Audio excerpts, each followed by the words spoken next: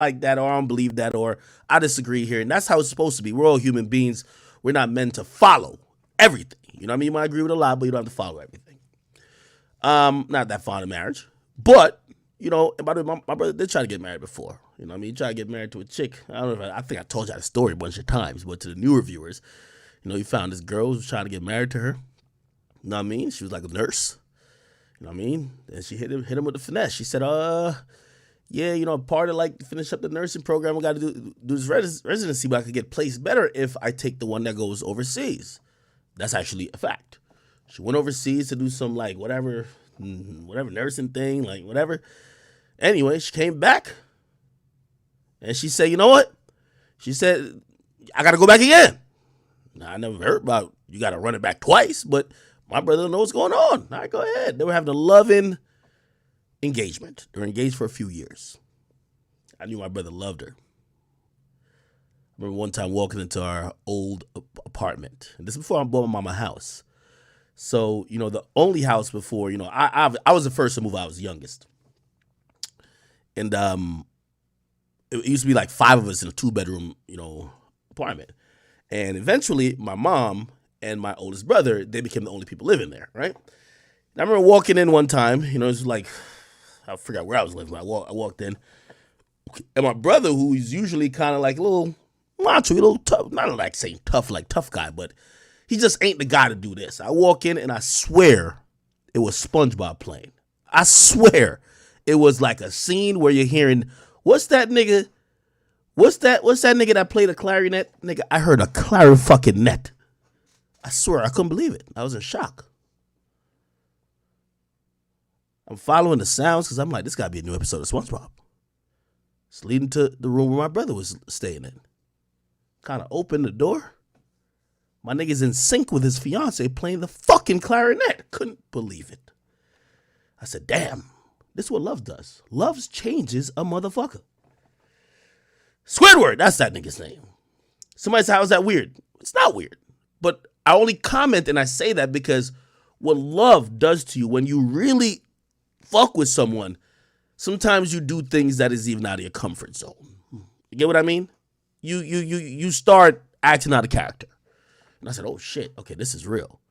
So anyway, she came back from that first stint when she went overseas. Told me, she had to, like she could get her nursing degree or like she gets higher pay when she gets back and to pick up for her hospital if she go do like 6 months or whatever the case. I forgot how long it was. But then she comes back and she says she got to go back again. Now, there's a little couple changes that he noticed while she was back, but when she went back the second time and came back, my nigga, you know how they say they about to like burn people at the stake in Iran if you could see their eyebrows, my nigga?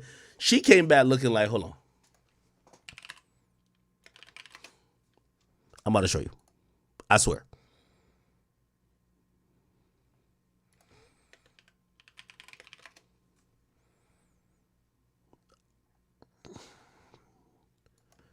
I'm going to show you that.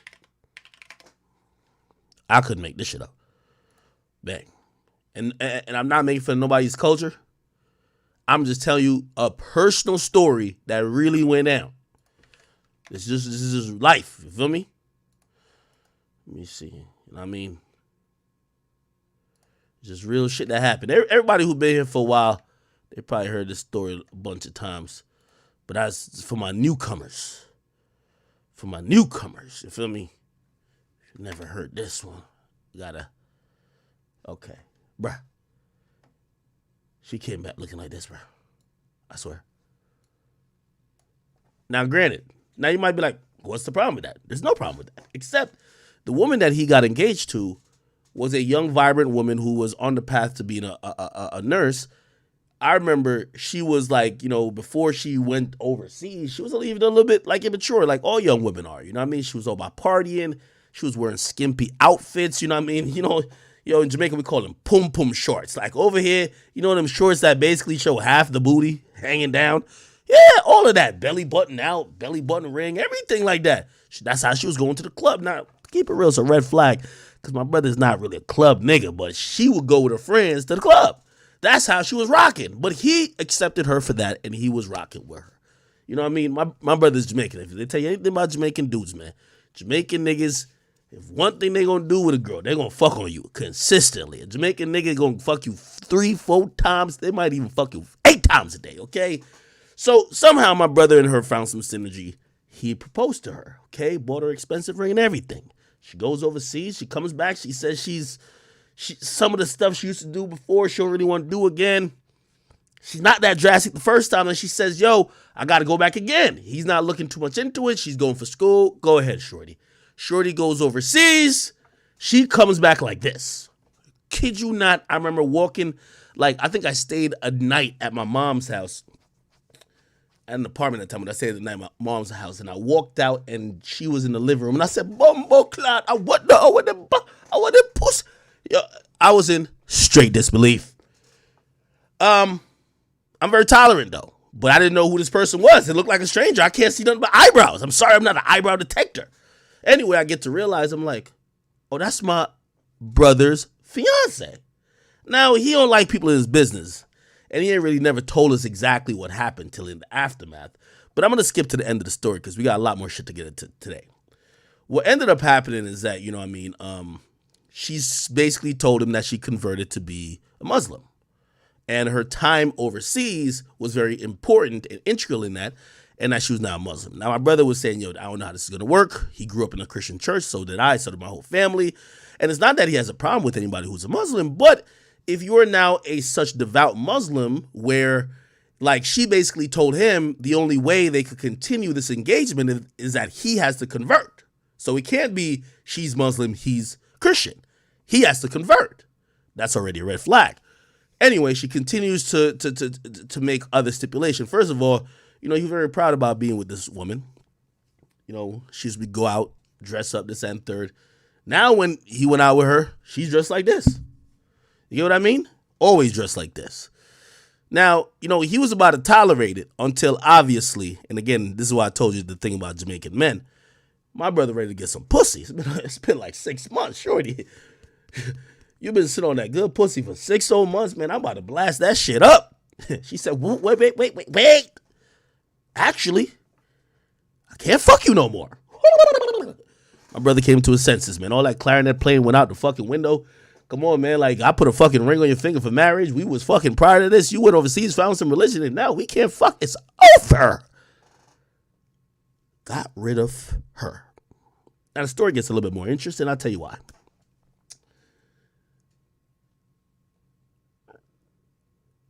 Someone later sees her. And by the way, me and my middle brother used to be getting at my oldest brother bro, if you're breaking up with her, you didn't do anything wrong. She completely switched religion. She switched who she was as a person on you. You gave her a ring. Get your ring back. He never got the ring back. We always told him you should have got it back. Anyway, he just got her out of his life. He was super hurt. He pretty much gave up on marriage at that point because he was actually, and by the way, he used to be a hoe too. Like many men. But for this one woman, he decided that he was going to settle down. Now, the thing with that is that, you're putting a lot of chips or putting a lot of eggs in one basket. And after that happened, he just said, man, fuck marriage. Right? So that's what I'm telling you, to his current marriage, I'm happy for him because I ain't think this nigga was going to find marriage again. Let me finish the story. So, broke up with her. He's so hurt, he said he leaves her with the ring. You know what I mean? She goes back overseas again, which maybe is for school again. She comes back about a year or two later. But somebody did tell him something that was odd. Yo, I think someone told my brother this.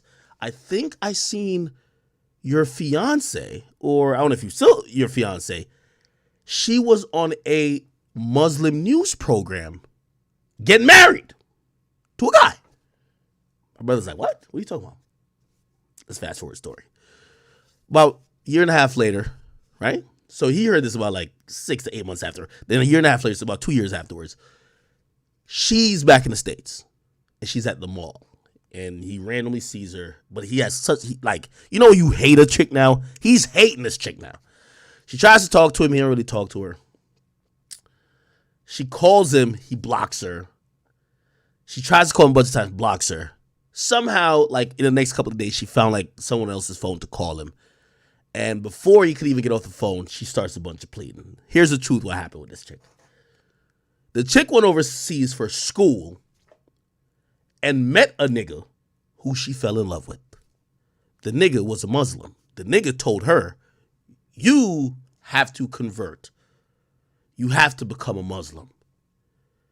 My brother don't know none of this. He's waiting on his good old party loving, pretty fiance.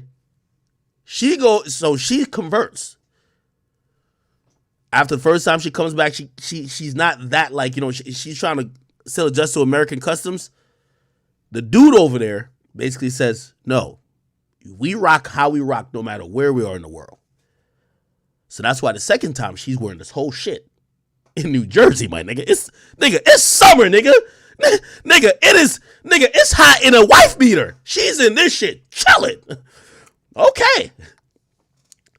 Guess more interested. When my brother saw her in the mall, no, actually somebody else saw her too. They said, yo, we saw her. She was with kids. This didn't make sense, but it made sense later.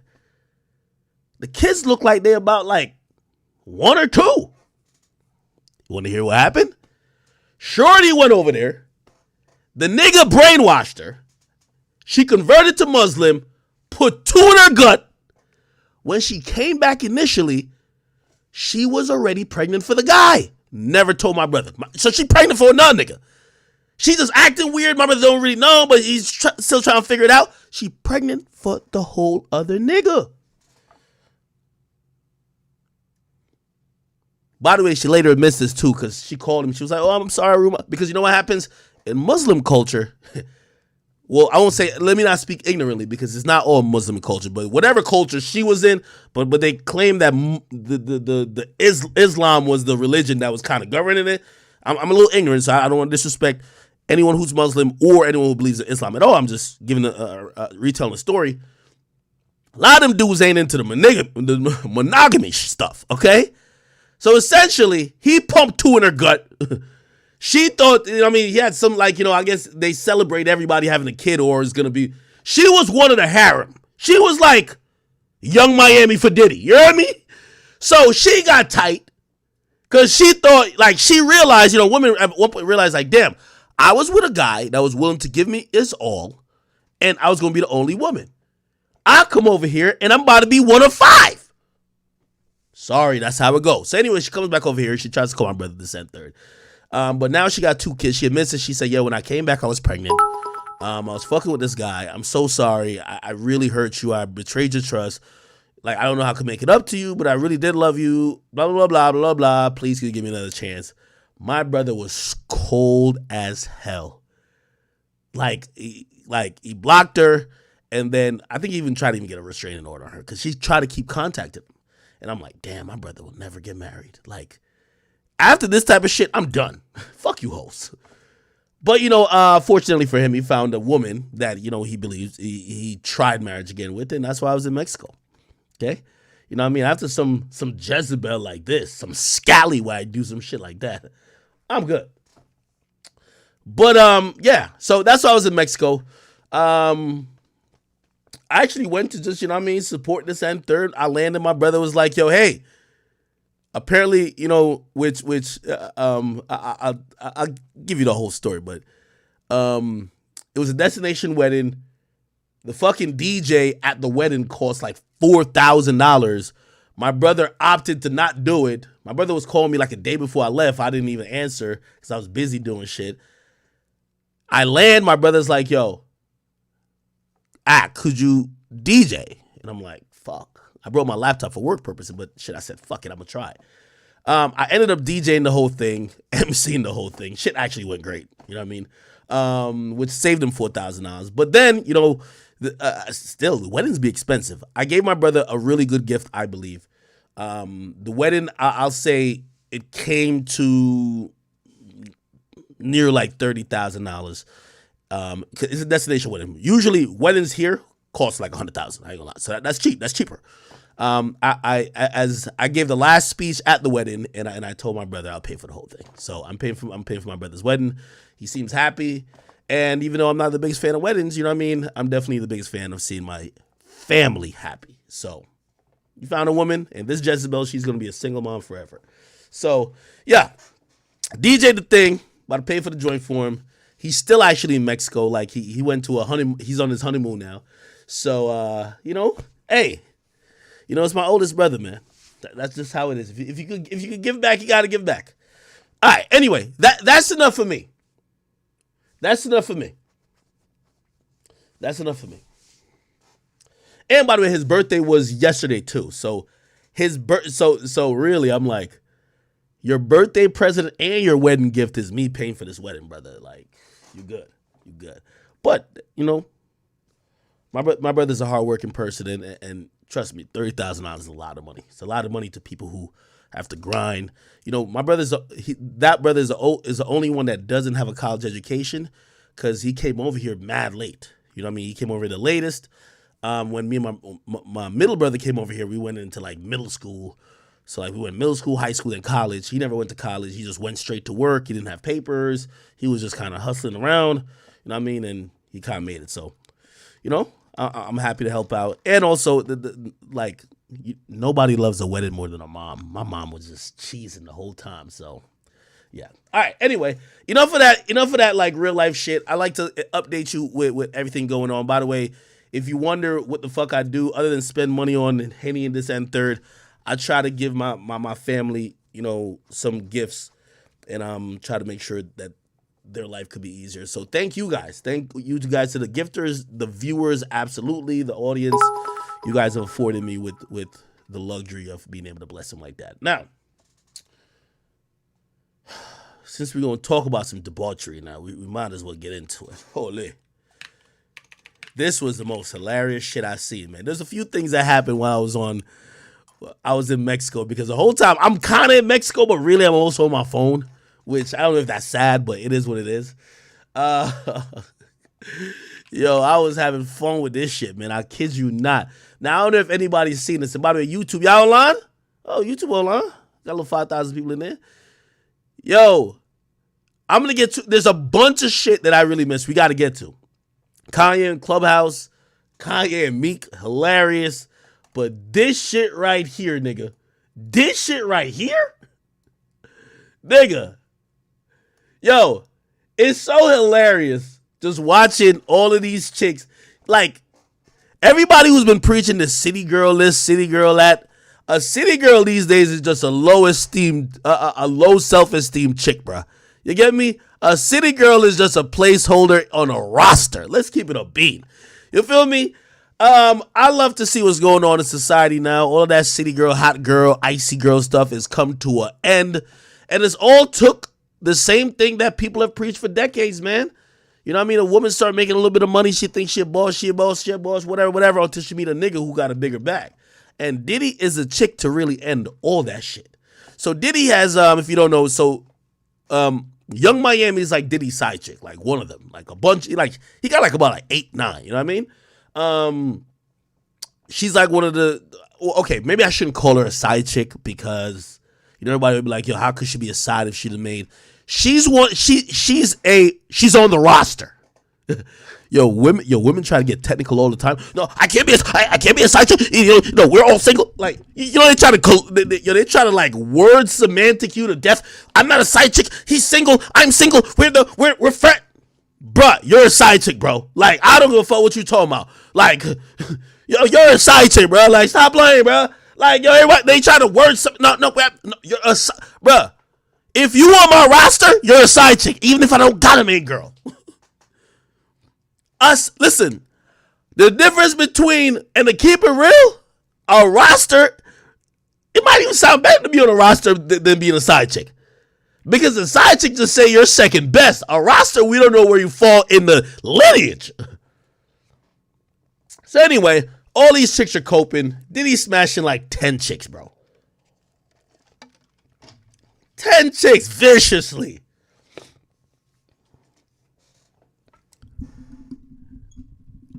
Diddy's really on some Nick Cannon shit. You should have knew once that nigga changed his name to Brother Love. He's trying to change hoeing around. He's like, nah, I'm just spreading love. I'm just spreading love. No, nigga, you spreading semen. That nigga spreading that community dick. Nigga. These chicks pH balance got it. They shit They shit gotta be right now frazzled. But it's all good because Diddy's just showing us that all these women that was acting like they're plain men, we don't hear about no roster they got. We only hear about Diddy roster. Anyway, he announced, he says, yo, I'm so blessed to welcome my baby girl, Love Sean Combs, to the world. Mama Combs, Quincy, Justin, Christian Chance, Delilah, Jesse, and myself all love you so much. God is the greatest. Then they didn't mention one side chick. Salute to Diddy, man. Diddy the first nigga to ever have a side baby on his side bitches. I've never seen this before. This is great. Yo, all the side chicks arguing about, yo, no, he was talking about me on that caption. No, he got me a car. No. I was at the award show. No, I was rubbing his feet. I was sucking them bunions. No. Y'all are all glorified babysitters, man. That's what y'all need to do. The next Carisha anthem gonna be about changing diapers. Stop fucking capping.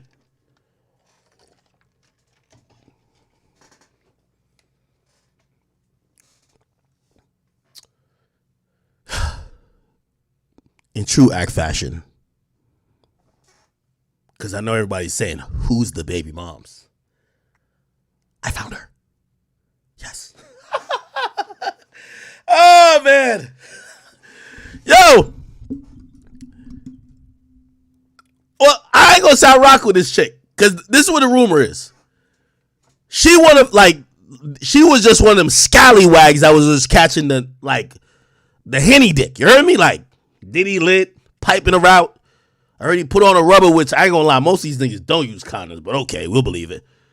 And they said Shorty poked a hole in the condom, which I don't believe that one for one bit. You know why? Bro, Diddy is a 55-year-old player with a harem of 30 chicks. You think he's getting a condom from a girl? How the fuck she gonna poke a fucking hole in the condom? Nigga, does her pussy got thorns? Nigga, how?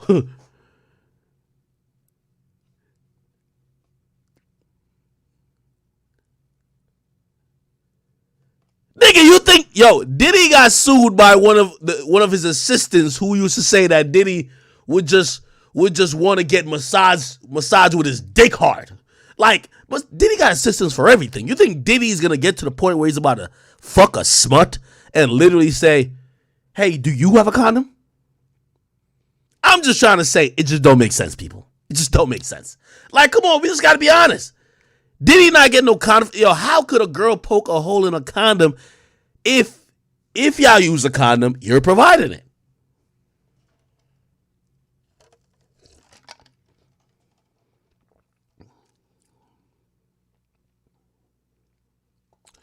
Anyway, I found the chick chat. Took me a while. Because I was looking, I thought it was Carisha's baby. I thought it was a surrogate. You know, I realized, and by the way, I think it's a mutual thing. Carisha got like a little Maybach and she got a show. But other than that, you know what I mean? We all know, like, come on. In one of those. Let me not even say it. It's one of those. You know what I mean? Like, how old is Carisha? Like, she still got some good years in front of her. Diddy just trying to, come on. You know what it is. You know what I mean? Anyway, this is supposedly his baby mama right here. Salute to my boy Diddy, man. Diddy my guy, so I'm saluting him. Diddy a true king. Let's see if I can find this chick. Damn, all these chicks look alike on this fucking page. Jesus Christ. All these chicks look alike. Fuck. Let me see. I gotta look at this. No, I'm about to find it. Don't you worry, Chad.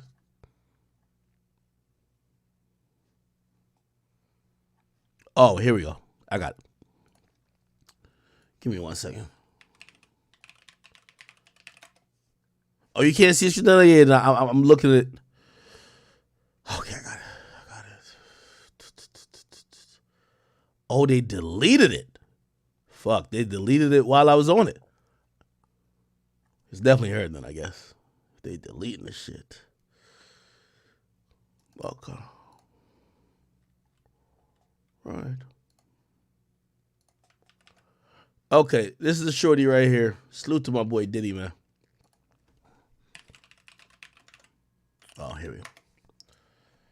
This is shorty right here. They don't show her face here. This is her. My boy Diddy, man. Diddy, you devious, boy.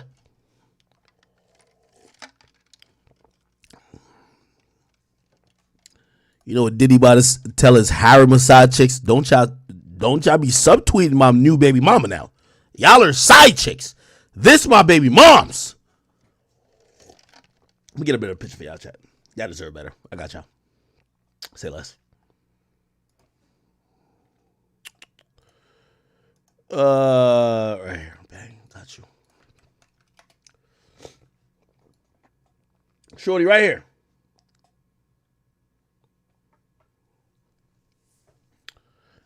That's the new baby mamas, man. My boy Diddy winning, man.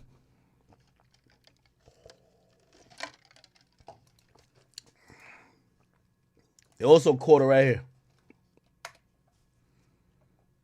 Wait, no.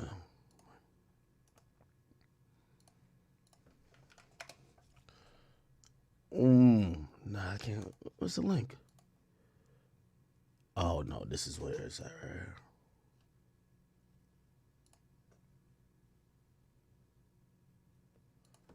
She had an Instagram. She deleted it, though. Fuck.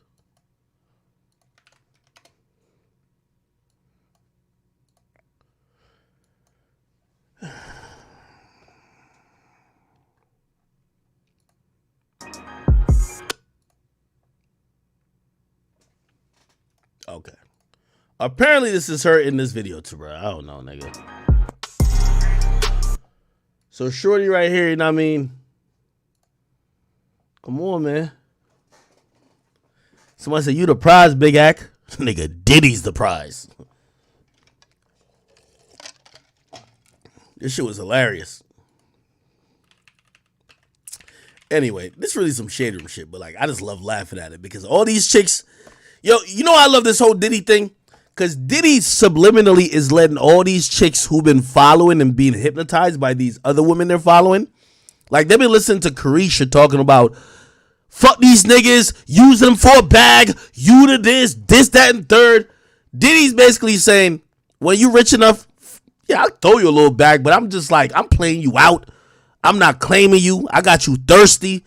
You march and beat on my drum. I'm having kids over there. I'm fucking everybody. You pick your win. I think Diddy got the best win. But anyway, you know what I mean? You got to have a little baby by your little masseuse. Come on, man. Hey, Carisha better learn this fucking technique right here. This is what got Diddy to get the kid. Carisha, please, learn this technique, shorty. Carisha, please, learn this fucking technique. That's what, we got to get to it.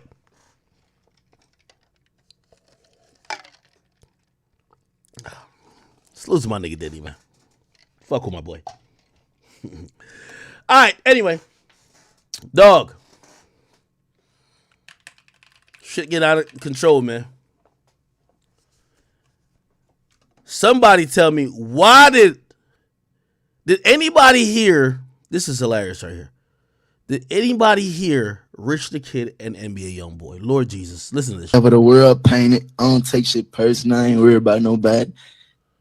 I want to ask you about the famous picture with the guy who supposedly don't like the slime. I want you to tell me about that. Yo, Youngboy might be a great radio host. You know why? You got to catch him off guard. Rich the Kid thought it was going to be like one of those, nah, what's up, man? What's up, man? Nah, what's up? It's gang, yo, what you doing? I'm getting money. Blah, blah. No, nigga. If y'all ain't know, Youngboy just got a deal. Let me get to it. NBA Youngboy, Amazon Radio. He launched his radio show, and hold on, I'm trying.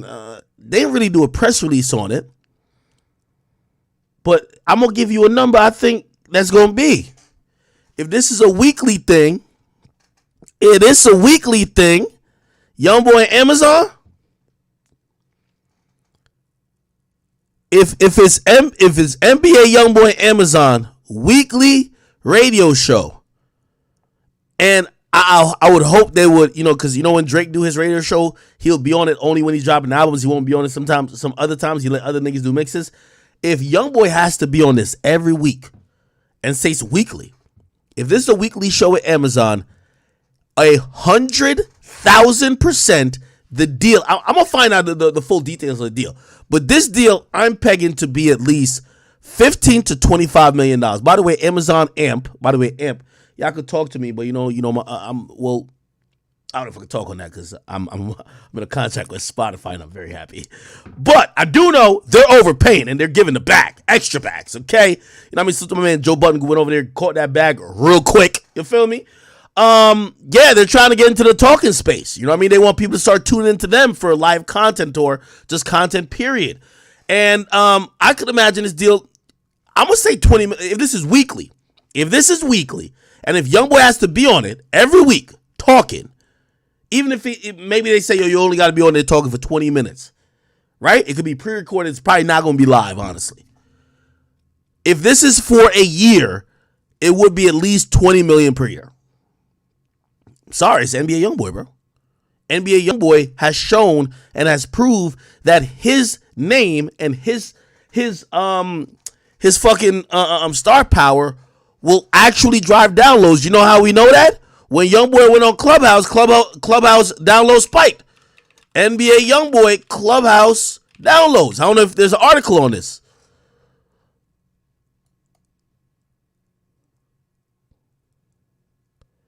Oh, actually, I tweeted it too.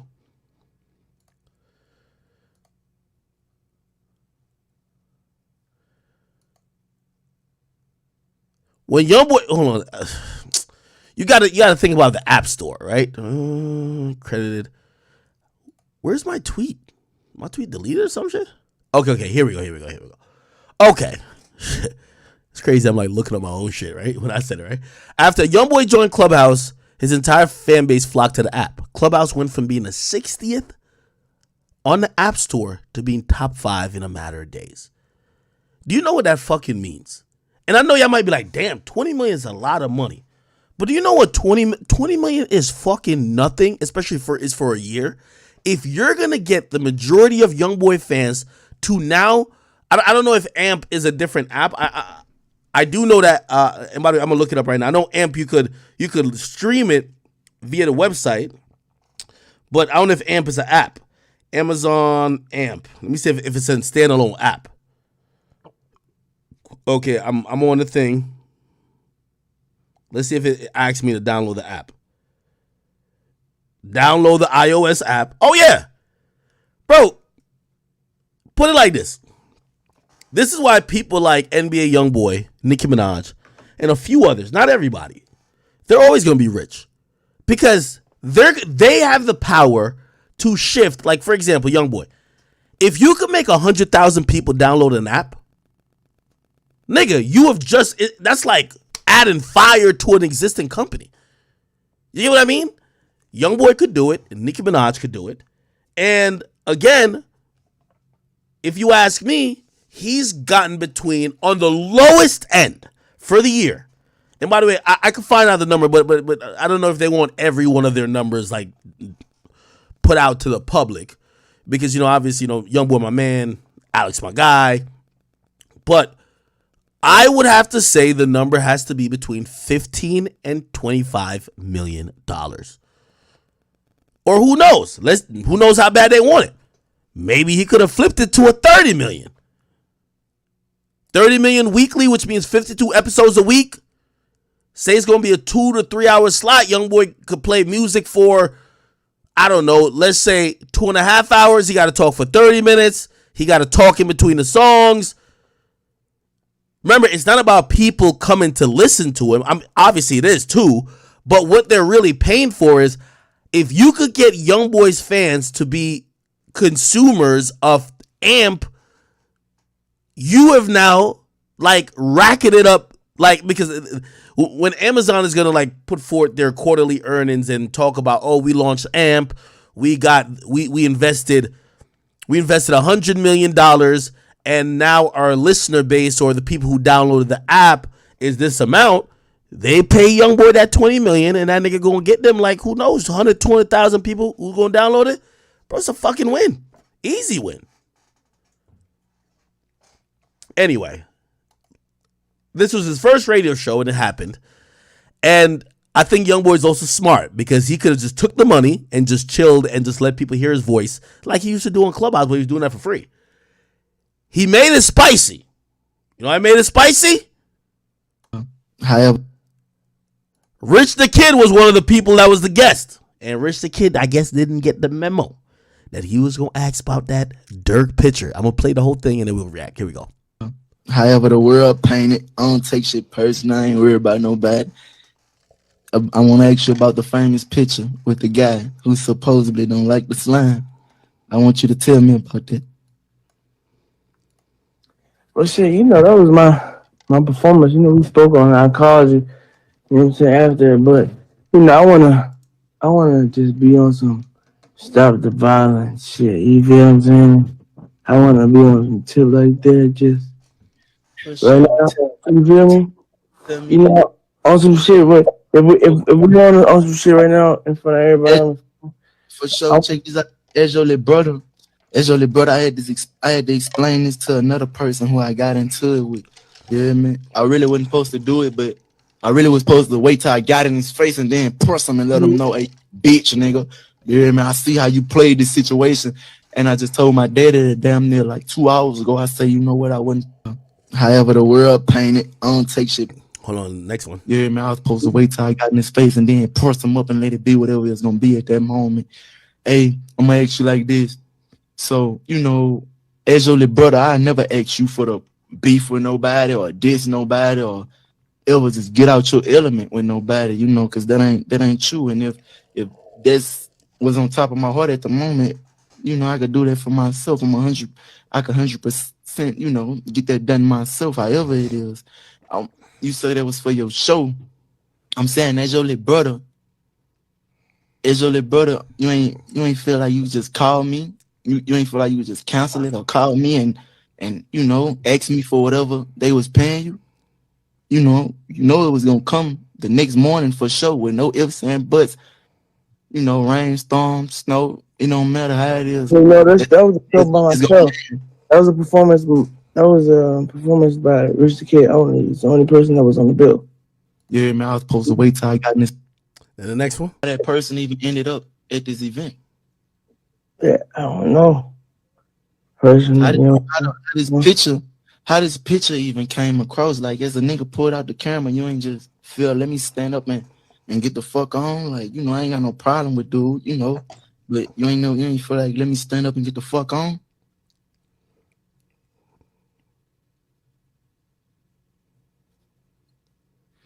It's all good. This a positive station. That silence is everything. You hear me? Even though I'm talking a little aggressive and I'm gonna play a lot of music to support certain people. Fuck it. I love you. You my brother. And shit, it's all family, no friends. I got your back to the end. Call me when it get gangster. Oh, yeah, you already know. You know that. Yeah. Anything else you wanna bless the people with? Shit, I wanna know what you been on. What you been up to? How that person even ended up. All right. I'm gonna give you my opinion on this. I'm gonna be honest. Let me just give the disclaimer, because I feel like he'll be like, "Yo, Ike, you've been dick riding YoungBoy recently." This is the second situation in a row I think YoungBoy's right. Okay, I said YoungBoy was right in the situation with Bobby and Rowdy. The way he goes about after he's right, I don't know. Actually, the third.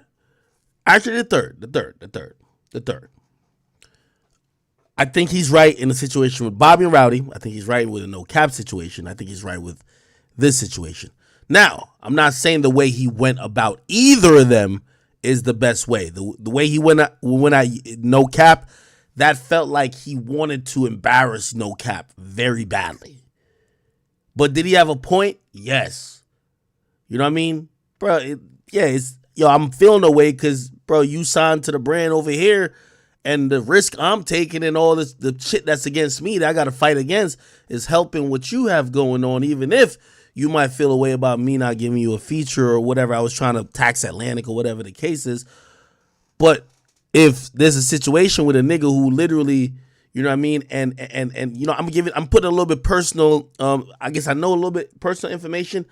I know young boy was like, me and young boy have conversation where like he's actively trying to figure out why his artists ain't getting the support. I remember I talked to him allegedly when he's in jail, and he's like, yo, it's like, act, now ain't about me, it's just like I'm locked up, but like, what about my niggas? Why nobody fucking with them? Is it because of that shit?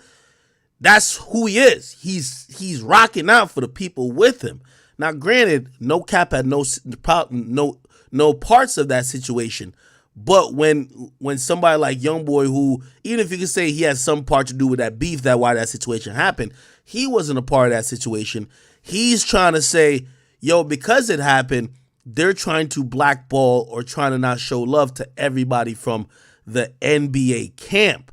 And Youngboy wasn't getting, like, you know what I mean, the official word allegedly at that time, I'm keeping certain stuff hazy. The alleged word was that, yeah, if Youngboy drops something, he good, but if other people, especially Quando, drop something, because of the situation with Vaughn and because, you know, Dirk is a huge artist, they're not really going to fuck with it like that. You know what I mean? Because they're like, yo, he killed Vaughn. You know what I mean? So, you know, Youngboy felt frustrated. Like, damn, it's not only about, like, he could have said, fuck everybody else, it's just about me. If he says it's just about me, he'd be good. But he's wondering about everybody else who's also on the team. He's looking at it like, yo, well, why y'all getting at Quando? If all y'all street niggas, y'all should understand what Quando did. That goes to the whole thing with Rowdy and Bobby, because I think he had a great point. Rowdy said that, oh, maybe Lil Tim should have got out the car and just used the gun as a shield, or just give a warning shot, or I don't know what he said. Youngboy was just like, bro, are we serious? So he should have done that and then get killed by the other niggas who also got guns on the other side? Like, shit don't work like that. This is, what are y'all talking about, right? So again, this is about 3 situations in a row I'm agree with Youngboy. And if you think about Dick Crowder, I'm going to give y'all an opportunity. Y'all could be like, yo, act, no, you're just on the side too much. If Youngboy is wrong, I'll definitely say he's wrong too. Again, I'll say I don't agree with how he's handling these situations. Now, this Rich the Kid situation. What really is on my mind when I think about it is that, remember the whole thing that Lil Baby, who was like fucking just shook of Youngboy, thought we were talking about him. Remember I was like, there's a rapper named Little that won't do a song, that Youngboy won't do a song with because he beef or not. One of Youngboy's mans don't see eye to eye with him. After we watch all that shit recently on stream, I realized the reason why Lil Baby was messaging me, because he shook a Youngboy. He think I'm talking about him, and one of his mans, he thought I was talking about No Cap, right? Remember No Cap and Rilo, right? We're cool, but No Cap and Baby been throwing shots. I didn't even know that. That's what I was wondering. I was like, why does he think I'm talking about him? The stupid ass nigga Lil Baby thought I was talking about No Cap and him back then. I wasn't. I was talking about literally Rich the Kid and Uzi, because the whole conversation came from Youngboy asked me, he said, Ack, who you want to see me do music? He asked me. Like, you know what I mean? So I said, bro, I want to see you do music with Little Uzi Vert. And he said, bro, he said, I don't got no problem with him, but I can't do no music with that nigga right now because I fuck with my brother, and he and my brother got a situation. I said, what are you talking about? He said, yo, you know Rich my brother. And I said, oh, okay, it made sense right away. Obviously, I know Rich the Kid and Uzi. This is way back. I think they squash it. I think they squash it, by the way. You know, let me Google it. Because I seen them shout each other out. Rich the Kid, Uzi. I think it's squashed, bro. It's squashed. So, you know what I mean? I'm not trying to bring this up, trying to like whatever. Yeah, it's squashed, bro. Like, I see they both shouted each other out type shit. You feel me? Like, they both shouted each other out. You know what I mean? They reposted this. Like, bro, it's squashed now. But back then, you could tell NBA Youngboy a nigga who move off loyalty like that. So he wasn't about to say fuck Uzi, but he just wasn't about to try to do no music with him type shit or like whatever. So off of him saying that, I understand why he would probably say, well, damn, ain't no life even got lost between you and Uzi. That nigga just was trying to embarrass you and blah, blah, blah. And I wasn't down to do no music with that nigga, even if it could have helped my career or, well, not saying Uzi would help Youngboy career, but a lot of people would want that, Uzi fans and Youngboy fans. He said, nah, I'm good. It's only right that he's like, I don't fuck with Dirk. For whatever reason. I ain't say you gotta go beef with the nigga. But if you gonna be taking pictures and shit like that, now niggas looking at me like, damn, don't you? Because truth be told, Youngboy showed Rich the Kid a lot of love. Youngboy be with Rich the Kid, doing collab tapes with him, dropping songs with him, whatever he want. I ain't gonna lie, that's earned a certain level of loyalty. You get what I mean? Now, I hope y'all understand what I'm saying, that as opposed to I don't think Youngboy, nor do I think Dirk. So either or. I don't think neither of them are looking at everybody around them like pick a side. It's not everybody, but some people they expect some loyalty from. Now, I'll tell you this verbatim. Youngboy looked at me and say, yo, listen, man, I don't think people should be judging the baby off him doing a project with me. We just fuck with each other on art. He not involved in no other shit. You know what that tells me? If Baby did a song with Dirk, he not gonna feel some way about Baby. You know what I mean? I'm talking about the Baby, right? But he locked in with Rich the Kid. That's very different. You know what I mean? And I think the same with Dirk. I don't think Dirk be looking at shit like, you know what I mean? Oh, if you work with a Youngboy, you can't work with me. But I could imagine if G Herbo, you know what I mean? Say G Herbo went and did a whole tape with Youngboy, I'm pretty sure he kind of back up a little bit, right? So I understand that this conversation was probably not best for the public because there's probably a good answer to it. And I think maybe for all the times when we listen to it and Richard Kid is silent, he's not saying the answer because he know he's live and he might look away. You feel me?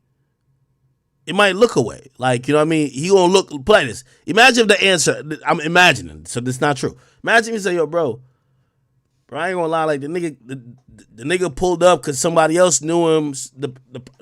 I was with the promoter knew him, and he pulled up. He didn't even know I was gonna be there. I didn't even know the promoter invited him. Nigga, I just wasn't trying to cause a scene because I ain't really got no static with him type shit. So I just sat there and I didn't know the picture was being taken. You feel me? Imagine that's the story, right? Bro, if he says that publicly, you know fans gonna call him pussy. Oh, you pussy. Oh, you wasn't trying to do nothing. Like, you know what I mean? Fans gonna call him pussy. So it's unfortunate, and I felt like that's why he was quiet at times. But do I feel like he fucks with Youngboy? I feel like he does. Do I feel like he regrets doing that? Yeah. But do I also feel like, in a way, he's trying to definitely stay clear of any of those issues where it seems like, oh, I'm Team Youngboy now, so if y'all fuck with Dirk, you don't fuck with me? I think his answers made it clear, like, bro, I don't really want to be in that beef shit with y'all, bro. That's what it told me. Because he knows what that comes with, right? Like, if he said, nah, you right, man, I should have got up when I seen that nigga type shit. You know what's going to happen? Dirk got a lot of huge rappers who fuck with him, and they're all not going to fuck with Rich. Guaranteed. I'm telling you this now. So I think he was in a tough spot. I'm telling you, if he had said, which I think a lot of fans want him to say, be like, nah, I ain't gonna lie. You know, I was kind of high. I ain't realize the niggas just snuck a picture real quick. I did leave right after the, man, I should have never sat down around that nigga. Notice when he's speaking, he do not diss Dirk. And I'm going to tell you why. In the whole scheme of things, and I'm telling you how the industry's, bro, 90% of the industry, I would say 95% of the industry fucks with Dirk. It's 5% that, if there got to be sides picked, 90 to 95% fucks with Dirk. 5% fuck with YoungBoy. And if you ask me, I'm not saying this Rich does this. A lot of niggas are weighing the possibilities to be like, well, if I if I pick the side over here with YoungBoy fans ain't gonna fuck with me anyway. That's the thing where everybody got to realize. So it's not like YoungBoy fans gonna support everybody who fucks with YoungBoy. YoungBoy fans only support YoungBoy. They don't support the other niggas who cool with YoungBoy. Yeah, a little bit if YoungBoy tell them to support him, but they only love YoungBoy. So for them niggas, they don't want to, like, you know what I mean? At least if they kind of play it neutral a bit, them niggas on Dirk's side ain't gonna be trying to like blackball him. And when I mean on Dirk's side, bro, like Dirk fuck with a lot of people in the industry, my nigga, and a lot of people in the industry like rock with him. YoungBoy's just not that personable to them, and it's not that they don't like YoungBoy. YoungBoy don't really put himself out there like that. He's never did that. Anyway. All right. By the way, real quick. Where's my phone now? I wanted to make an interesting study. I did this on my Instagram. Let me show y'all.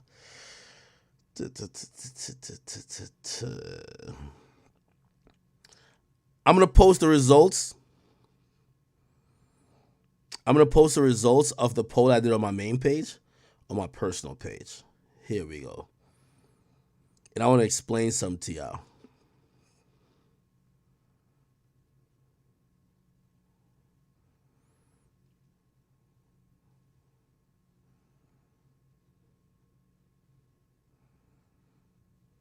Give me 1 second. Here we go.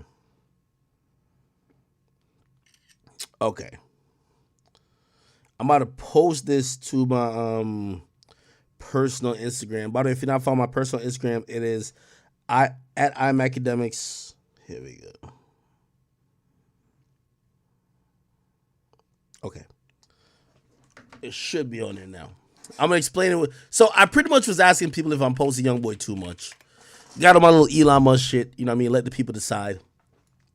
Here's the results. Okay, shows the percentage. I could tell you off of this how many people actually voted and shit. Give me a second. This was really close. I kid you not. Give me a second. I'm gonna tell you how many people who voted. So the question was, I said some of my followers have been complaining that I've been posting too much YoungBoy material. I said we post what's hot. The post will decide what we do. Okay. First of all, let me just give y'all some stats on how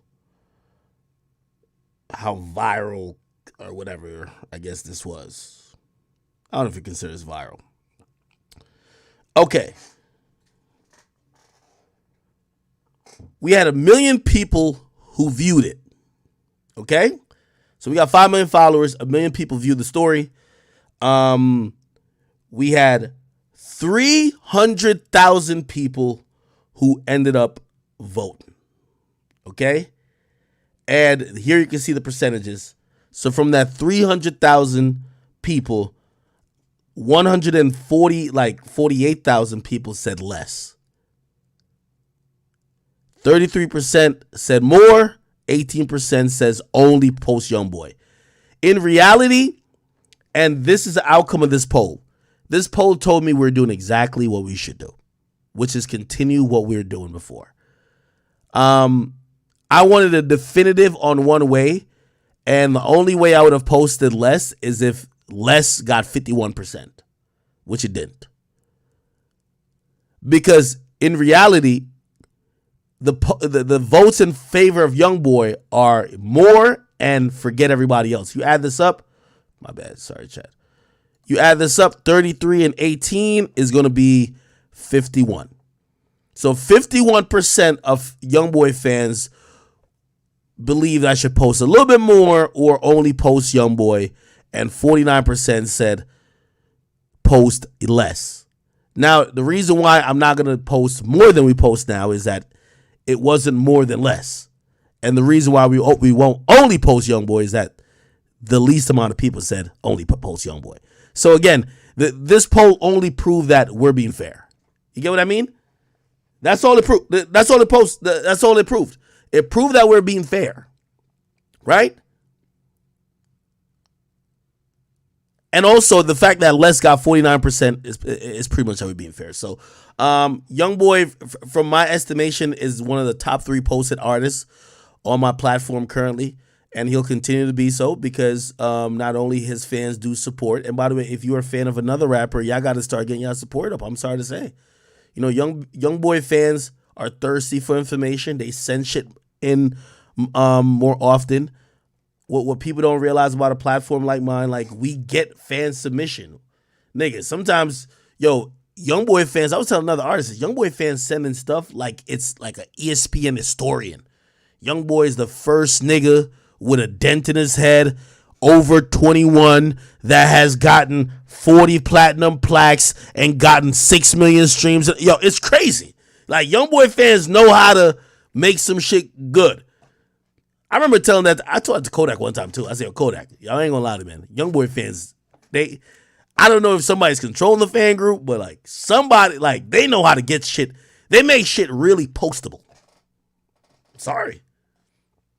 So anyway, this was a cool poll, but all it told me was that I think we're posting YoungBoy in a correct cadence. He's one of the most popular artists. We post Drake more than certain artists as well. And who's the third artist? I forgot off the top of my head. We post Drake, YoungBoy, and who else probably is the third most post artist on my page? Who y'all think?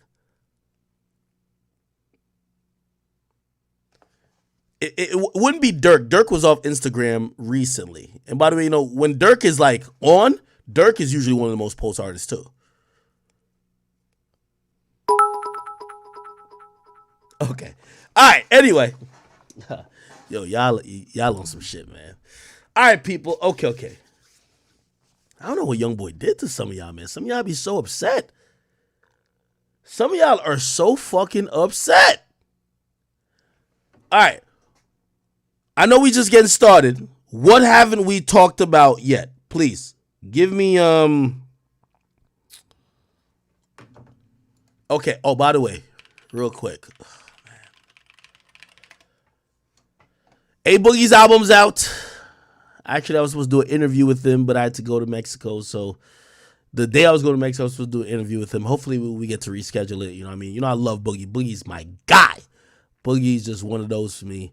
I hope you guys checked out his album. I always love Boogie's music.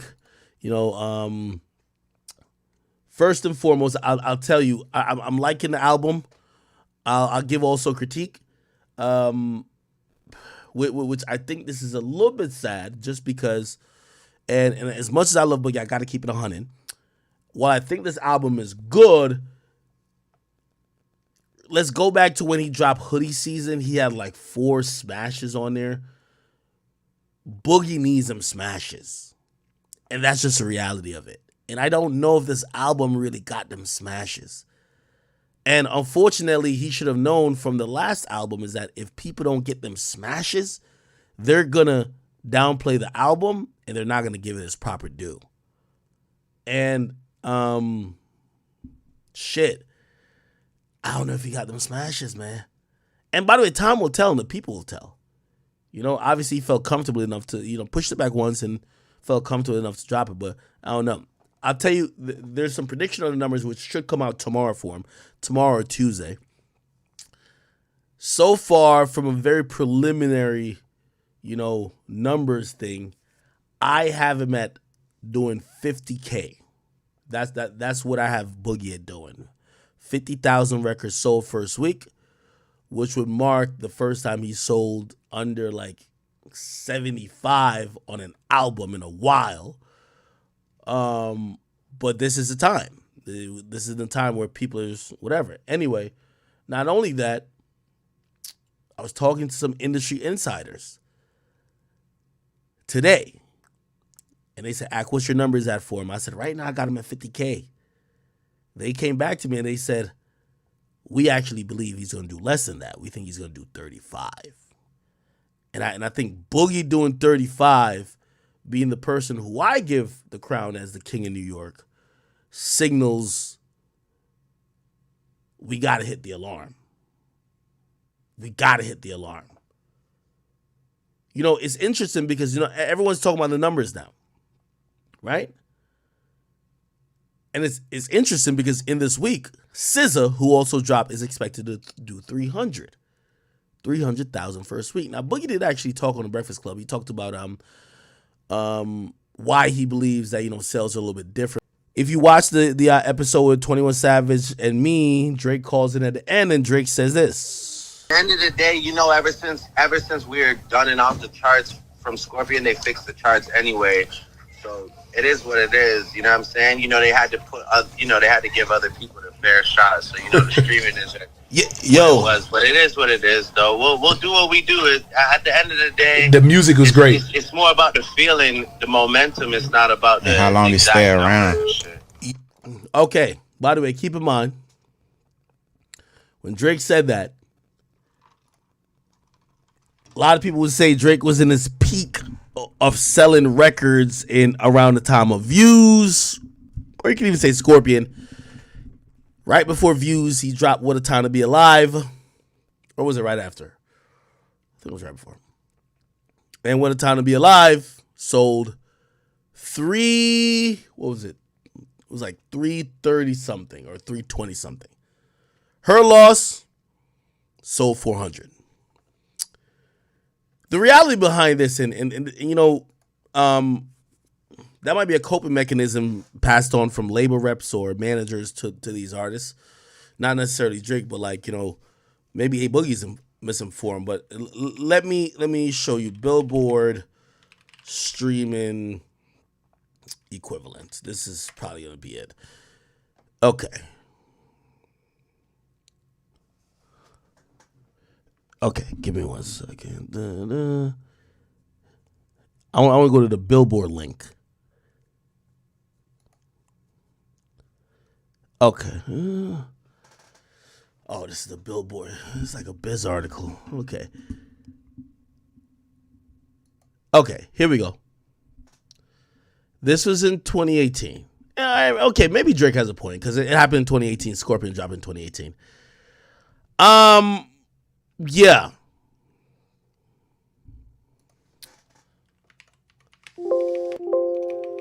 Doesn't mention numbers. Okay. Here's the point. Streaming hasn't changed. Okay, streaming hasn't changed, right? The way they count streaming hasn't changed.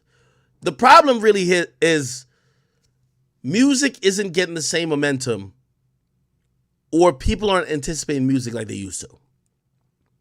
That's why the only people still selling are the people who haven't dropped in a long while, who have still maintained the buzz, i.e. Lil Baby. He did 200 because people were waiting for his next album. Drake is always going to do good, but the scale of how he's going to do good depends on a little bit, because especially he came off CLB, which did 600. Then he dropped Honestly Nevermind, which did 200, and then obviously went back to 400. SZA hasn't dropped in like 4 or 5 years. She's about to do 300. It's not that music is changing, it's that people aren't anticipating shit anymore. Artists don't do lead singles. Artists ain't promote the albums the same. Artists essentially are just basically doing what everybody else do. Just drop. And when you just drop, if your shit don't hit in the first week, you're done. That's the thing. And that's why even with Boogie, I think he kind of on a soft level pushed out a Take Shots song that didn't hit as a Billboard hit. It didn't just take off. So you know what? The album better have that anticipation that everybody's going to stream every song. Most albums are driven by 1 or 2 songs. I don't know if you guys know. So to speak to what Boogie was talking about, which just isn't the truth of it changing in the last few years. There has been changes in the last few years, but it's a adjustment to the waiting, which means greater emphasis will be given to paid subscription with ad-supported activity rather than Okay, is given to paid subscriptions than ones with ad supported activity.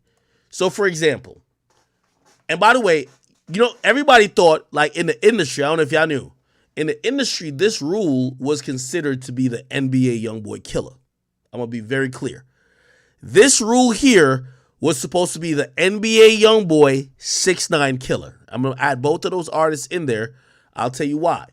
Because NBA YoungBoy and 6ix9ine used to drop songs that comparatively, 6ix9ine would have a song that did 150 million streams on YouTube, but would have done 20 million streams on Spotify. What the adjustment to the weighting, the weighted streams would be is that if people are watching it on YouTube, it takes twice as much streams on YouTube versus if somebody actually plunks their credit card down for Apple Music or Spotify. So, for example, they actually lessen for Spotify and Apple Music is $13.50, and maybe I could find a new article with that.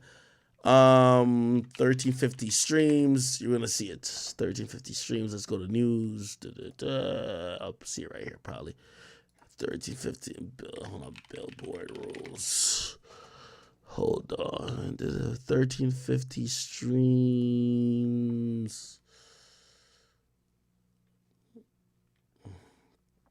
per sale. Oh, I'm trying to find the article. 13. Shit. Billboard music. Let me see. Hold on. I'm trying to show you the rule that they changed. So essentially, they lessen the amount of streams. They lessen the amount of streams that. Okay, I get. They lessen the amount of streams that it takes to get a sale. So now, if it's all paid, it's $13.50. Okay. However, if it's not, if it's a mix of paid and if it's a mix of paid and ad supported, and ad supported is pretty much just YouTube, right? So there's a few places that do ad supported. So for example, if y'all go to Spotify, right, and I tell, y'all need to sign up for an account on Spotify because I drop my podcast exclusively on Spotify. But some of y'all might not have paid for Spotify, right? You can watch my podcast for free. Now, when you watch my podcast or you listen to music for free, which you can on Spotify, you're going to get ads. So like every 2-3 songs, you're going to get ads. If you listen to Pandora, if you don't have like some premium account, you're going to get ads. So you can listen to music, but you're going to get ads. What happens is if you're the person who's getting ads, whether on YouTube, Spotify, Pandora, you're essentially going to be, you need to stream that song way more times for it to be a sale, just because $13.50 does not equal to one. $13.50 streams of a ad-supported stream does not equal to one person that's paying $10, and whatever that little tiny cut is. And that might be confusing, but that's just how they've ruled it, right? So what ended up happening is that there is a total for people who do not. So imagine somebody like YoungBoy, and let's say he dropped a song only on YouTube, and say none of his fans have YouTube Red. YouTube or YouTube Music, right? I think YouTube Red and YouTube Music is almost like parallel, right? It would take 3,000 streams. So YoungBoy would nearly have to stream not almost, more than double to equal the sales of everybody else. Because, everybody keeps saying, YoungBoy is only YouTube. Remember, everybody be like, oh yeah, 6ix9ine go crazy on YouTube, but they don't get a lot. Those artists got penalized. But in reality, the people who were going crazy on YouTube really had the most fans. So in reality, that's why I always argue with most artists. YoungBoy got more fans than all these niggas. However, YoungBoy don't got the most paying fans. That's the only problem. So essentially, I guess what I'm trying to say is that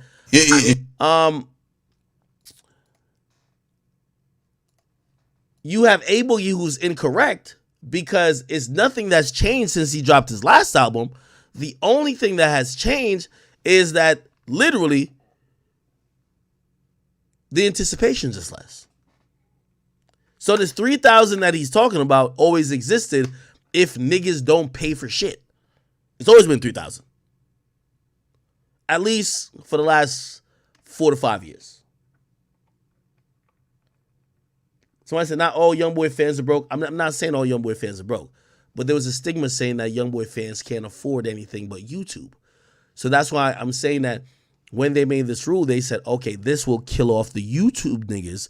Because put like this, at first they were saying it was 1,500 streams all over. But then people were looking at it like, well, why could it be? Look, DSP payout rates. Let's find a payout rate thing. So people were mad. Let me see if I can find a thing. Okay, here we go. Just look at this, right? People were mad. They were like, yo.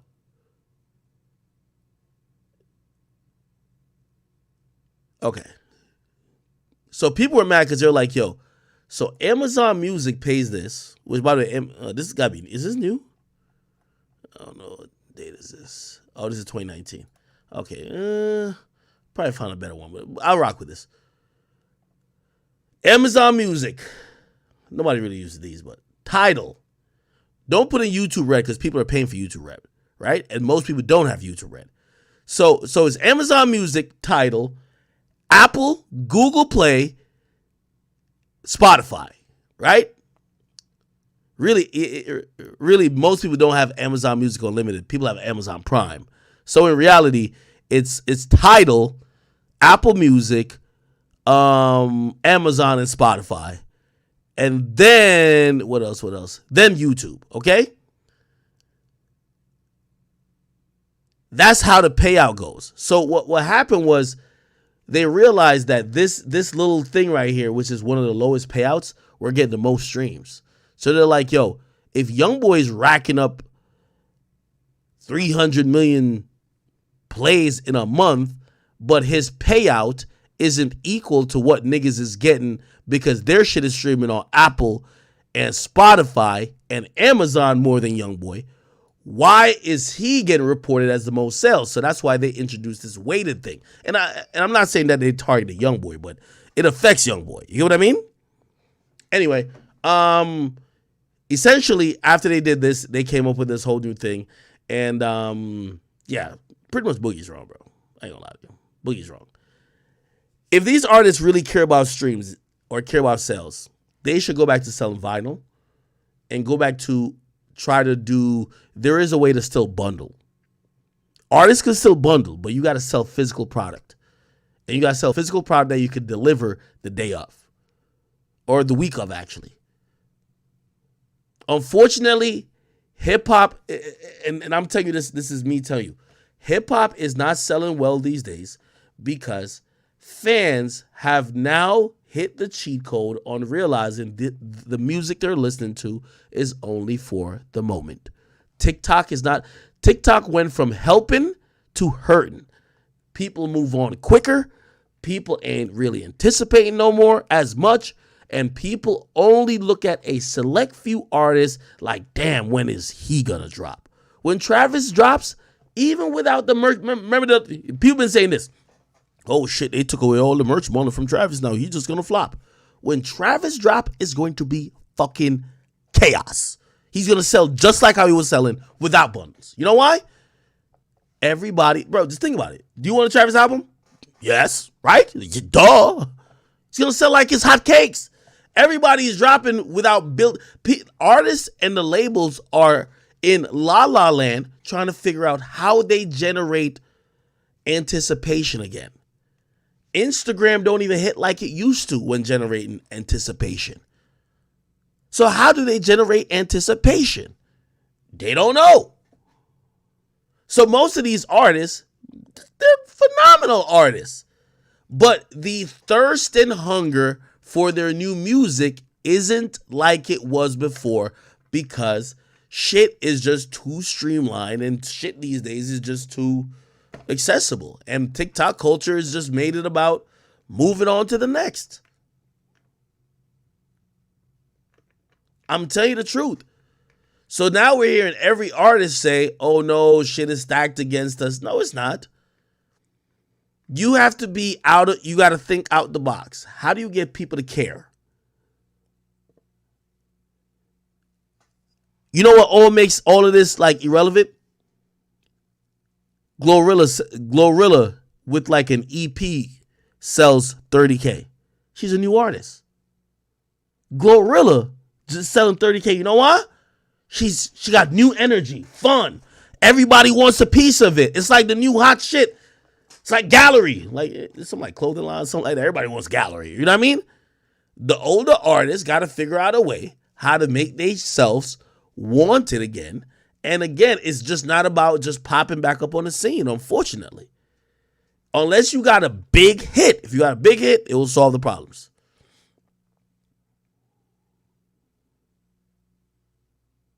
This is what it is. All right. Let me keep going. I see y'all wanted me to talk about the so tomorrow the Meg and Tory thing is going down. We're going to be covering it extensively. We're going to be going live. I'm trying to send a few spies into the courtroom. I shouldn't have said that, but I did. So we're hoping to try to potentially live tweet this court case. It starts officially tomorrow.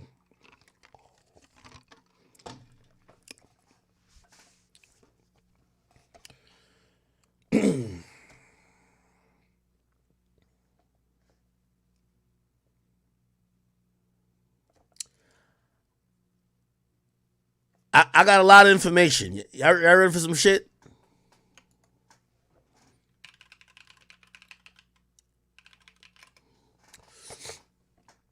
From what I hear, this case could go a lot of different ways. Tory Lane's lawyer is hoping to put Meg the Stallion on the stand. The defense does not want Meg on the stand at all. Meg is engaged in so much double dutching, which could trip up a defendant. I won't specifically call her a liar because theoretically, I have no idea whether anything she said, even if it contradicts itself at times, was the truth or not. But put it like this. Meg, who claimed she never had sexual intercourse, she never had any intimate relations with Tory, that would be a defense lawyer's dream to have that individual who has said many contradictory statements on the stand. She also said that Tory was asking her to, allegedly, asking her and Kelsey, or her or Kelsey, not to say certain things. But then that wasn't really, there's no strong proof on that. So that could be something that if needed to be in court, she would need to testify to. Point of all this is that prosecutor don't want her in court. I'm going to give you my raw opinion about a lot of this shit. For all the people who have, looked at this case as the definitive case, whether you should, quote unquote, believe all women, or you believe this is the ultimate case to figure out if there is, like hip hop is just misogynistic, or if you want to use this case to be the determination of if people just hate black women, I will warn you now, this is a horrible case to use. I will say this now, despite what the outcome will be. This case, now that it's in criminal court, going before 12 jurors on Monday, is less about, did Tory shoot her? Did Meg lie? Is Meg just a hater? Is Tory just an abuser? This is all about semantics and legal speak. And this is why it's unfortunate that both artists' careers, which I guarantee you, their careers are in a limbo. Because if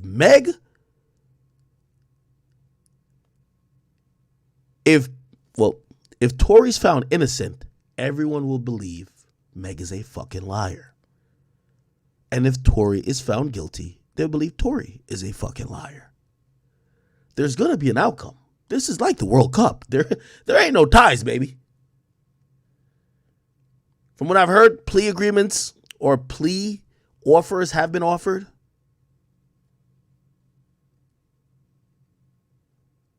And nothing has been accepted.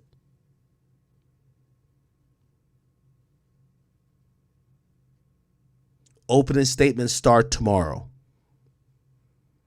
around 11 p.m. Pacific time, which about 2 to 3 Eastern time. The jurors are picked. They're very strict in trying to vet each and every juror to make sure what the fuck is going to happen. Does this person have any biases? We told you about the situation where there was a woman who clearly just went in front of, like she was getting interviewed, obviously, to be in the jury panel. She said, I love Tory. I don't give a fuck what none of y'all say. He ain't shoot that bitch Megan at all. And they dismissed her. No, you're biased. Get out of here. We are at the moment where it's about evidence over narrative. Now, this is why I said all of that. Because and this is me being subjective. This is the realest and the most raw shit y'all ever hear me say about this case. The case so far is looking in Tory's favor. Don't believe me? Go to his IG. He scored major victories. Look at my man. My boy tweeting out memes. He's tweeting out memes.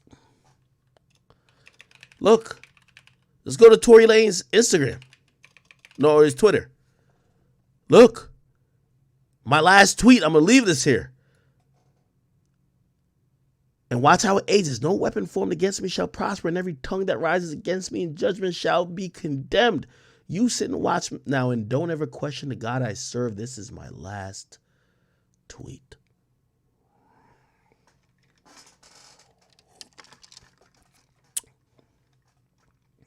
Please believe me, even though I've said from the beginning when I was talking about this case, and I said theoretically this isn't Meg versus Tory. Meg is a victim. Tory's going against the state of California. But of course, hip hop has made this Meg versus Tory. And by the way, from what I find out, Meg allegedly has someone that is representing her personal attorneys in court taking notes that obviously they could report and in their own way to Meg and formulate whatever they want to do, either for PR or who knows if they'll end up doing a civil suit. I said to say it's pretty much Meg versus Tory, even though it's not really Meg versus Tory. Now, it's looking like it's in Tory's favor a little bit. There is, and I'm going to explain that in 1 second. And everything you hear me say, this is truly from the heart. I hate when people say like, oh, your Tory got you. Bro, I'm telling you what I really think. The only chance I believe that Tory's going to get found guilty is Kelsey Harris, who is Meg's former best friend, getting up on that stand.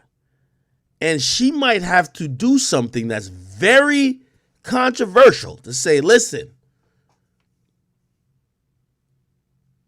I lied about this publicly, which by the way, I think Tory's lawyer is going to rip her to threads. But still, I lied about this publicly when I went live, and I'm gonna play these lives.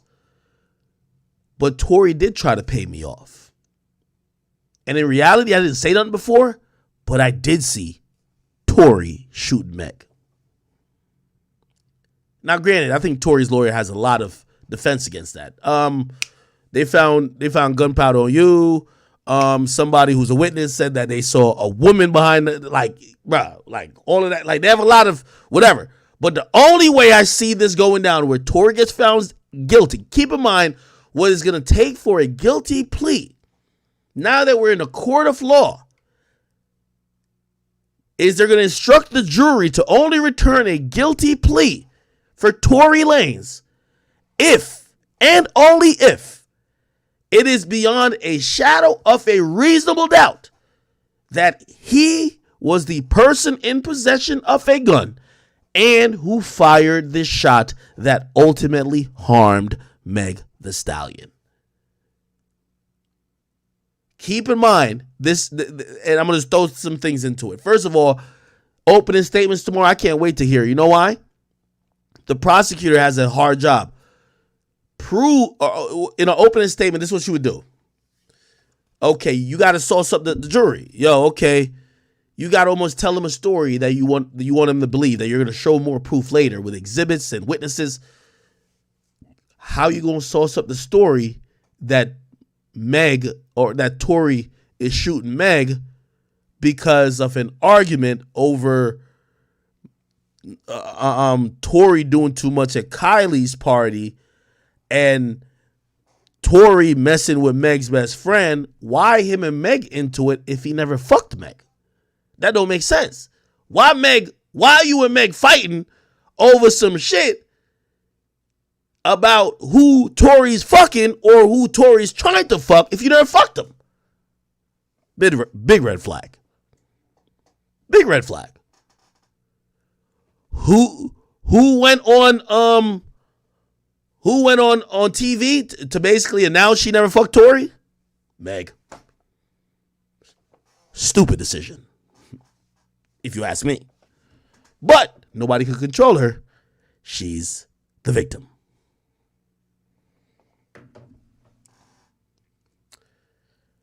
So the opening statements tomorrow is going to be interesting. Now, keep in mind, here's another thing.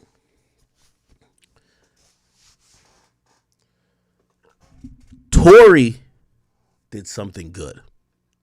Remember when my name was getting brought up in court? My name was getting brought up in court when Tory had a lawyer called Sean Hawley. This was Tory's lawyer. In domestic violence cases, it's always great when you have a woman representing you, because in case, all the people on the jury pool is woke, it's important that they see a woman speaking about you and your character and about what you did rather than a man. Sean Hawley's a well-reputed and amazing attorney. By the way, she's the one who said she never heard of Akademiks because she never heard of me. She never sent me no documents. And this is a fact. By the way, if she ever lied about that, she could get her legal certification or whatever it is that they could practice law stripped. So she said now under oath, but she said in open court, we've never sent any discovery to Akademiks, which is absolutely true. Anyway, this will not be the lawyer that's representing Tory tomorrow. Tory has gone with a new lawyer. Let me get the lawyer. And his lawyer is talking spicy. The one who's giving out all these quotes? Let me get the lawyer. Where is it? His lawyer is now this guy. Tory's new lawyer is now this guy right here.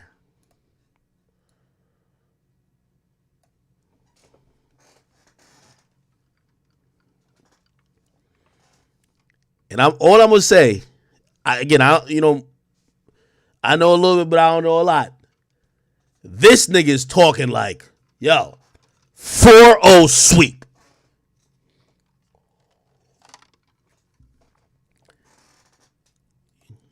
You heard what his first thing was? We confident. Look, we confident. At the conclusion of this trial, the truth will come out. Mr. Peterson will be exonerated. By the way, he might be worth his money in gold. You know why? Tory Lanez Stogner. Here we go. Detective Stogner. Let's see if we can find Detective Stogner. Detective Stogner is a person who charged Tory, and he's known as the primary detective on the case. Detective Stogner. Tory Lanez. Let's see if we can find this guy. So apparently the detective that investigated Tory and charged Tory with domestic violence, he's also been accused of, ironically, domestic violence himself. He was recently released by the LAPD.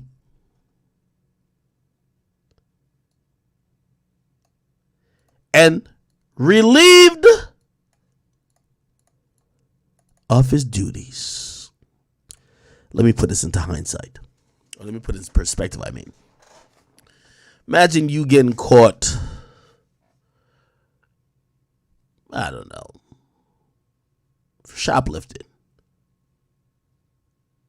And the nigga who caught you for shoplifting is a known shoplifter himself. Could we trust him to do a proper investigation about shoplifting? I'll even go one further.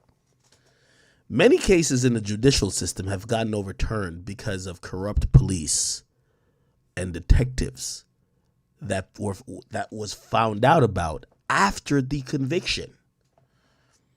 I'll give you an example. And there's a few cops that come to mind. I don't want to use those because I want to fuck up the narrative I'm going on.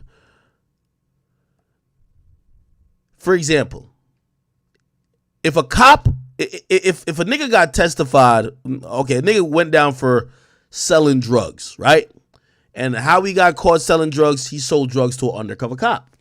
So the undercover cop, they sold drugs, they took pictures of the drug sale, and the undercover cop testifies at trial, yo, yeah, I hit him up, blah, blah. Yo, he came out, I asked him for the drugs, blah, blah. He sold drugs to me.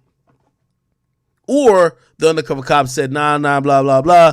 He testifies later to say, yo, I had information from this guy to blah, blah. A cop's word in the judicial system is usually weighted a lot. It's the police. You expect that they're of higher morality until you have now proof that they are liars.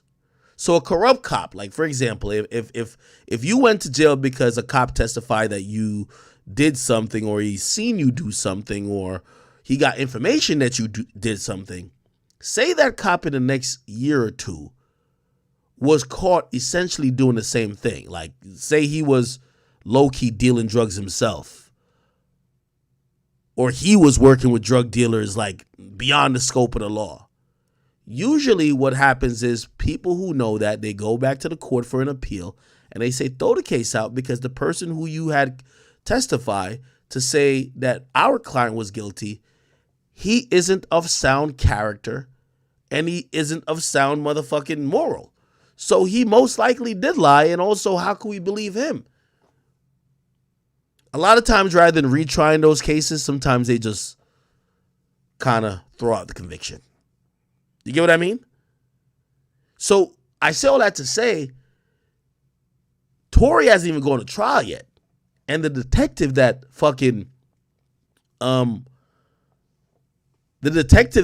arrested him, not arrested, but charged him for the domestic violence incident of shooting Meg, he's been charged with domestic violence. It puts his character in question. The mere fact that the LA or Los Angeles Police Department let him go shows the corruptness of usually most police departments. What they do is, according to, and somebody say if you look up, police 40%, police 40 domestic. If you type that in, you'll see they say about, there's a claim, and I don't want to say it's fact, but there's a claim that 40% of police families experience domestic abuse. So they're saying like it feels like 40% of cops. Now again, I don't know if this is all the way true, but that's a very popular thing. If you could look at it, look at Yahoo saying, look, data suggests 40% of cops abuse families. So they're saying 40% of cops might be domestic abusers themselves. So what ends up happening is that, where's the data from? Now, the data isn't necessarily from cops getting arrested. If you get, accused of domestic violence, you get arrested. But if a cop gets accused, he usually don't get arrested because that will be a career ender. What they usually do is, and this is how, when people be like, the blue shield or whatever the case is, they won't arrest you, but they'll let you off the job. So they dismiss you. Hey, you're laid off. Or if you're far into your career, they force you to resign. You resign. But without a charge and without a possible conviction, that person does not get he's not ineligible to apply for other jobs. So that's usually what happens. So going back to the Tory thing, right? When you hear he was allegedly, which I gotta imagine Tory's lawyer put a private investigator on it. I'll tell you this how it went. Tory's lawyer put a private investigator on the cop. They found out, they probably talked to friends and said, third, like, wait, he not working with the LAP no more? Nah, he not working with wait, why you not? Shit, man, him and his wife was going crazy one night, this and third, and the cops showed up and they ain't arrested him nothing like that, but he had to quit, or they let go of him. So that's a big win for Tory. How the hell you couldn't? It's like saying another murderer arrested you for murder. You know what I mean? So that's a big sign. Anyway, it says the revelation came during jury selection for the trial of Tory Lanez. By the way, they're both trying to put into the air what people they want to call. Tory is pushing the envelope. That's what I'm saying. This lawyer he got. Let me see if I can find the lawyer again. I just showed his face. This lawyer Tory got is pushing the envelope. They said, oh, yeah, we low-key want Kylie on there, Corey Gamble. And they said, yo, if y'all going to use certain stuff that Meg allegedly said, she should be here to testify against it because we got questions about that. They don't want Meg on the stand. And by the way, to protect not only a possible victim or a victim, you shouldn't put Meg on the stand, right? Second of all, you don't think Tory Lanez's fucking lawyer will be licking his fucking chops if Meg the Stallion gets on the stand? You know the first thing Tory Lanez's lawyer would do with Meg is 100% prove that Tory was in them guts. And I'm not saying that to be crude. I'm saying that to say, if they could start off by saying, she's a fucking liar. Tory done fucked her. She lying about that. What else y'all think she lying about? First thing they're going to do. Well, you did an interview with on Good Morning America, and you said you and Tory never had a sexual relationship. Is that true? She got to say it's true because it's out there. Yeah, I said that's true. Okay. Well, we have text messages and phone calls and pictures and videos and what happened here when you took this private flight to go here and you guys were here, and what happened when he texts you like, yo, damn, yo, that was good. Let's do it. Yo, we got to do it again tonight. What was he talking about?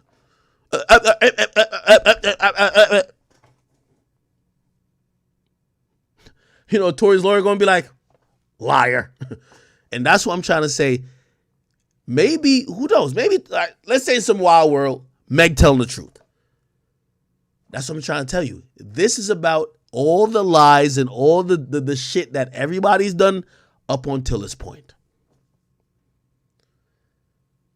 All the lives that Meg's done. And by the way, remember I told you the only way I think Tory gets convicted is the best friend, because Tory's defense seems to be hinting at, yo, it ain't Tory. We ain't gonna tell y'all who it is, but y'all niggas do the math. You know, that's how every gangster try to do. Like, yo, I ain't snitching. We ain't telling you who did it, but y'all niggas do the math type shit. Everything points at Kelsey. Kelsey's the lead witness. Kelsey gave this interview before. Or not interview. She was on live just ranting about Meg. Still won't pick up that phone and call me. You still won't pick up that phone and call me. I will respect you more if you call me. I've expressed all my concerns to you directly, and you know what my issue is with you.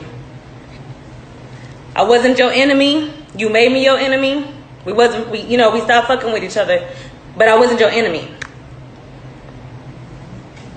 You made me your enemy.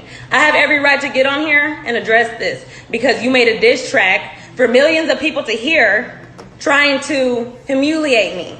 And I'm not hurt by the comments. I'm not hurt by any of that. But when it's coming from somebody that you really know, that's the problem. And Megan, I know you. We know each other. I know you like the back of my hand. So I don't know why you playing with me. I don't know why you playing with me. Because I can get on here and say some shit. Say it, girl. Say it. Say it, queen. Yes, queen. Yes. Yes. Talk, queen. Yes.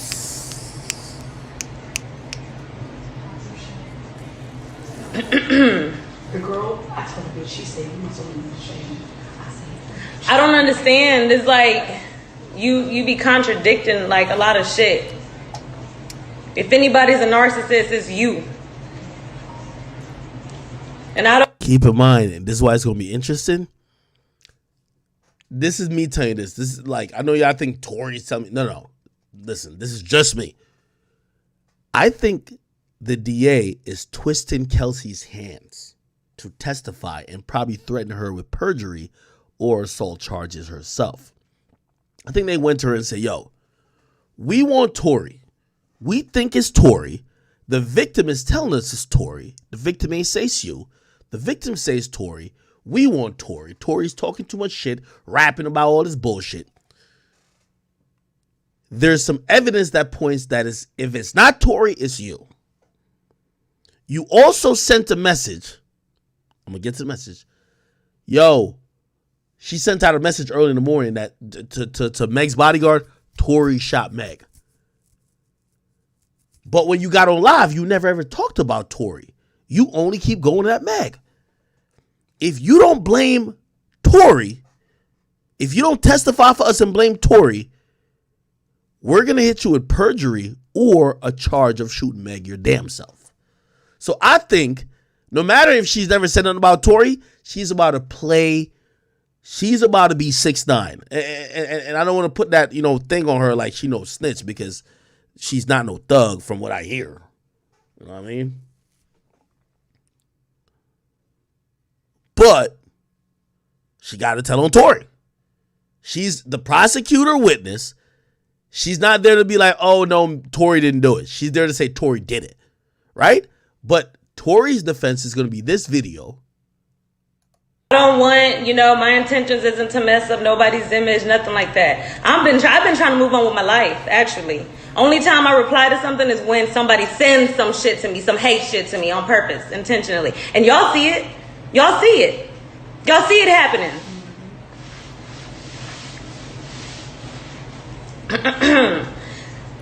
By the way, if I'm Tory's lawyer, which this is what I'm saying, all of this shit has given Tory an advantage. Even if she says, oh no, Tory shot Meg, not me, or nah, it's Tory that did it. First question, if I'm Tory's lawyer, I'm gonna ask her, Did Meg beat you like a rag doll in the middle of the street till you were nearly dizzy and unconscious, and you ran away from Meg back to the vehicle where the gun was? Meg gave her a case of the beat she'll never forget. Yo, nigga, I told you, Meg like a Samoan wrestler, bro.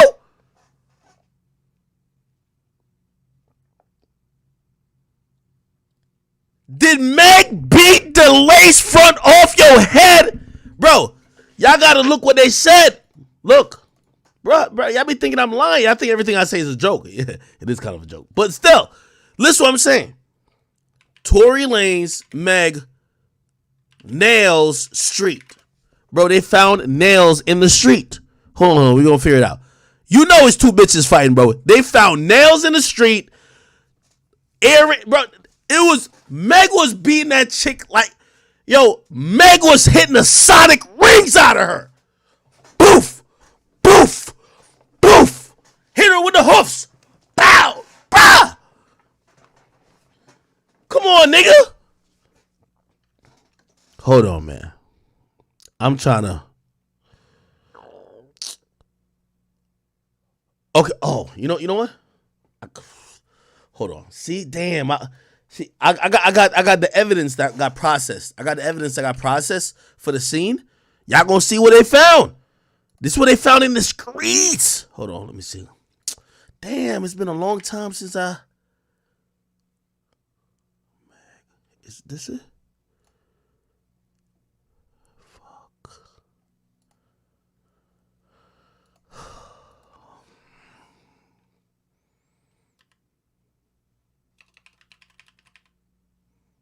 Oh, this is, I think.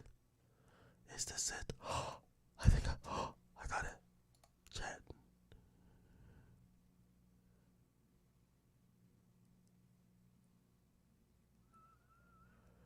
Hold on, let me see if I can find this shit. Give me 1 second, Shane. I'm gonna find it, bitch.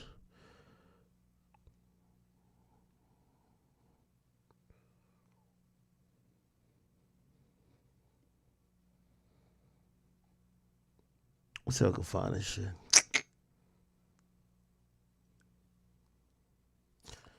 Bingo! Nigga, if Big Eye could solve the takeoff case, nigga, figuring out this shit was a breeze! Come on, man. Hold on, give me a second, chat. Chat, remember I told you these hoes were scrapping? Y'all wanna believe me? No act. It wasn't. No. I'm telling you. Nigga, Meg gave that chick a beating of a lifetime.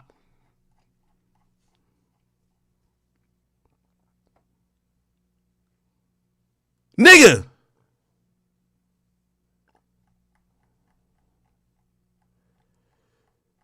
Nigga, y'all forget Meg built like the Liver King. Like, what the fuck wrong with y'all niggas, man? Nigga, Meg in the middle of the road built like the Liver King beating the brakes off a shorty, nigga.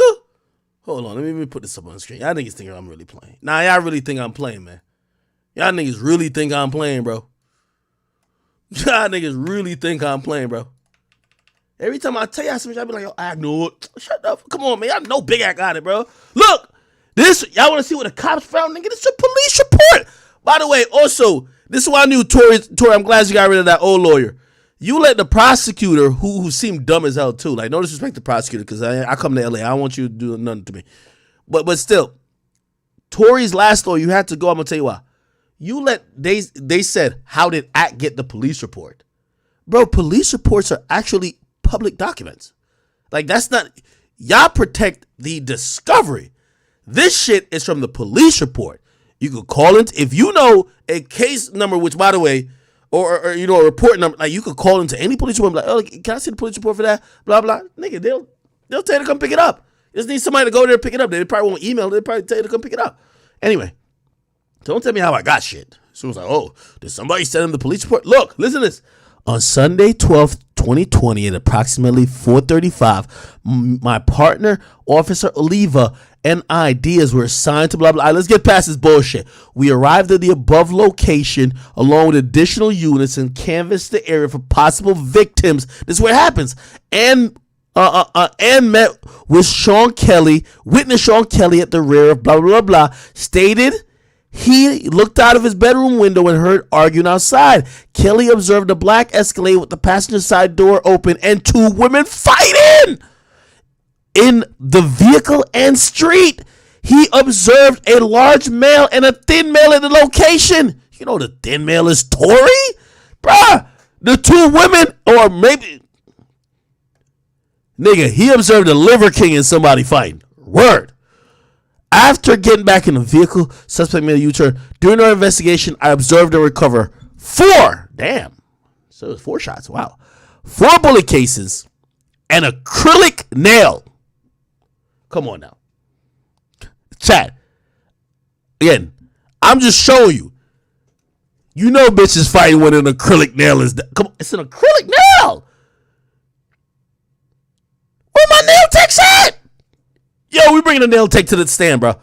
We need a nail tech. We need a nail tech to the stand. Nail tech, with all that fucking super glue and bullshit you do, how the fuck does a acrylic nail get to be on the motherfucking scene where 2 hoes is fighting? Look. We recovered 4 bullet cases, an acrylic nail, a yellow metal necklace, a yellow metal pendant with clear stones, and a K. Nicole. Who's K. Nicole? Kelsey Nicole. I told you, Meg was knocking the sonic rings out of her. Boof! Boof!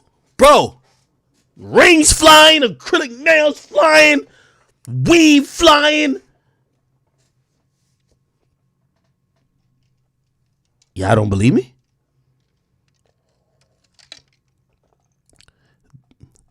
A yellow metal pendant with clear stones with a K. Nicole logo, and took photographs of blood on the ground. We got to figure out, hopefully we figure out in trial, was it only Meg's blood, or maybe Meg was beating the blood out of her? The search of the area yielded negative results for any other victims. The recovered evidence was given to these people, who took custody of the recovered evidence and booked it.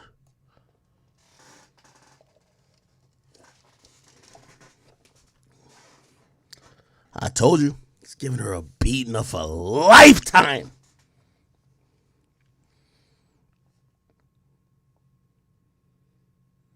Meg was spanking her out.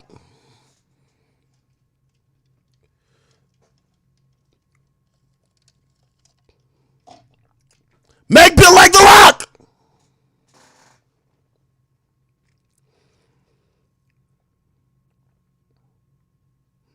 Allegedly.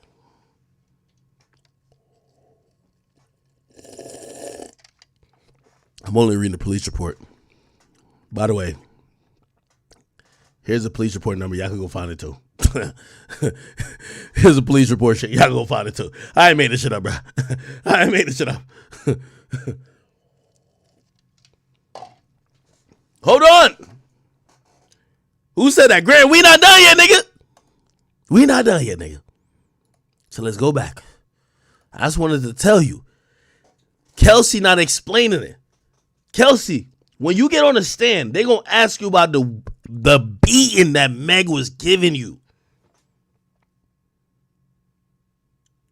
Yo, Kelsey was like the. You ever watch the Looney Tunes, nigga?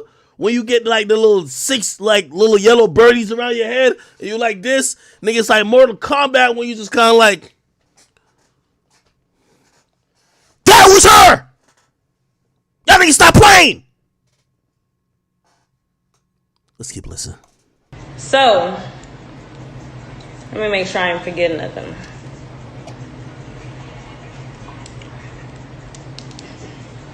And the people around you too. You know what I'm saying? They know it's real. Y'all know I was solid. Y'all know I was loyal to that girl. I would have did anything for her. You know what I'm saying? So, I mean, the truth is, I mean, in your song, I think you said, I want the niggas, I don't know what the fuck, I want the niggas you got or some shit. We all know that I ain't never wanted none of your niggas. It was really, come to find out, your ass was fucking with a nigga behind my back that I was on first. And I told y'all, chat. From what I was told, allegedly, this is unconfirmed, unsubstantiated rumors. But they said Meg always been the big, awkward chick with the size 22 boots. Yes, Bigfoot. They said she wasn't getting the pick of the litter when it came to the niggas. Feel me? But when she got the clout, got lit. Come on now. I'm gonna be honest. Cause that's what Kelsey's alluding to. Tory started talking to Kelsey first. Then Meg came in, and Meg now is just sharking up all the niggas. Meg want Tory because Tory want her friend. You know one of them? Allegedly. Allegedly, bro.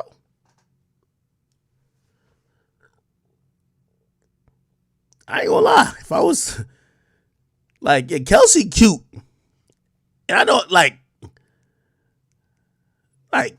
come on, nigga, at least for the clout, you gonna rock with Megan. At least for the clout. At least for the clout, you gonna rock with Megan, bro. Yo, you rocking with Kelsey, her best friend's Meg Thee Stallion, and she's dumb thirsty, nigga. Sahara Desert dehydrated status, nigga. You just seen a video on Akademiks page, nigga. She was trying to suck up Trey Songz's whole neck bone in the club, nigga. You not about to at least say, let me see what this shit hitting for. Real nigga shit. Stop playing. Y'all boys know what it is.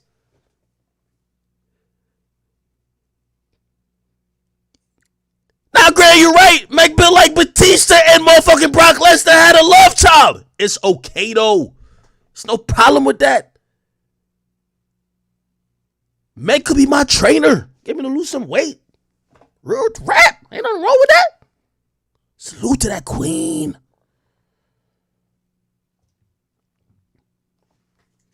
Let's keep it going. And that ain't right, because you supposed to be my best friend. We laugh at bitches that do that shit to each other. We not supposed to do that shit to each other. I heard it was like 5 to 6 niggas Meg took from her. But Kelsey, I'm going to keep it real. I don't even blame Meg. Kelsey, why in the fuck you thought a star, like, because Kelsey was trying to get the rappers. Like, Kelsey, know this to you, nobody knows you.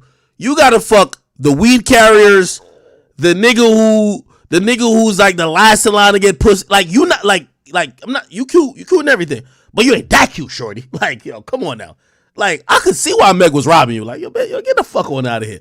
Like, bitch, you carry my bags. You think you about to get the star? Fuck no. Well, you thought you was gonna get Trey Songz when Meg's the star? Get the fuck on out of here. Now, I'm sorry to tell like, again, I'm not saying what Meg did was right. But you did have a little big head, though. I gotta call it a bean on all sides. Meg's a star. You might think you cute and everything. Oh, I'm cute and whatever. No. Meg the star. It don't sound good. It'd be like, yo, I'm hitting Kelsey. What? Okay, nigga. Yo, I'm beating the brakes off of the Meg the Stallion, the Savage. What? Well, at least you're getting some clout. Let's keep going. By the way, this is gonna get played in trial. I can't wait. So stop playing with me. And I don't want to go back and forth on the internet. I don't want it. I don't care whatever you think you got on me. Expose the shit, because there's nothing that you can expose that I won't hold myself accountable for. Accountability. You need to learn how to hold yourself accountable for shit. This shit, I don't even know why it's going this far. I don't understand to this day, y'all. Y'all asked me. That was a very important statement. That was a very important statement, y'all. She said, I don't know where it's going that far. What a lot of people don't want to acknowledge, and I'm not saying it's right or whatever, and I do believe that shots were fired. I'm not delusional. I don't know who pulled it, and I don't know if it was in the direction of Meg. Do I believe Meg got hurt somehow? Yes. Some people say because she kicked the glass. Some people say, well, some shit happened. I'm not in denial that nothing happened. But listen to how the best friend talks. Listen to how all three of them talks. It all tells me that we don't know the truth. And I'm including Tory in that too. We don't know the truth because nobody's talking straight. It should have never went this far. You know what that reminds me of? Right before Meg lied to the cops and said, oh, I didn't tell on Tory because I was trying to protect black man and I thought they were going to shoot him. Only to later say, I want to see Tory under the jail. What? Like, does that make sense? Remember she said, oh, I didn't tell on Tory because I thought, he's a black man in America. The cops might kill him. That's what she said at first. Later, she said, I want to see that bitch nigga Tory under the jail. Make this make sense to me, people. Here's what I think. This is just the thoughts of academics. Don't take this as fact, but I seem to be, sometime I look up on some shit. I think some shit happened, and I don't know who did it. Or really, I think it was a mistake, no matter who did it. And I think all three of these niggas agreed before the cops that it wasn't going to go nowhere. That they was going to either push it under the rug or that it wasn't shit. No harm, no foul.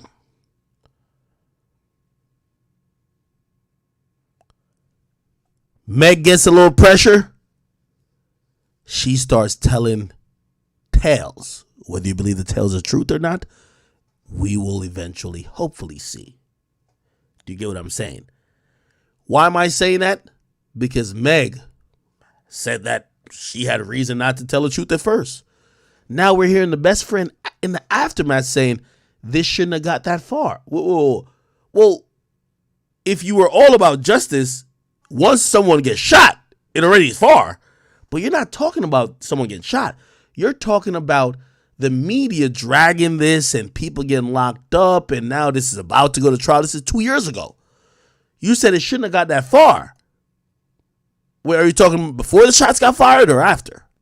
I go back and forth on the internet. I don't want to know it. I don't care whatever you think you got on me. Expose the shit, because there's nothing that you can expose that I won't hold myself accountable for. By the way, that was also interesting. She said, whatever you got on me, exposed. I just learned this shit recently, chat.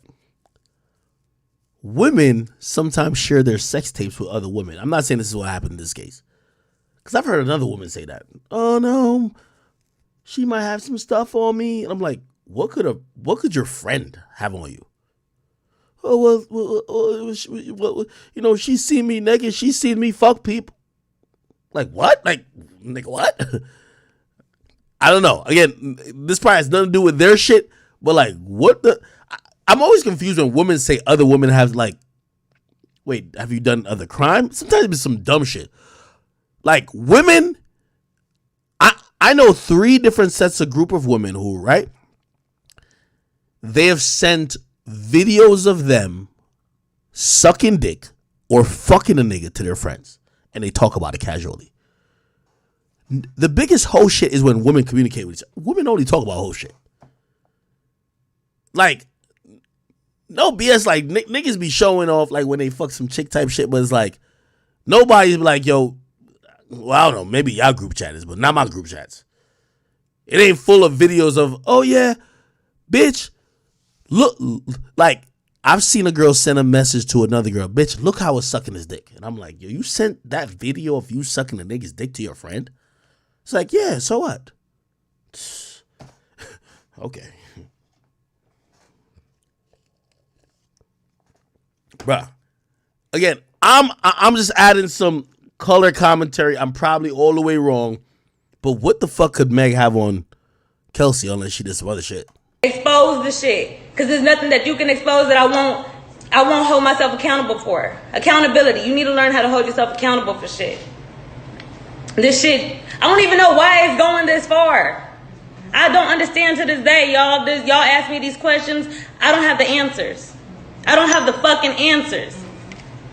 Because people don't know how to be mature and talk like adults.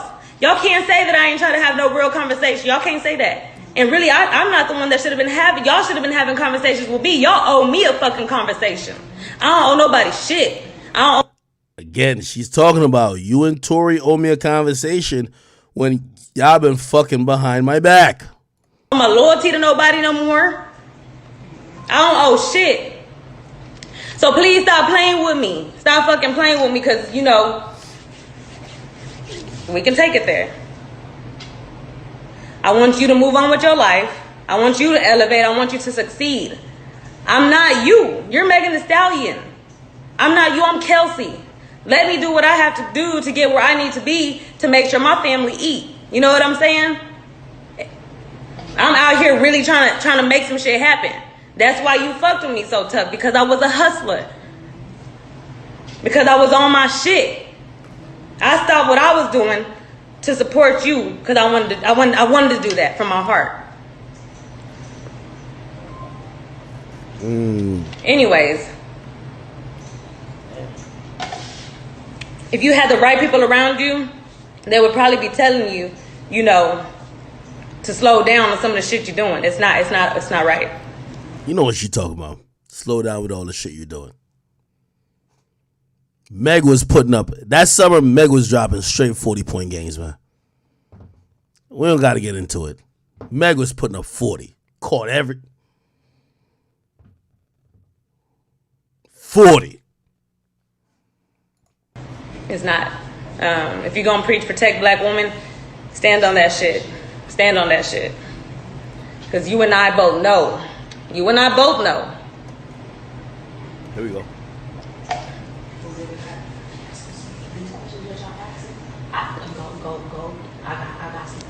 And I'm not here to address the incident of that night. I'm talking about shots fired. You know why? Because there was multiple lies said on that shit directed to me, which caused a hate train on me.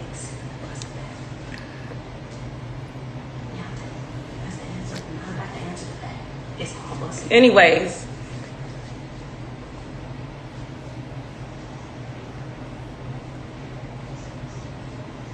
There'd be some haters on here. Nah, I ain't gonna lie. Let me pull up Kelsey's Instagram real quick, man. Kelsey might got that thing on her. Kelsey, like, oh. I gotta see what Tory saw in her. Oh, she had a kid recently or something? Let me go back to the pre-kid. This was about like 2 years ago. She got a BBL? Let me see what's going on there.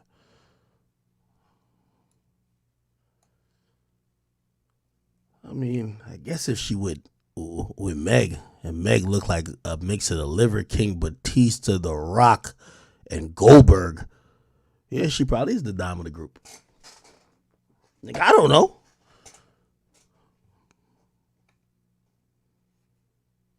Nigga, she with Meg.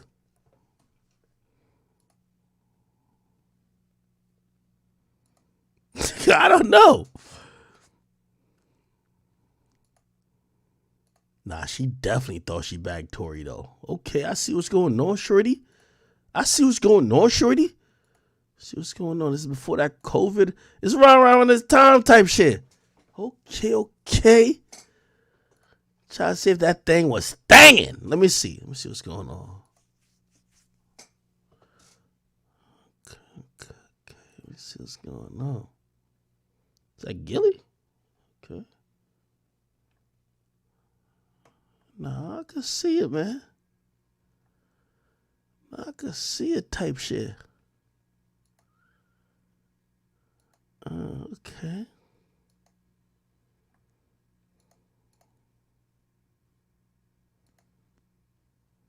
Oh, shit.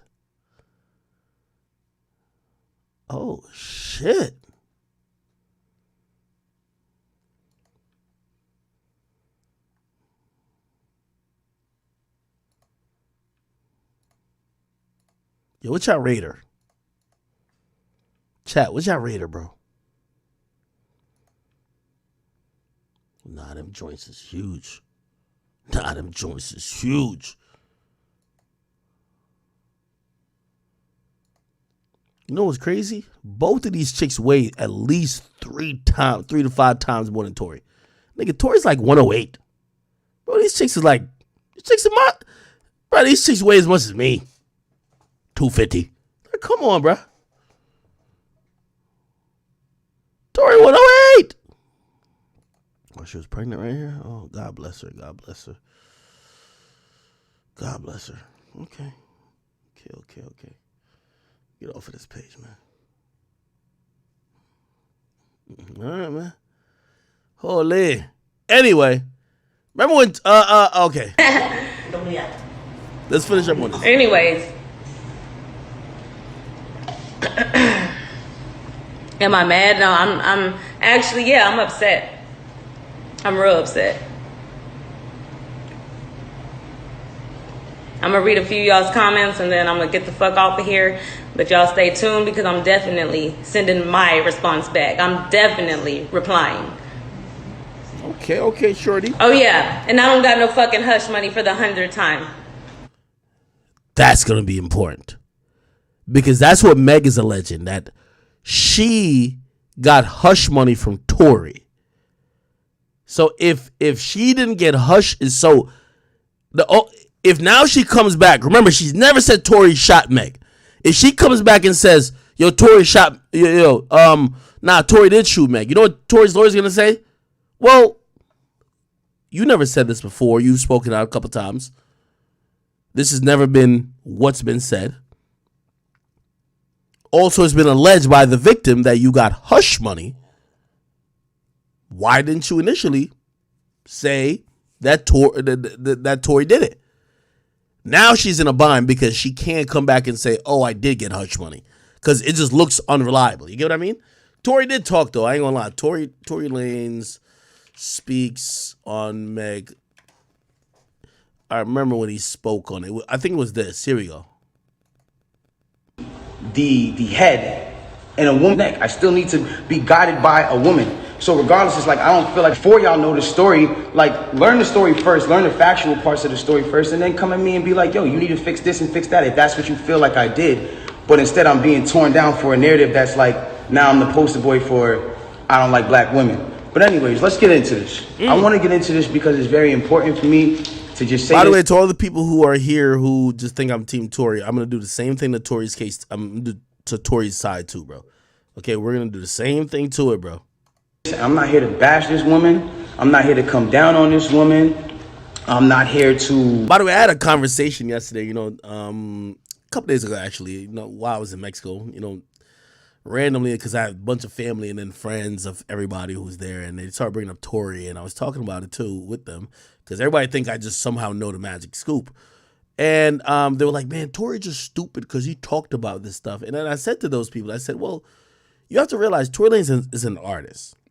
Number one, his whole music career was clipped instantly. Nobody's supporting him. DSPs are blackballing him. Everybody's blackballing him. He's probably ran through, got to be like $2 million in like just money for trial. And they were like, yo, no, everybody knows the one rule of when you get charged is you should shut up. I'm like, well, Meg could say whatever she wants to, and he should shut up. So you think he should shut up so he can't make an income, can't do nothing, while she's flourishing on every magazine cover. She's getting every award, but now your career is clipped until 2 to 3 years later when your trial comes around. Bro, you're gonna go broke. You gotta fight your case, and you gotta still make money to pay your lawyers.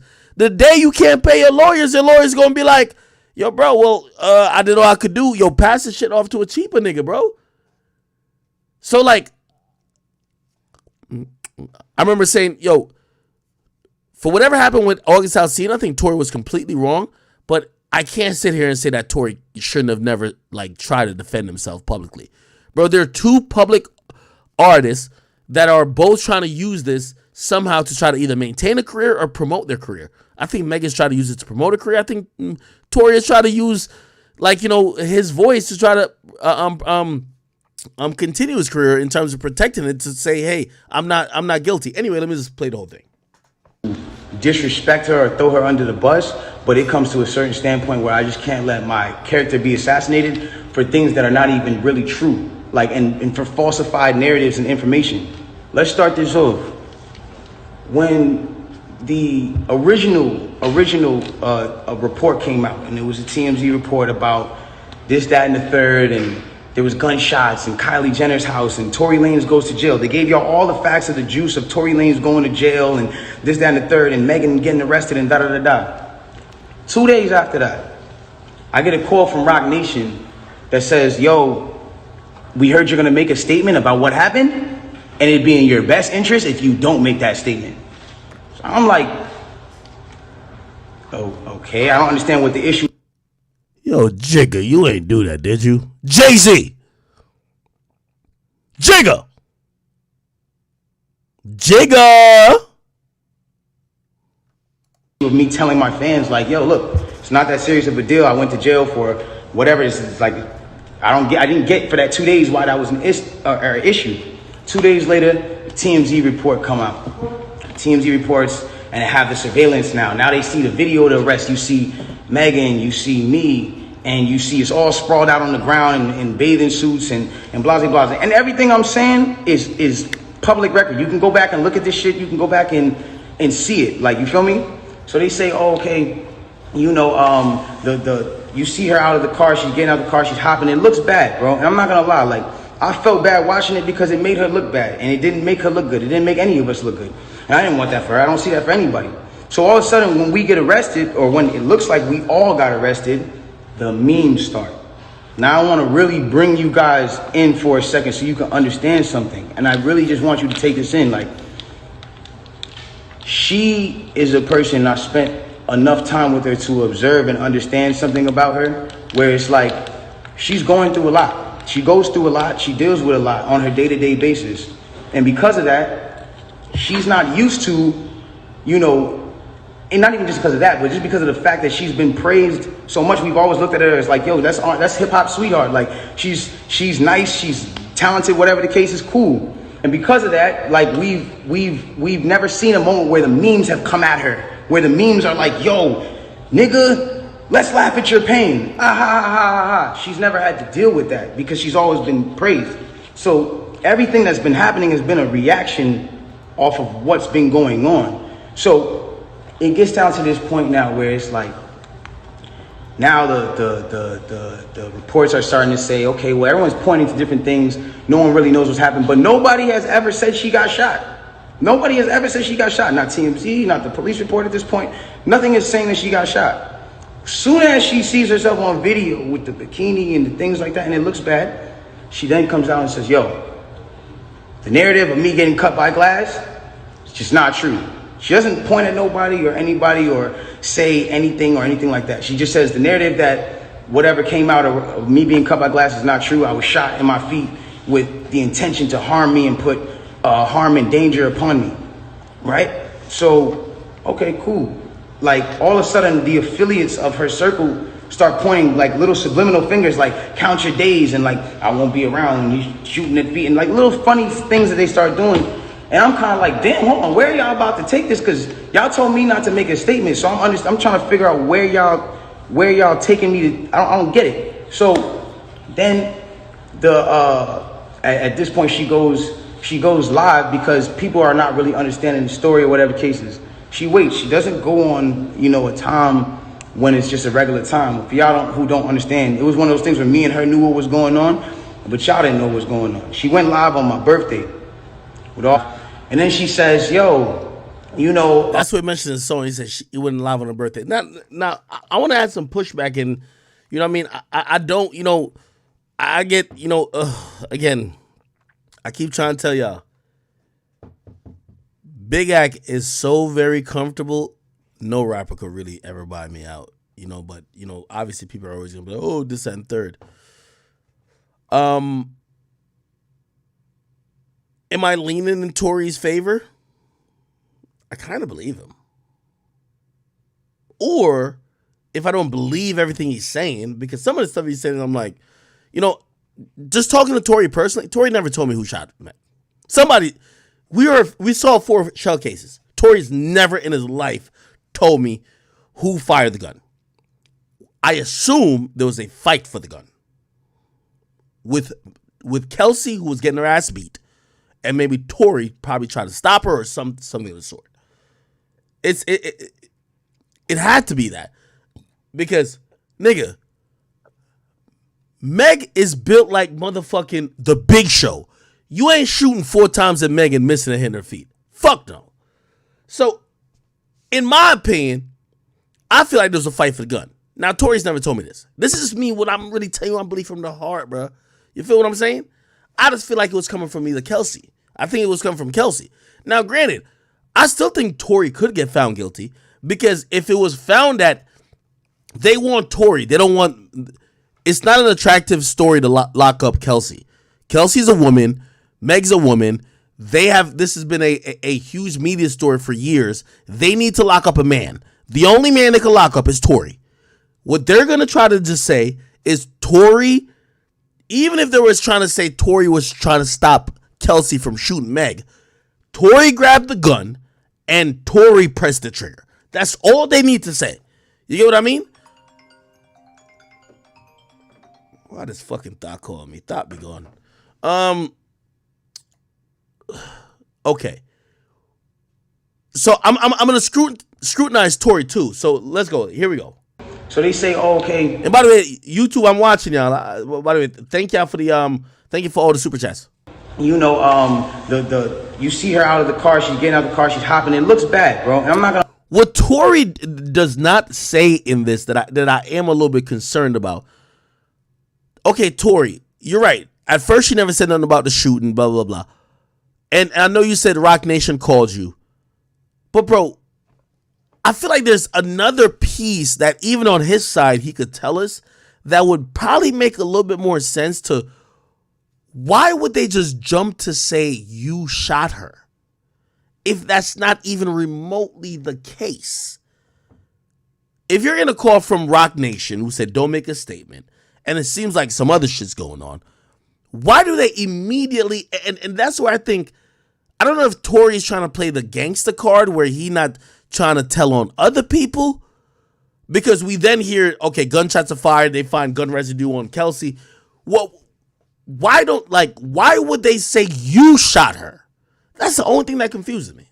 Not the only thing, but I felt bad watching it because it made her look bad, and it didn't make her look good. It didn't make any of us look good. And I didn't. Also, here's another thing. Tory does not say in his, and by the way, I'm saying all this just to show y'all that I'm trying to be very fair and honest. Yes, I could be leaning one way, and it's basically because of what I've seen, right? Meg's lying all over the place. Not saying Tory's the most truthful motherfucker, but I'm just looking at the situations I'm seeing. I'm like, I think he could be found not guilty. One thing I will say though, on a compassionate level, Tory, you're right. She does look horrible just limping. And by the way, do y'all want to see the footage? We saw the footage before. Meg the Stallion arrests. Yeah, it's right here. Look. This is a car. All doors open.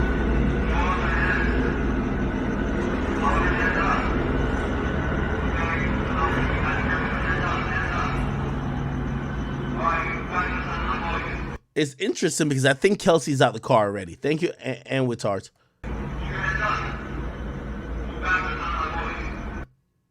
Okay, so there's a cop right here. There's 2 cop cars here, and there's another cop car behind. We see Meg. This looks bad, bro. You see blood here, blood splatter here, blood splatter here, blood splatter here, or at least a footprint or something. She's in a bikini. It looks very horrible.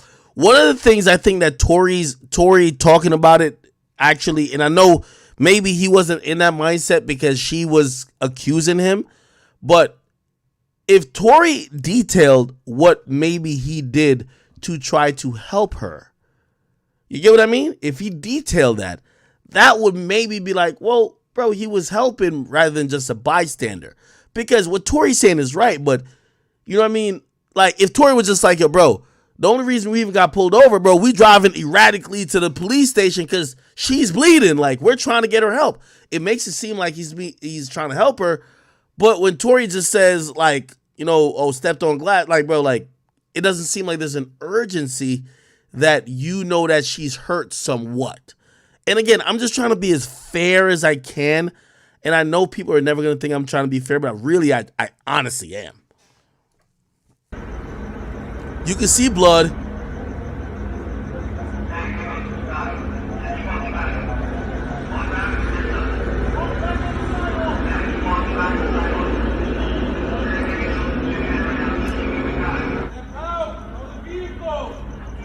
She's clearly limping. She's right here.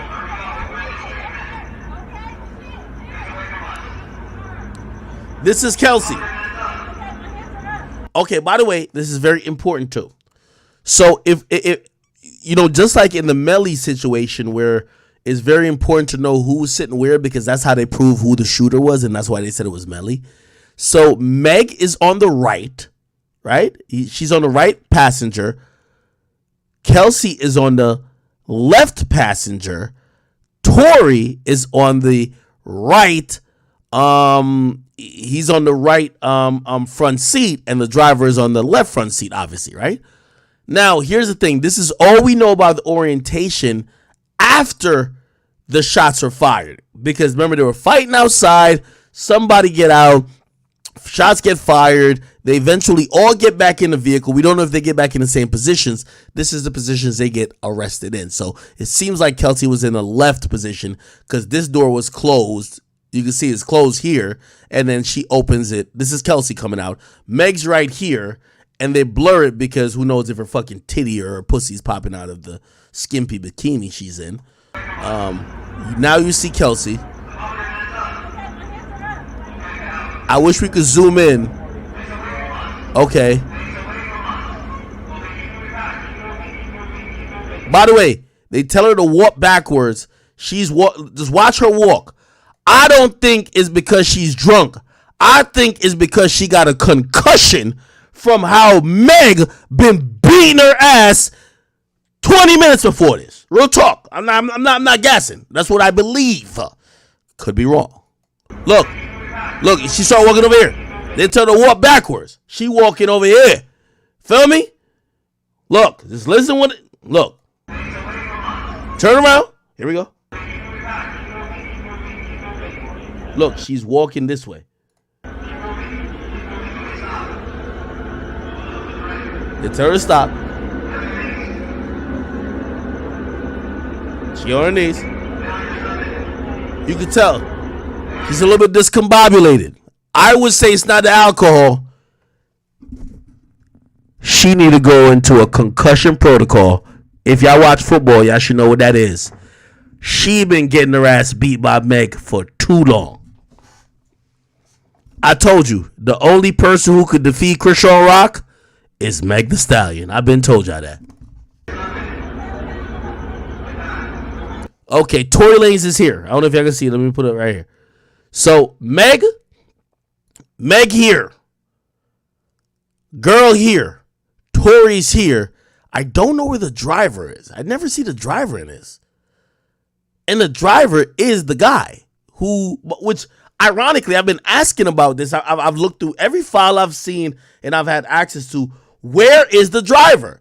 Because I also said what Tory needs to have on his side, because I think Kelsey is, even though Kelsey and her was beefing, Kelsey don't want to go to jail. Kelsey's about to flip and agree with Meg that Tory shot Meg.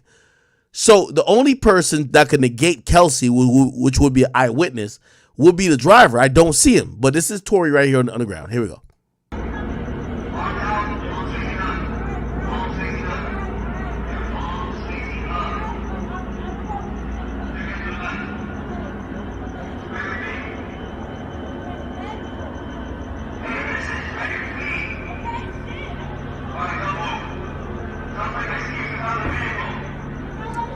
By the way, they definitely have the fucking bird in the sky, which is the helicopter.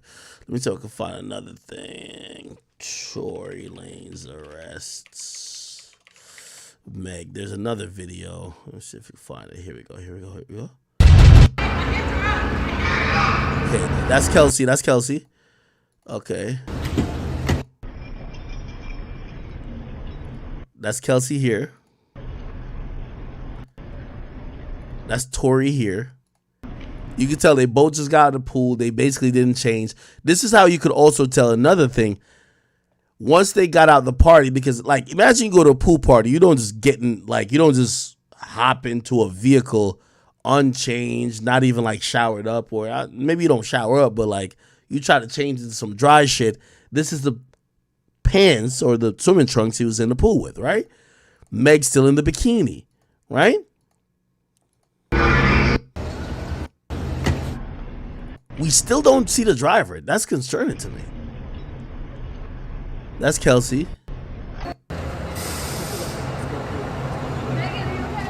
Hold on. Here's another thing that's interesting. This is Kelsey, who just got her ass beat by Megan, who's asking, you hear what that says? Megan, are you okay? Remember, Kelsey just got her ass beat. Look what she says. Megan, are you okay? You ain't here? Okay. All right. Chat, we might have to get into some detective work. We might be able to figure this shit out before the court trial even starts. Hold on. Let's find some shit out, chat. We on this bitch. Okay, we on this bitch. Let's find some more shit. Tory arrest. There got to be some more shit to it. We watched this already. Let's watch this. Let's watch Rapper Tory Lanez, artist office, says Lanez, whose legal name is Daystar Peterson, shot Megan's feet during an argument in the Hollywood Hills. July 12th. Year-old was arrested last night, or the night of the shooting, but was released after posting bail. He now faces 2 felony charges and is set to be arraigned Tuesday in LA. If convicted, he faces up to 23 years in prison. Okay. Here's what I believe the police is going to try to run as a narrative. Okay, you want to hear it? You want to hear it? I think the police is going to try to run this as a narrative. Tory Lanez is trying to break up a fight. Meg is beating the brakes off of Kelsey. Okay? And while no one's listening to him, and also they're threatening him too, because essentially the fight is because of his relationship with both Meg and Kelsey, he's trying to get 2 women, whatever, and what he does, it sounds wild though. He grabs a gun, right? Either threatens to fire it, but then eventually does fire it, but obviously not trying to fire in the direction of the women. He basically grabs the gun and instead of firing it in the air to get them to stop fighting, right? He fires the gun at the ground, like pow, pow, right? Except the bullet fragments and eventually hits Meg. That's the narrative I believe the cops will go with. However, that narrative isn't clean enough because Kelsey allegedly had gunshot powder on her, which means Kelsey couldn't have been in front of the gun. So if you fire a gun thinking 2 people are fighting, both are in front of the gun. But there's gunshot powder on Kelsey too. So it says the only person possibly in front of the gun was Meg. That's why it gets interesting. Anyway, I don't think we have any more info on that. Stallion arrest footage. Let me see. Okay. Anyway, let's go back to Tory talking. I don't want that for her. I don't see that for anybody. So all of a sudden, when we get arrested, or when it looks like we all got arrested, the memes start. Now I want to really bring you guys in for a second so you can understand something. And I really just want you to take this in. Like, she is a person I spent enough time with her to observe and understand something about her, where it's like, she's going through a lot. She goes through a lot. She deals with a lot on her day-to-day basis. And because of that, she's not used to, and not even just because of that, but just because of the fact that she's been praised so much. We've always looked at her as like, yo, that's hip hop sweetheart. Like she's up, nice, bro? she's talented, whatever the case is, cool. And because of that, like we've never seen a moment where the memes have come at her, where the memes are like, yo, nigga, let's laugh at your pain. Yo, boom, get in Discord. Ha ha ha ha ha. She's never had to deal with that because she's always been praised. So everything that's been happening has been a reaction off of what's been going on. So it gets down to this point now where it's like, now the reports are starting to say, okay, well, everyone's pointing to different things. No one really knows what's happened, but nobody has ever said she got shot. Nobody has ever said she got shot. Not TMZ, not the police report at this point. Nothing is saying that she got shot. Soon as she sees herself on video with the bikini and the things like that, and it looks bad, she then comes out and says, yo, the narrative of me getting cut by glass, it's just not true. She doesn't point at nobody or anybody or say anything or anything like that. She just says the narrative that whatever came out of me being cut by glass is not true. I was shot in my feet with the intention to harm me and put harm and danger upon me, right? So, okay, cool. Like all of a sudden the affiliates of her circle start pointing like little subliminal fingers, like count your days and like I won't be around and you shooting at feet and like little funny things that they start doing. And I'm kind of like, damn, hold on, where are y'all about to take this? Because y'all told me not to make a statement, so I'm trying to figure out where y'all taking me to. I don't get it. So then at this point she goes live because people are not really understanding the story or whatever cases. She waits. She doesn't go on a time when it's just a regular time. For y'all who don't understand, it was one of those things where me and her knew what was going on, but y'all didn't know what was going on. She went live on my birthday with all. And then she says, yo, and the thing about the whole jury thing is like, my bad. She knew that it wasn't a situation where, she knew she had to do certain sympathetic things, I guess, to push the narrative. And I don't know who told her to do certain things like that. And I'm not the one who's trying to ever point the finger at anybody. But when it really comes down to it, it's like, you went on live on your birthday, and then you said, on my birthday, and then you said, I got shot in my foot, and it didn't hit no bones or tendons. So everybody's looking at this, and again, the internet is a sick place. This is a place where people don't give a fuck about you. They do what they do. They antagonize, and they do what they do. You go in and you see you get shot in your foot, no bones or tendons. The internet goes into an outrage because some people are like, hold on, how you not get shot? How you get shot in your foot and it don't hit no bones or tendons? Like, whoever is watching this, if you need to go on Google and look at a foot anatomy of bones and skeletons and tendons, you'll realize there's 30 bones in your feet and 100 tendons. Okay. And this is me being very fair and very honest. This is misleading by Tory because in reality, it never said the bullet went through her foot.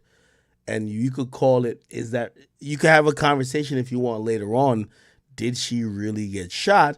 But technically, by the law, if a bullet is fired and fragments of the bullet, when I mean fragments of the bullet, say the bullet hits a wall.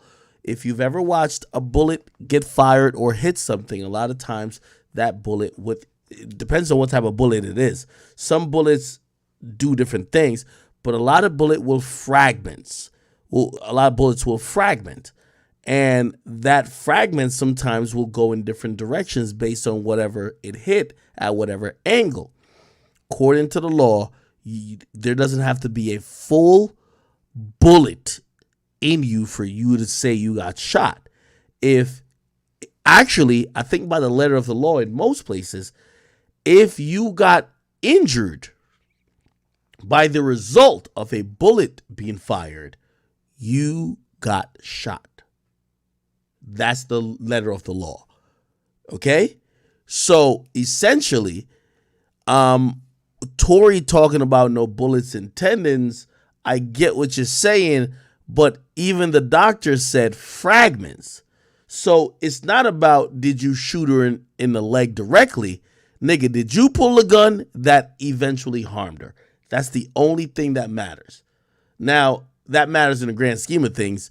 Will that get proven in Court of justice, we will see. But I'm gonna keep playing. Some crazy number like that, right? So she now gets to this place where the people are like, hold on, and again, the internet is sick.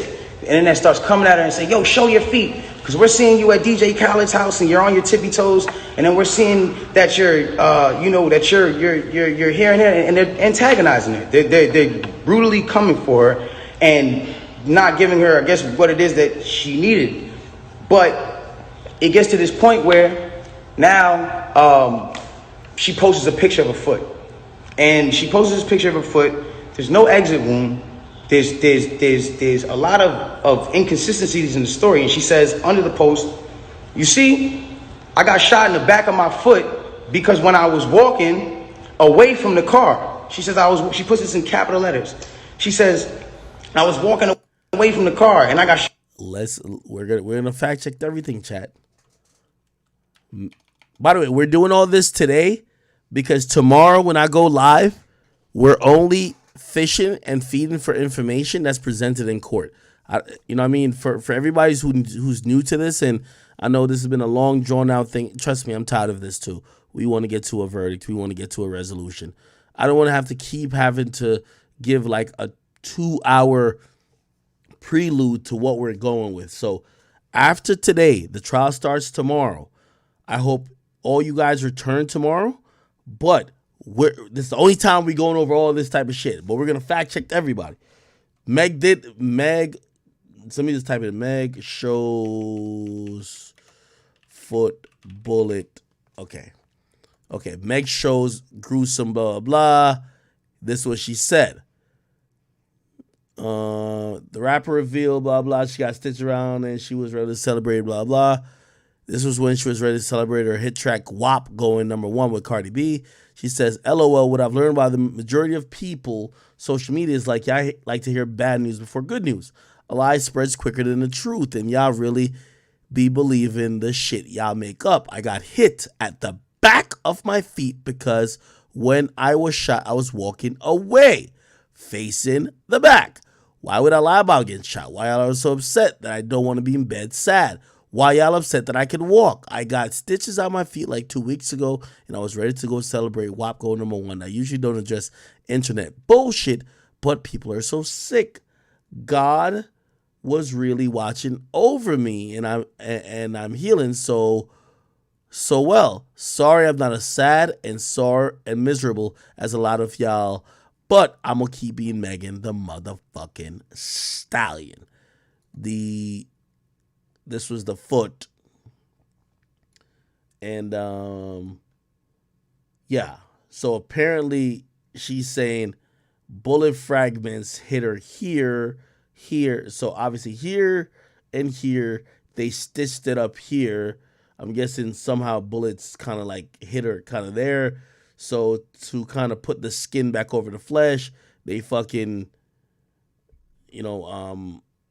did stitches here. Oh, my bad. Stitches. Sorry. They did stitches here. But there was a cut here. Let me make sure I can see this right here. Sorry. Yeah. There's a cut here from the bullet. There's a cut here from the bullet. Probably here, and they stitched up here. So I guess the stitches she was talking about was here. Who knows, right? Let's go back to the Tory. And again, the internet is sick. The internet starts coming at her and saying, yo, show your feet. Because we're seeing you at DJ Khaled's house and you're on your tippy toes. And then we're seeing that you're here and there, and they're antagonizing her. They're brutally coming for her and not giving her, I guess, what it is that she needed. But it gets to this point where now she posts a picture of her foot. And she posts this picture of her foot. There's no exit wound. There's a lot of inconsistencies in the story, and she says under the post, you see, I got shot in the back of my foot because when I was walking away from the car, she says she puts this in capital letters. She says, I was walking away from the car and I got shot in the back of my foot. She doesn't ever show the other foot that she claims she got shot in. And I'm not trying to, again, I hate that this is coming off like I'm trying to come for her and whatever cases, but this is what I'm having to endure and watch when I'm knowing certain facts. So it gets to, it gets to this place where I'm just like, bro, like this is not me, and I don't deserve this. Like I don't deserve to have to go through this. Like I never have been somebody who's had domestic cases. I've never hit no woman. I've never had abusive cases with no woman. You can't pull those type of facts up on me. I don't have those. So it's like I just didn't understand why I'm going through this. So now it gets to this point where she posts this picture of her foot, and everyone's seeing certain things, and everyone's saying certain things about her foot, and some people think it's real, some people don't think it's real, and it gets to this place where some people are just not believing it. So she posted a picture. There's no bullet tray. Where are they taking out the bullets for the pan? Like, this is what's going on. Like, where are they taking out the bullets for the pan? I don't understand. Like, where's the surgical? You're not in a surgical room. And anybody who knows, I mean, this is like, it clearly had to be the first day that you've taken this picture. So if this is the first day that you've taken this picture, it's like, where's all the evidence? Why are you not in a surgical room? First of all, you're not even allowed to take pictures in a surgical procedure. That is against the law. It doesn't matter if you're famous or not. So it gets to this point now where it's like,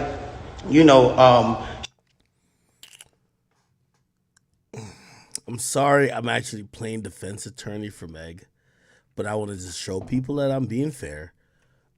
Meg could have took that picture after she got stitches, after they removed the bullet fragments. Okay. It says Megan Thee Stallion revealed she was shot in both feet. Well, I don't know about the both feet. Yo, boom. Yo, Ak, I'm gonna say one thing.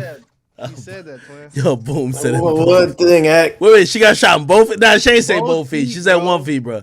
Both foot, bro. Both foot. People magazine, bro. You think they lying? Nah, it ain't. Hold on, let me Google that. It ain't say no People magazine. Yo, stop the capping, bro. Of my feet, and I had to get surgery and to get People magazine, Meg the Stallion, both. I'm here to speak the truth, nigga. Fuck you talking about? Oh, she said it, I ain't gonna lie, damn, both. Oh, she did both say feet, both nigga, feet. Hold on. She said I got to get shot in both feet. I have to get surgery and get the shit taken out. Damn, I had to get. Capper. No, we about to play Meg's part after this. Whoa, bro, she said that in a public forum, so that means she is a lot. They can use this. Nah. Wait. Hold on. Wait. I remember I told you there's like a very broad definition to getting shot. If she was bleeding from both feet, she could probably say she would got shot from both feet, whether it's like bullets in there or not. Yo, Ray, what would you want to say? What, nigga, she said she had to get Tory the shit video taken out. She said she had to get the shit taken out. Like, bro, how do you get taken out on both foot if you got shot in 1 foot? All I'm saying is that Tory video, he's talking about her reaction to what the internet's saying. No, you're right. So that's not his side. That's not his opinion. That's what the internet's saying. He's clearly saying that. No. I mean, he's still trying to save face because the internet. This is a time when the internet was against him. Every single person on the internet. What? No. This is the first time he spoke out. No. Hold on. No. This is before the judge put that order on him where he can't talk publicly. Wait. No, you're right. Hold on. You are definitely right. Right. And I'm showing everyone that I'm being unbiased here by even showing that, like, yo, listen, if I hear Tory say something questionable, that maybe that like, for example, oh, well, how could you take that picture, blah, blah, blah. Well, she has stitches in the foot already. Who knows? Maybe they took the stitches out, the bullets out already. I don't know. I'm just trying to like be fair with it because we have a Meg video. We have a Meg video to play after this where she directly accuses Tory, right? But you listen, my whole thing is this. We're going to have trial tomorrow. I'm going to be on this bitch and shit. I wish this in the 6ix9ine trial, I knew there was going to be somebody in there that was going to tell me all the juice. But, man, I want to be – this shit going to be bigger than the OJ trial to me, man. This shit going to be bigger than R. Kelly trial. Somebody's career is done. Like, this is definitive. You feel me? And, honestly, I just want to, like, really – this is a moment in history. So, before we get to it, I want to recap all the shit and not be biased that people only think that, oh, okay, oh, no, he just fucks with Tory, so whatever. No, I'm going to show y'all – I'm going to show y'all everything that I think that maybe Tory shouldn't have done. You feel me? And this is going to culminate up to tomorrow. That's true. But what I want to say is, in that video, he is saying the internet is saying this, and then he goes into what he's saying. Okay. And most of those points, that's what he's saying right before he says what he says. Okay. All right. I'm gonna keep playing. Y'all can say it. Say it. Hold on. She says, I was shot from behind and, blah, blah, blah, this, that, and the third, and I was walking away. And she puts that, and then she deletes the post after. But that contradicts with the first post, because you said somebody came out to hit you with malicious harm and danger, to put you in harm and all this danger. By the way, I'm gonna pause that there. I don't know if I can find Meg. Well, I don't know if this is the same post, but what Meg actually fucked up by saying, she also said that when she got hit, she was facing away. Like these are the things that if I'm Tory's lawyer, I'm going crazy on. Like, yo, wait, you're not a reliable eyewitness when you said, yo, it's like me saying, yo, man, I was walking away and a nigga swung on me. Like, okay, cool. So you did get swung and a nigga hit you. But which nigga hit you? I ain't gonna lie, it was that hating ass nigga over there. Like, I know he hit me. Well, how do you know he hit me? Man, like, how do you know he hit you? Your back was turned. I think Meg fucked up when she said this, but let me keep playing to her. And all this stuff. How can you identify who's shooting at you if you're facing the other way? How can you even identify criminal or malicious intent if you're not seeing what's going on behind you? That doesn't even make sense. And so it's like, I'm looking at this and I'm just like, yo, this is not right. Like, and I do see when people are getting at her, and there's times when I'm like, damn, like, do I help her or do I speak up and say, yo, don't talk about her, whatever the case is? But if I do that, then it's like I'm coming off like I'm guilty. And then if I say something about having remorse, like I would like to, or saying something about certain things, it's like I come off like I'm guilty of something that I didn't do. So I had to be quiet on certain places. Now, I need y'all to really take this in. And hold on. This might fuck Tory in the end too. Because there are messages that allegedly Meg said that Tory was apologizing, like, yo, I'm sorry this happened to you, right? Which obviously the prosecutor is going to say, well, that's him saying, I'm sorry I shot you. If there was, and by the way, like, think about how everybody texts and sends shit, right? If Tory sent a voice memo, right? A voice memo, who knows if Meg saved it or whatever, right? If Tory's on voice memo said, yo, Meg, yo, listen, yo, just keep it cool real quick, yo, I'm sorry this happened, yo, I'm sorry I did this, blah, blah, blah, yo, I'm gonna make it up to you, blah, blah. If that's some shit that's an actual voice memo, by the way, we have no idea. Like, even the prosecutor hasn't really told, necessarily what would be definitive that they're gonna put in trial. Obviously, Tory knows because it's in discovery, and obviously I wouldn't know because I don't have discovery. But you get what I mean? So if that's the case, that would be hurtful for Tory. If there was like a voice memo that maybe he sent to Meg, that maybe Meg has, who knows? And understand like how this works at this point. When all this starts happening, LA Times, okay? This is put in public information. LA Times puts out an article, and in the article they say, this is the initial report. Two sources close to the investigation said that she got cut by glass, and she said that she got cut by glass. So then it's like people see that, okay, hold on. They're saying on the initial police report with Officer Santiago, whatever his name is, you can go look this up. This is on LA Times. Hold on, chat. We got the message. Where's Santiago? Is Santiago on this joint? Hold on, chat. I'm the biggest bird. I'm the biggest bird. Oh, by the way, if everybody don't know, yo, Boom got a new album out, right? Boom, right? Oh yeah, I do. Biggest bird. Yes, sir. Is it the biggest bird? Yo, No. No, I just want you to say that. What is it called? It's called Colorful, man. You don't gotta listen to my album. Everybody gotta go listen to it, man. Listen, yo, we going with the A Boogie excuse. You know what I mean? They playing with Boom. They jacked up the streams. It's 50,000 streams per one sale for Boom. It's only for Boom. So y'all gotta go listen. Y'all gotta go listen to his album that many times. Number one, so they had to do that shit, bro. Yeah. No cap. They know I'm the biggest bird. All right, hold on. Let me see. Who's Officer Santiago? I'm looking for it. Officer Santiago. I don't see no Santiago right here. Oliva Diaz. No, see no Santiago. Shut the fuck up, boom, for a nigga put a broom up your ass. Pardon me, nigga? Cabral. There's some more shit going on. Yo. What's that nigga talking about? Hold on, let me play the rest of it. That's when it gets to this point where it says, okay, they reported no gunfire wound in her foot. They just reported a woman with a foot injury. So you got to understand, like, this is what's in their initial police report. Fuck all the Instagram, fuck the other shit. This is just what's in the police report.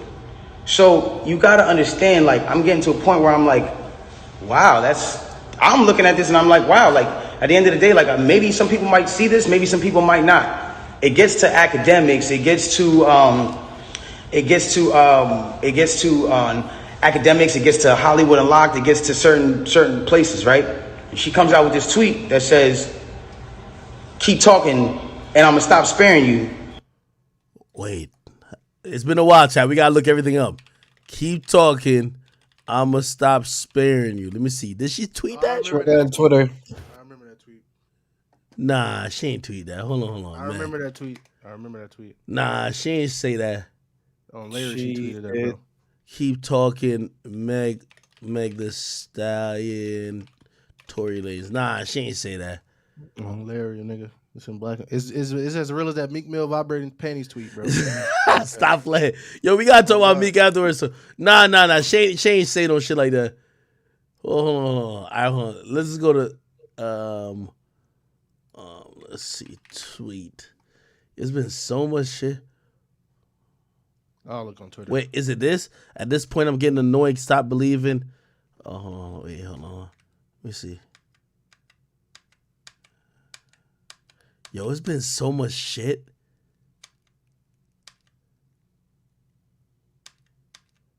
I feel like I remember some shit like that. She said August 20th, 2020. What she said? Lie one more time and I'ma quit sparing you. 294K likes. Damn, nigga.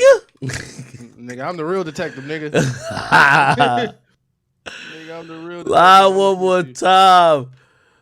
Let me see. I just DM'd to you.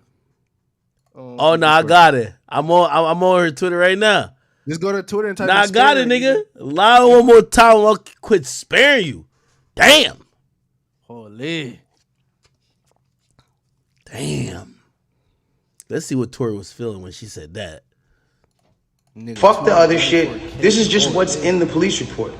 So you gotta understand, like, I'm getting to a point where I'm like, wow, I'm looking at this and I'm like, wow, like, at the end of the day, like, maybe some people might see this, maybe some people might not. It gets to Akademiks, it gets to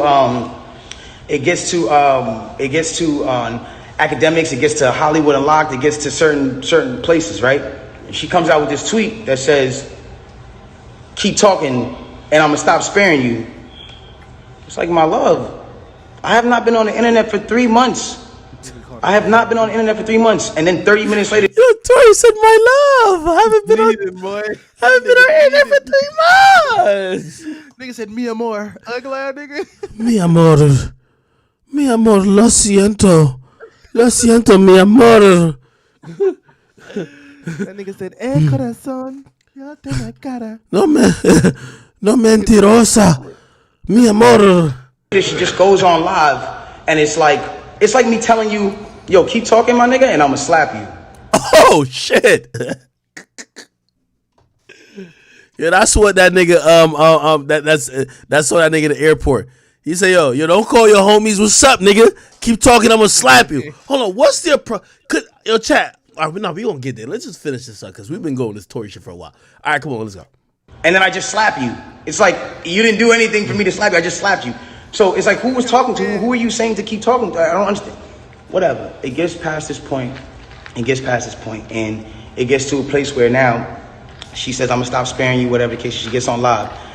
Now, because it got on Akademiks that there was no gunfire wound on the initial report, everyone starts going to her page. Again, she starts reacting to certain things. Now, I'm gonna say, I'll pause it here and I'll definitely chime in. Chat, do y'all blame me for any part of this? I don't. But I will say this. Meg, if you watched how she reacted to stuff, if things ever went viral, and I'm not saying when I post shit's automatically viral, but we have a strong community. The chat niggas, people who support my page, niggas. Anytime things looked decent for Tory, she would always be responding. So I understand what Tory's saying. Anytime someone go on my page, that's why I understand why Meg thought that me and Tory are working like we're tag teaming or pause. I don't know if she's been tag teaming. I don't know. But I'm saying that, no, I'm serious. Every time that someone went on my page that made Tory look decent, she would be tweeting or coming up with something to counter it. But I wasn't looking at it like that. But shit, this is an interesting breakdown. Say one thing. I'm not getting mad at her or whatever it is because I understand that she is dealing with a lot. Like, when it comes down to, you gotta understand, she lost both of her parents, and I do sympathize with that. I lost my mother, and when I lost my mother, I realized one thing. When you lose a parent, you could be highly susceptible to people around you that are giving you parental guidance or things that feel like parental guidance to believing that it is parental guidance, and you go with it. That's happened to me. I've been at that place where I've listened to a lot of people that led me down the wrong road because it felt like parental guidance that I should have been getting from my mother or my father that at that time wasn't around, or whatever the case is. So now it gets to this point now, whatever the case is, boom, she comes out and she goes, listen, you guys and all this extra shit, this nigga keep talking about me. And I'm in the back, I'm over here watching this like, yo, what did I say? I didn't say nothing. I said nothing to you. It's nothing. This nigga keep talking about me, bro. And so, you know what? Now we just gonna do it. This nigga Tory shot me, bro. This nigga shot me. Okay. We have to go to Meg's live when she said it. Meg the Stallion, Tory shot me. I'm like, it's kind of crazy how we just typing shit in. Look. By the way, all this will be played in court. Like, I'm so You think your over name gonna this be brought shit. up in court?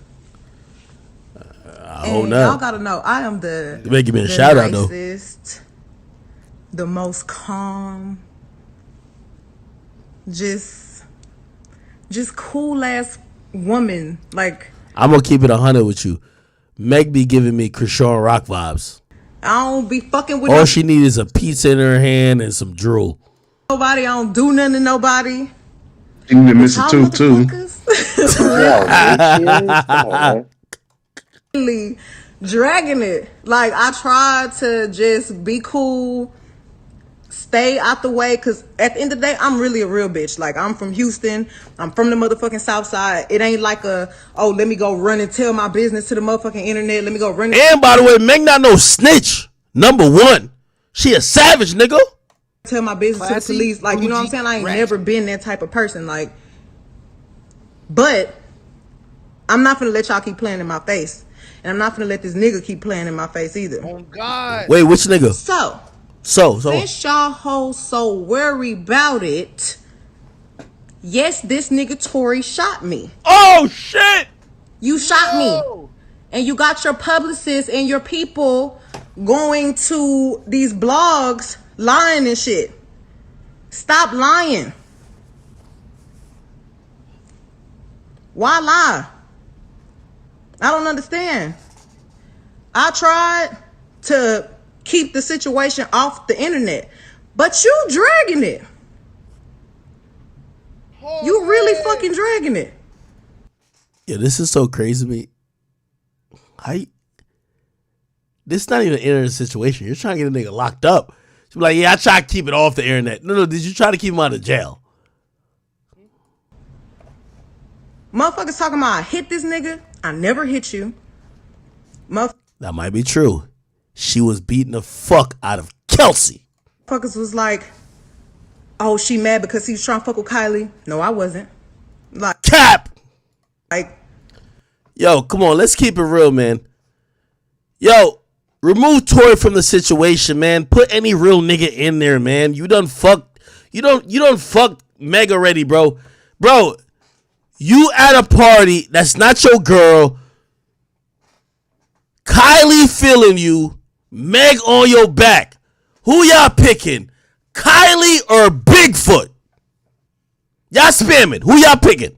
Kylie or Bigfoot? Kylie. Come on, Ak. That's not fair, man. You're right. I heard You gotta be neutral.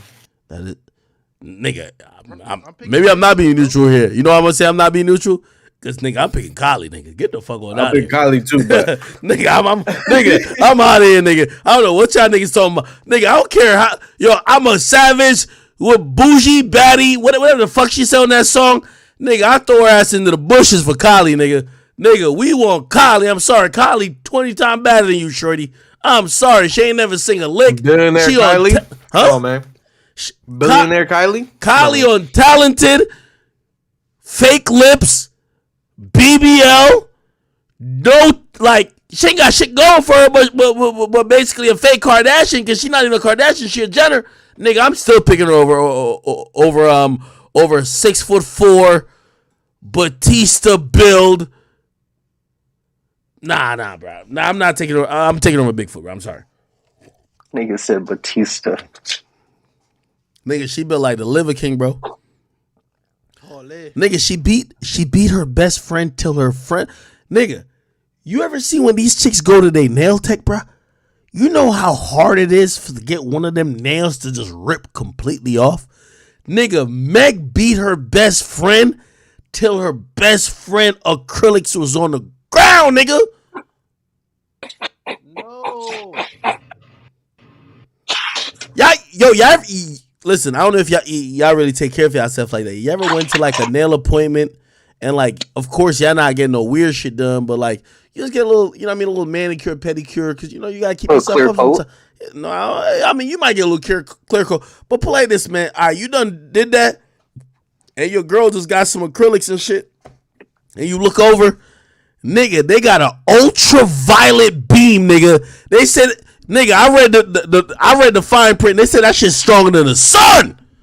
Nigga, that shit turned the super glue into fucking harder than concrete.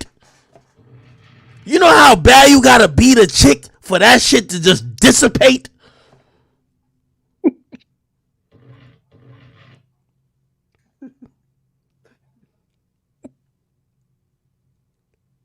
Nigga, I'm gonna just be honest with you. The moment I heard that Meg Thee Stallion was kicking them bitches with her hoofs, I said,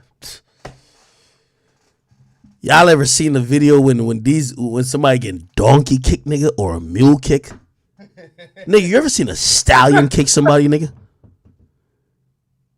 Nigga, fuck a RKO, nigga. Nigga, you gonna be KO'd chilling with God after that one. Tell you, I think I'm playing. But just listen to this shit. You dry shot me. Like, everybody in the... Wait, did she say you dry shot me? Like, what that mean? No, I wasn't. Like, you dry shot me. Like, everybody in the car, it's only 4 motherfuckers in the car. Me, you, my homegirl, and your security. Everybody in the car arguing. I'm in the front seat. This nigga in the back seat. I get out the car. I'm done arguing. I don't want to argue no more. I get out. I'm walking away. And then Kelsey thought she could test. She thought she could test Goldberg. Y'all remember Goldberg from WWE, nigga? Holy nigga. Only thing, I wish Meg was describing how she was beating her ass, bro. This nigga from out the back seat of the car started shooting me. Okay, that's interesting. This gonna be used in court. According to her logic, let's think about this. She gave a depiction of where the orientation of the car was before they all got out, fight, and the shots got fired. She's saying the driver was always the driver, which is the bodyguard. But she's saying that in the front seat was Kelsey. The back 2 seats were her and Tory. Remember when Tory got taken out the car? He clearly was in the actually I don't even know. Because I seen Tory get out and he was on the left side, and he should have been on the right side if he was out the. That's interesting. Let's keep all these things in mind, chat. You know what I mean? We got to re-engineer this shit. I get out the car. I'm done arguing. I don't want to argue no more. I get out. I'm walking away. This nigga from out the backseat of the car started shooting me. You shot me. I ain't get cut by no glass, but let me tell you why they saying that. When the police, because the people in the neighborhood, there's a witness. When the police came, because the neighbors called the police, this did not happen at Kylie's house. This happened damn near back at the house I was staying at. I was just trying to get home. We was 5 minutes away from my spot. The police come. I'm scared. All this shit going on with the police is shooting motherfuckers for anything. The police was literally killing black people for no mother. By the way, yo, I don't want to get into this whole situation, but I hope she acknowledges that the police was killing black men. They weren't shooting black women for anything. So I know she's trying to make it a case where she's like, oh, well, you know why I'm scared? They're killing black. No, they're killing black men. They're not just shooting black women.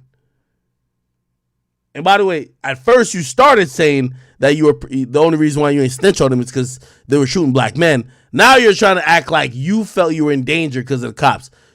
Bro, I'm starting to say to a lot of black women, I'm not saying black women don't get treated horribly by police as well, but predominantly when we think about deaths and killings and violent killings and gunshots, we think about black men. Yes, black is the common term between us, but it's men. Keep playing. The fucking reason. Soon as the police tell us all get out the motherfucking car. Sandra Bland did not get killed by gunshots. Breonna Taylor was a warned woman, by the way, but I get what y'all saying. And Breonna Taylor, she was not the intended target. They did not know she was up in there with homie. They were trying to kill the nigga. They just killed the wrong person. Like, they really wanted to kill the nigga. Let's keep it real.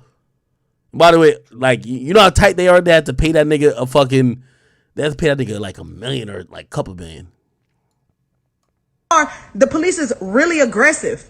You think I'm about to tell the police that we niggas, us black people, got a gun in the car? You want me to tell the laws that we got a gun in the car so they can shoot all of us up? Nigga, I'm scared. It's a fucking helicopter over us and some more shit. Why the fuck would I tell the laws somebody got a gun in this car and this nigga shot me? So I can get shot, you can get shot, she can get shot, he can get shot. I ain't tell the police what happened immediately right then because I didn't want to die. I don't want the police to shoot me because it's a nigga with a gun in the car. I'm leaking, I'm bleeding. Motherfucker, somebody, I'm lying, bitch. Did I pay a helicopter to come over me and record my feet leaking blood? No. How the fuck I'm gonna fake that? I didn't tell the police nothing because I didn't want us to get in no more trouble than what we was already about to get in. What? The fuck? I get to the motherfucking hospital, the police bitch being so rude to me. Well, what's going on? Like, da-da-da-da, you're being detained, da-da-da. Ma'am, I'm being detained, I'm leaking. But I'm still not saying what happened. Shit crazy. How can you do that? How can you say two different stories? Why? Okay. This is where I lose off of what Meg was saying. Let's say I believe her story about, oh no, I wasn't going to say nothing on the scene because police is killing black men. You're at the station. Everybody's detained. You're not on the street no more. It's not no hands up, don't shoot situation. Y'all are all either in cuffs or you're being detained. Why don't you tell them what's going on? This is where I think Meg's story falls apart. Okay, I'm gonna believe that this shit. Oh no, I want to tell it first because they're killing black people. Okay, you're separated from Tory, which is allegedly your accused or your abuser or the nigga who shot you. You're in a space where they can't just pull out a gun and kill you. So is Tory. Why don't you say at this point, Tory shot me? It doesn't make sense to me. And you know why it doesn't make sense to me? Because in my belief, I believe that Meg was really trying to cover it up. And I do believe something happened. But What she won't admit that she was trying to cover it up. She's trying to act like, oh no, it was just only because I was scared of black people dying. No, shorty. Whatever. Say Tory did shoot the gun, right? Whatever he told you, you were trying to cover it up too. You just stop trying to cover it up. So regardless if he gets convicted or not, I'm gonna look at you weird too. Cause you was with the plan of nobody getting caught. Cause all y'all keep using this, it wasn't supposed to get like this. What you mean it was supposed to get like this? Nigga, you said you got shot by the nigga. It was always gonna get like this if you got shot by the nigga. I'm saying what happened. She keeps saying, oh, I'm not saying nothing what happened. Yo, it's almost like she's trying to say, no, I was trying to like spare Tory. He should have been nicer to me. Like, bruh, are you saying that you were trying to not get him charged, or you're trying to say you were trying to get him charged? She's confusing me. Shit crazy. The motherfucking doctor, the police finally let me go. I ain't go to jail. Them 3 motherfuckers went to jail. I get to the hospital. The doctors do x-rays on my feet. Oh man. That statement alone tells me where she's at with it. I ain't go to jail. Them 3 motherfuckers went to jail. Keep in mind, this is how you can tell her mindset. Well, Kelsey's your best friend. Well, Kelsey allegedly, if you're saying Tory shot you, Kelsey didn't do anything. But you're lumping all of them in. Them 3 motherfuckers went to jail. Okay. I'm leaking, but I'm still not saying what happened. Shit crazy. The motherfucking doctor, the police finally let me go. I ain't go to jail. Them 3 motherfuckers went to jail. I get to the hospital. The doctors do x-rays on my feet. Oh, ma'am, you got bullets in your feet. You got bullet fragments in your other foot. I'm thinking the doctors is the police, so I'm still trying not to tell them, like, nah, I didn't know I got shot. You know what I'm saying? I'm scared. Like, I've never been shot before. I don't have to lie about that. Why would I lie? You want me to be a bad person so bad, and y'all motherfuckers want to believe the lie before you believe the truth. Stop trying to come on the internet. You know what's so funny? And even with everybody always saying that, yo, I just believe one side, whatever.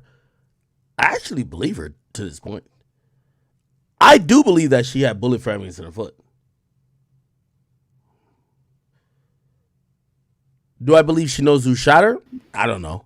And I will say that I do believe that based on her storytelling, it's hard to point out what really happened. But do I believe she actually had bullets in her foot? Yes.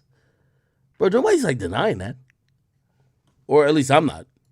Acting like a black woman, a grown-ass black woman, really got any reason to be lying on another grown-ass black man when all the shit fucked up going on in the world right now. If you really want to tell the motherfucking truth, I've tried to save this nigga. I'm going to keep it real with you. Nobody lies on black niggas more than black women. Like, let's keep it real, bro. Stop it. I want to hear a question. How'd she try to save him? Well, I guess she was saying. Well, she talked to. He didn't say a word. She said, well, I'm not going to snitch on you. He didn't, though. Let's be real, bro. Tory no, she's saying, I won't snitch on you if you don't, I don't know, if you don't do something. But I guess Tory did something. Yes, Tory was. No, she assumed Tory's team was sending like shit to blogs. She assumed that. There's no proof. There's no none of that. Hey, that's too much, bro. She should have told him to take it down. I mean, yeah,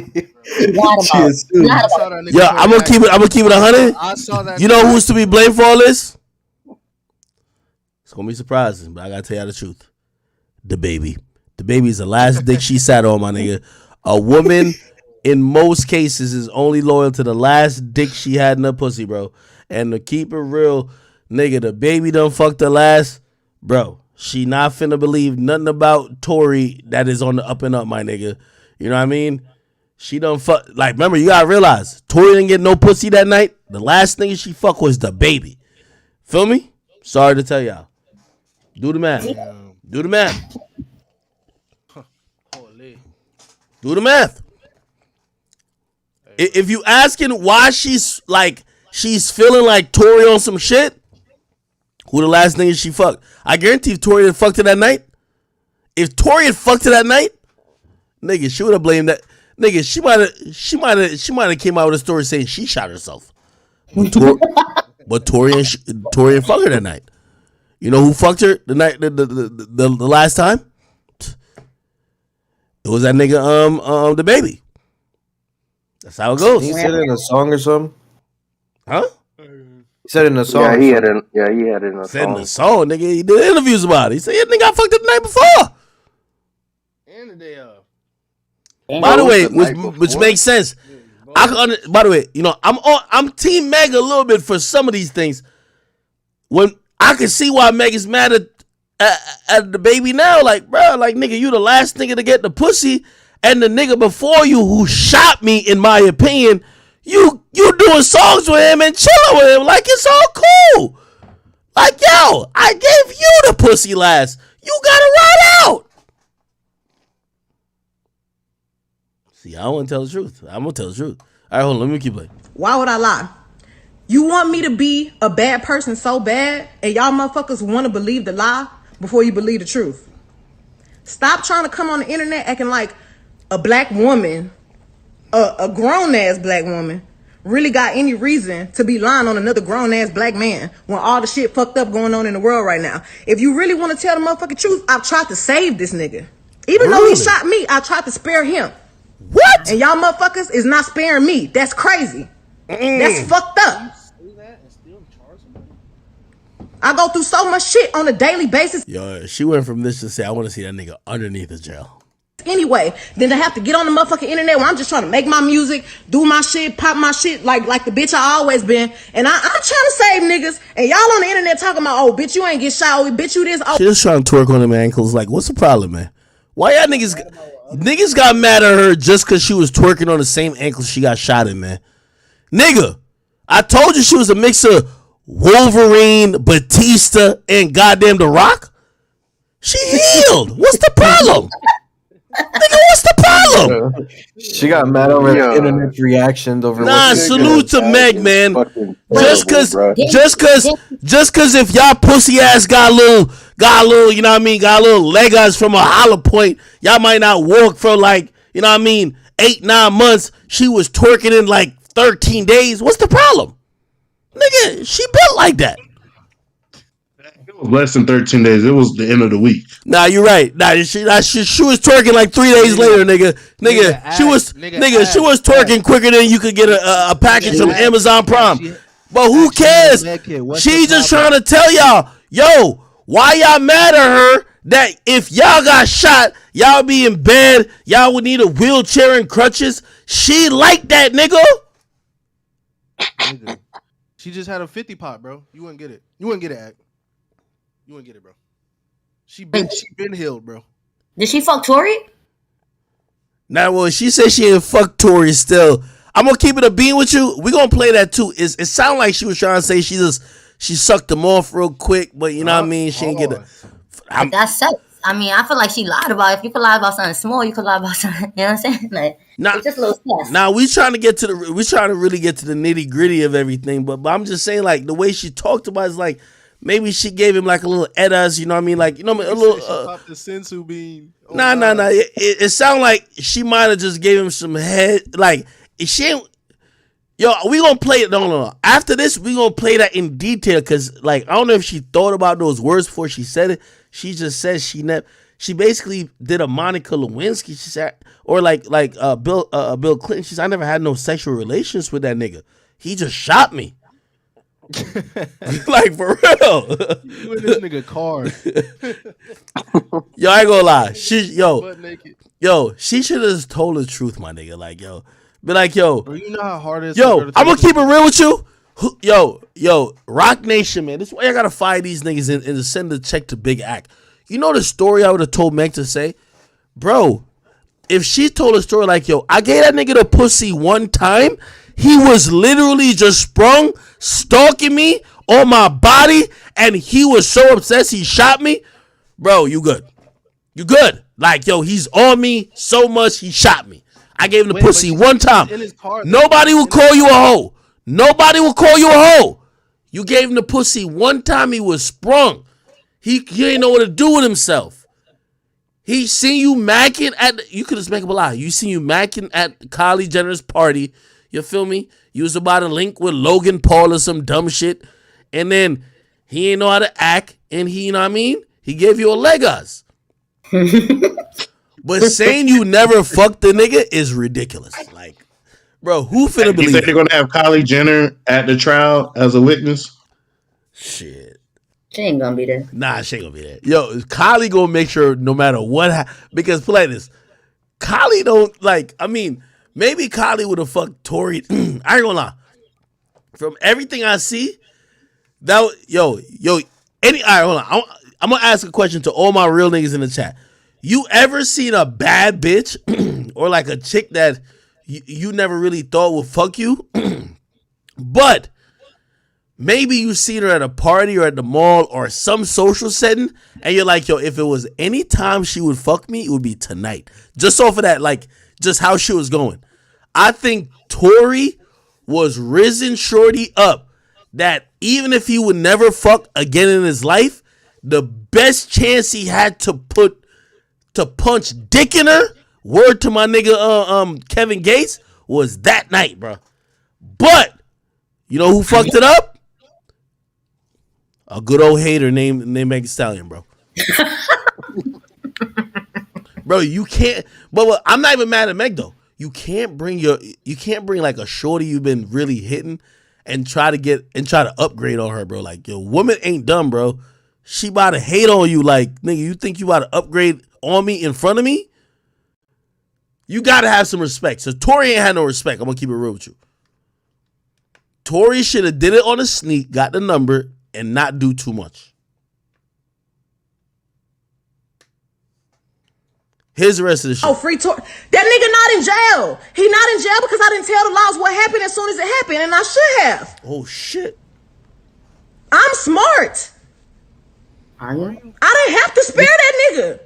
I don't have to spare nobody, but I did. And I'm done. Y'all asking where people at? Why ain't nobody saying nothing? Ask them why they not saying nothing. I haven't talked to the same people. Y'all worry about where they at. I don't lie. I don't lie. I don't have to lie. Ask that nigga why he not saying nothing. What the fuck he gonna get on here and say? Yeah, I shot her. Why? Tell him why you shot me. No reason. Stop fucking lying on me. Stop fucking acting like black women is the motherfucking problem. Stop acting like black women is aggressive when all they be doing is speaking the motherfucking facts and you motherfuckers can't handle it. Stop spreading lies. Stop getting on the internet acting like this shit your motherfucking diary. Stop lying on people. Truth motherfucking is, bitch, you shot me. You scared to come tell everybody that you fucking shot me, and you got your whole fucking team on the internet lying, trying to cover your motherfucking ass. And I'm tired of it.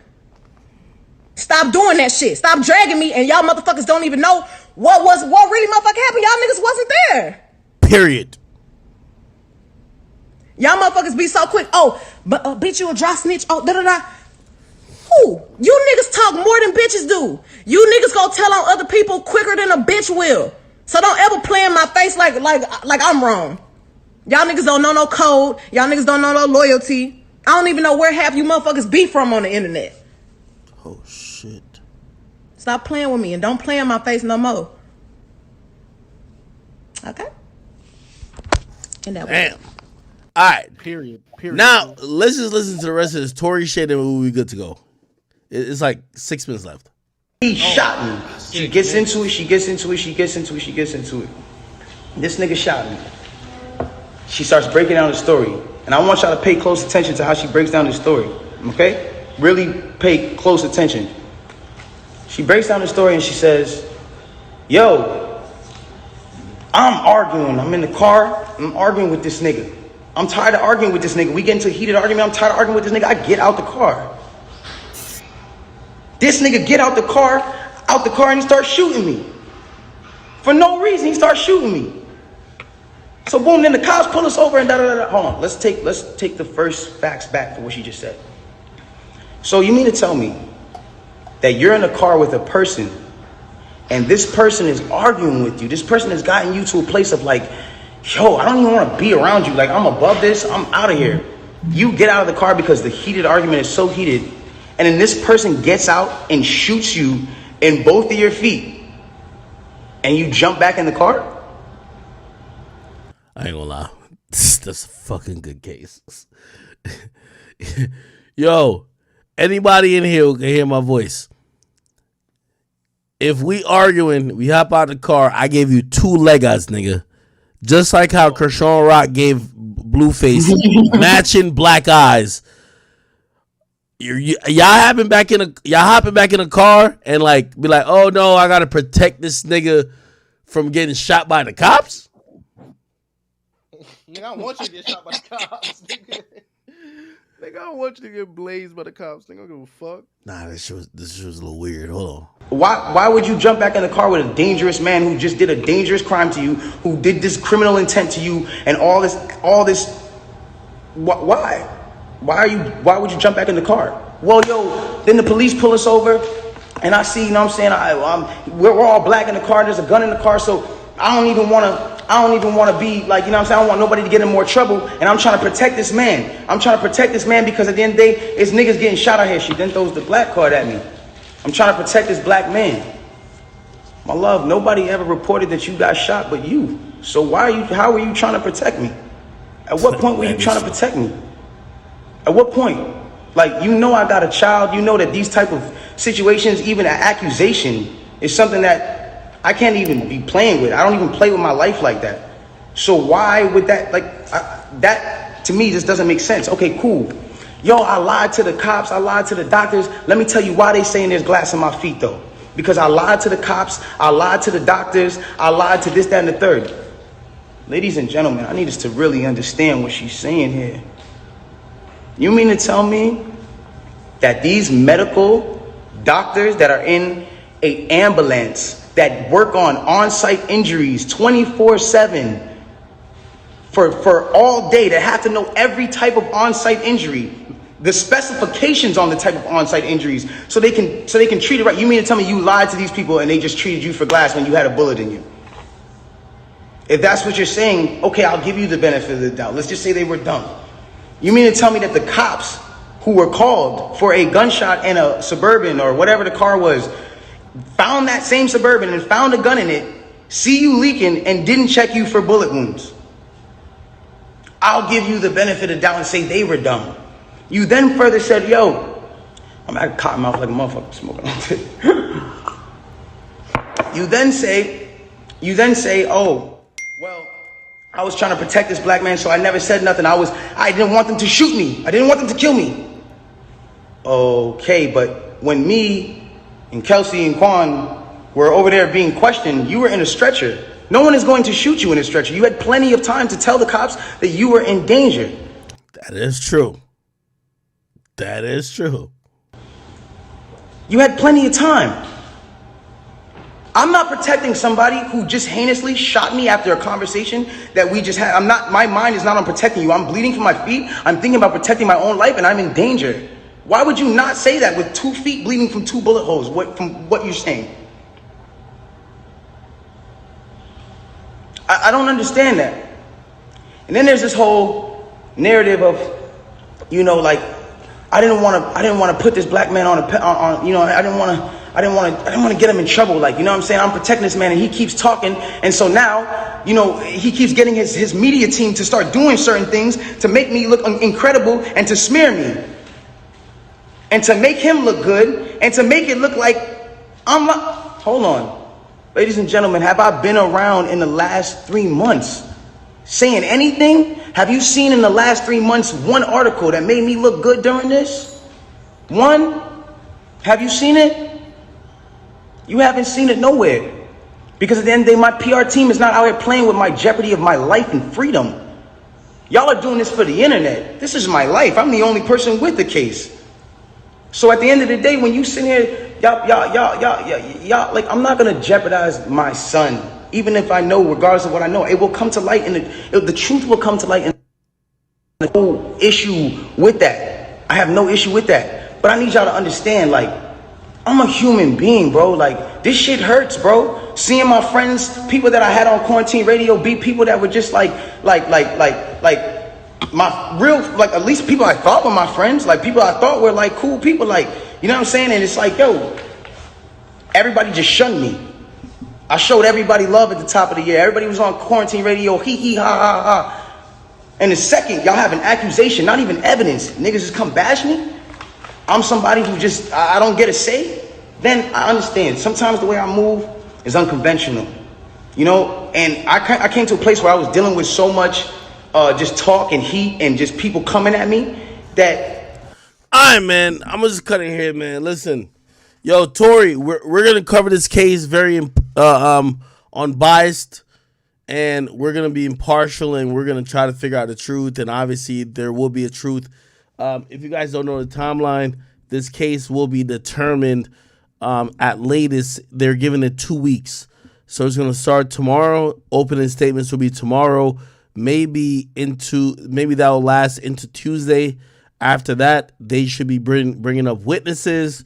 The prosecutor should be bringing up witnesses from Wednesday to maybe on Friday, and also maybe even going into next Tuesday, which not this Tuesday, but next Tuesday, where they might be like, counter, they might be crossing, which means that defense will be asking questions to whatever witnesses that is, and they want to get this done before, from what I see, Wednesday the 21st, that they want to throw to potentially the jury at the end of the 21st, that they could possibly come back with a verdict at the 22nd or at latest the 23rd.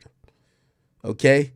If this trial does not conclude on the 23rd, this will go into 2023. And that's just the whole thing about it. We'll see what happens. We will see what happens, people. Okay? It's a bunch of stuff I kind of did want to get to before. I found out why Kanye pissed at Meek Mill. Oh, wait, before you say that, bro, I gotta play this. Yo, Wack hit me, and oh shit, is Wack in? I think Wack is in New York.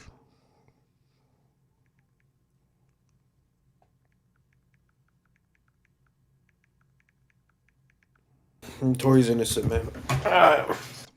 Yo, y'all gotta listen to this. Yo, boom. I don't know if you heard this shit, bro. Boom, you got it. I don't know if you heard this shit. Bro, I don't know if you heard this shit. So anyway, Wack 100, he was blowing up my phone recently, but like I was in Mexico. And I'm like, yo, Wack, like, bro, like I'm doing some family stuff. Like, he was calling me. I didn't want to answer because I'm like, imagine I'm around like, like rehearsals or like around my mom and like other people in my family. All of a sudden, a nigga call, shout, and be like, yo, Wack, yo, all Paru. I'm like, I just ain't want to do that, so I ain't really answer the calls. Bro, you know how Wack is. But anyway, I was texting him, and he was like, yo, I'm about to bring Kanye on the app. And he did bring Kanye on the app, honestly. And there's a whole conversation. Like, I kind of reacted to a bunch of parts of it. But, bro, this is a funny part of it, yo. I don't know if y'all heard this part. Listen to this shit. Let's get Dave Chappelle. Let's go get Meek Mills. What made somebody think Meek Mills could say something to me? What made... No, this is the funniest thing of everything. Yo, man, I'm about to start crying, laughing, man. Somebody thought Meek Mills. Sorry. No, I'm sorry. Meek's a gangster. I'm not going to get to my joke. Meek is a gangster, man. Somebody said, oh, Meek. No, I'm literally in tears. So, yo, somebody's like, it's like Meek. Okay, hold on. Okay, that was not my joke, but somehow that part was really funny to me. Okay, Puff Daddy. Okay. I just want to react to this, man. Yo, unfortunately, by the way, I gotta put this disclaimer. Me and Meek, we don't have issues anymore. We talked about it. Thanks to 21 Savage, I've respected, obviously anything between us. He's also done that. We haven't gone at each other publicly for a long time. That doesn't mean I can't speak This nigga Whack gonna call me. I'm on stream now. Whack. Nigga, you full of shit. Yo, I'm on stream now. Yo, I got back today, nigga. I was trying to bring you on the Kanye shit. You wouldn't fucking respond. Yo, Whack, I was in Mexico, bro. You know you're. It don't matter. Your phone work. I got 5 of my people been in Mexico for 5 days. They in the room every day. I just wanted you to come to the room and to help me host the Kanye room. Nigga, Yo, Whack. Whack, I'm gonna keep it 100 with you.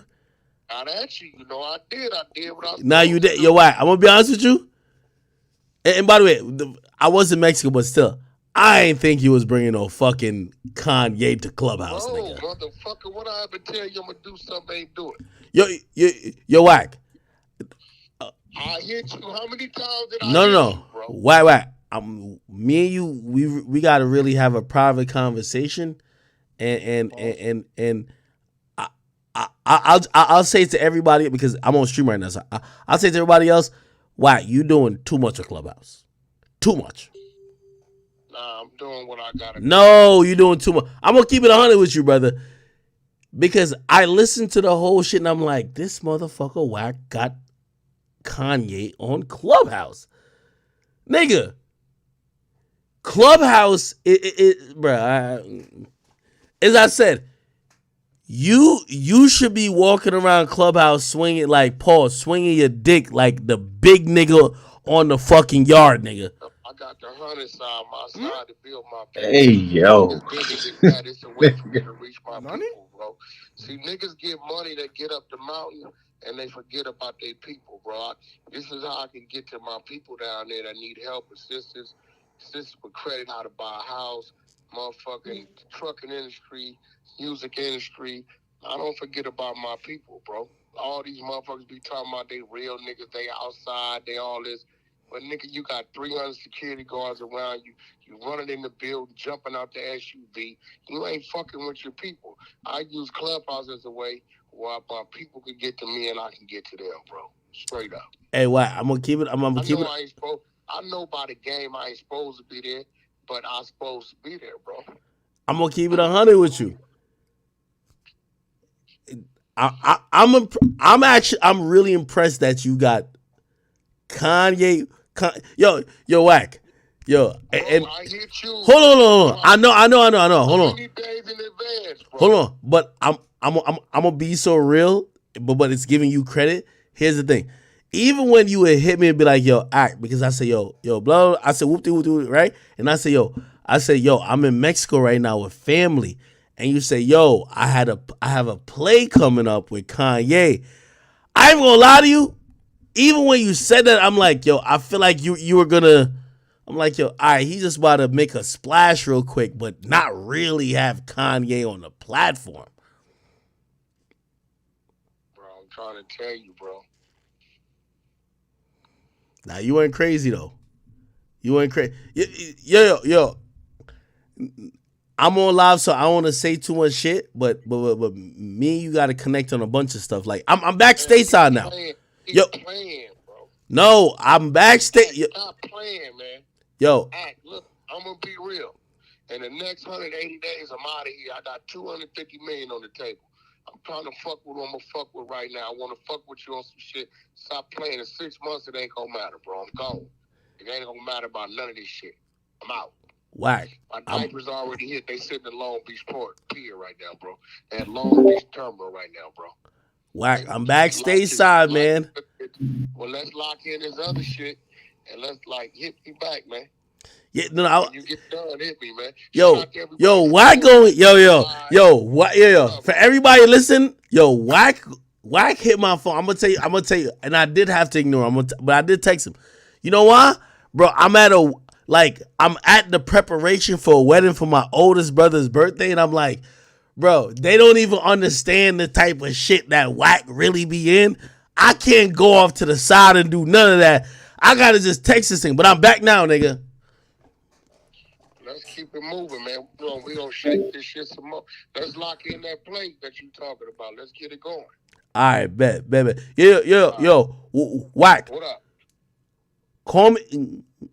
Text me anytime you want to call me tomorrow, and we'll set up the call tomorrow. For sure. Yeah. All right, man. So it's my nigga White, man. That nigga White was gonna hold on you for like at least 2 hours. Yo, I'm gonna be honest, yo. I was shocked that he got like Kanye on Clubhouse. We gotta Kanye for the pod, bro. This song is called "Anything Can Happen" with Saint John and Meek. The Kanye bar in there. That's why that nigga Kanye hate that nigga Meek. Yo, fuck all that, bro. The way that nigga Kanye was laughing at Meek, bro.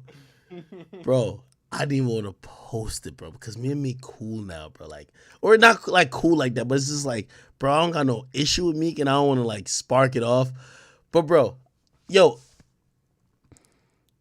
and y'all could be like, yo, act you shook or whatever, but bro, I'm taking a pro Meek approach today, not against Kanye, but bro, could we all acknowledge in hip hop that hip hop hasn't given Meek the full respect? It's like when niggas hear Meek's name nowadays, they just be laughing, bro. Bro, no. With all due respect to Meek Mill, bro. He did that shit to himself, bro. Bro, Kanye laughed for a minute straight.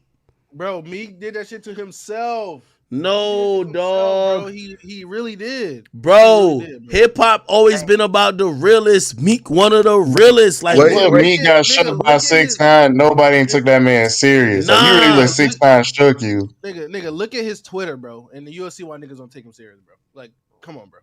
Who got the vibrating panties from Amazon? LOL. Nah. Hold on. With the remote. No, like, stop it. No. Hold on. Boom. We ain't get here. Chill. All right, bro. No. Chill. Yo, I'm gonna be honest with you. We have to have this conversation, right? So, objectively, Meek, and y'all tell me if I'm wrong, Meek is one of the legends if we think about the last 20 years in hip hop. 10 years. I think Meek lost that. Nah, Meek is still golden. He just more than he did some dumb shit. Yeah. That nigga, like I said, after 6ix9ine punked him out, bro, niggas don't look at that nigga the same. Nigga, hell no. Nobody care about that. Not really about it. Yeah, it's not about 6ix9ine. Bro, it's about Meek Mill talking. He should just never talk. Yo, I don't think it's all right, okay. And by the way, we're here to debate, right? So you know, I know people gonna watch this on YouTube. I have everybody in here to debate with me because I don't want to make this a soliloquy, right? So, and by the way, and also I'm taking up for Meek a little bit. You feel me? I don't think it's because whatever with Meek and Drake, or I don't think it's Meek and whatever. I just believe that contribute to it. No. I think there's always been a disrespect for Meek, and it's just him. It's just him himself. It's nobody else, bro. But everybody respected Meek until that Drake shit, bro. He went out bad over Nicki. Like, cause he still made championships, bro. It's just him becoming old, and he just like seemed like an old head now. I think his Twitter really made him even more lame. The shit he tweets just made him. Meek Mill, the same nigga after he broke up with Nicki, went to her house and trashed the house. Bro, Meek Mill the same really nigga. Hear about that. 250,000. He out bad. He not selling enough. And he sold 250,000 when the last time he sold that, bro. Yeah, but you know how many niggas had never sold 250,000, bro? Like, but Meek was bragging about this shit like I will never. Wait. Okay, let me put something into the game, and y'all tell me if y'all agree with me.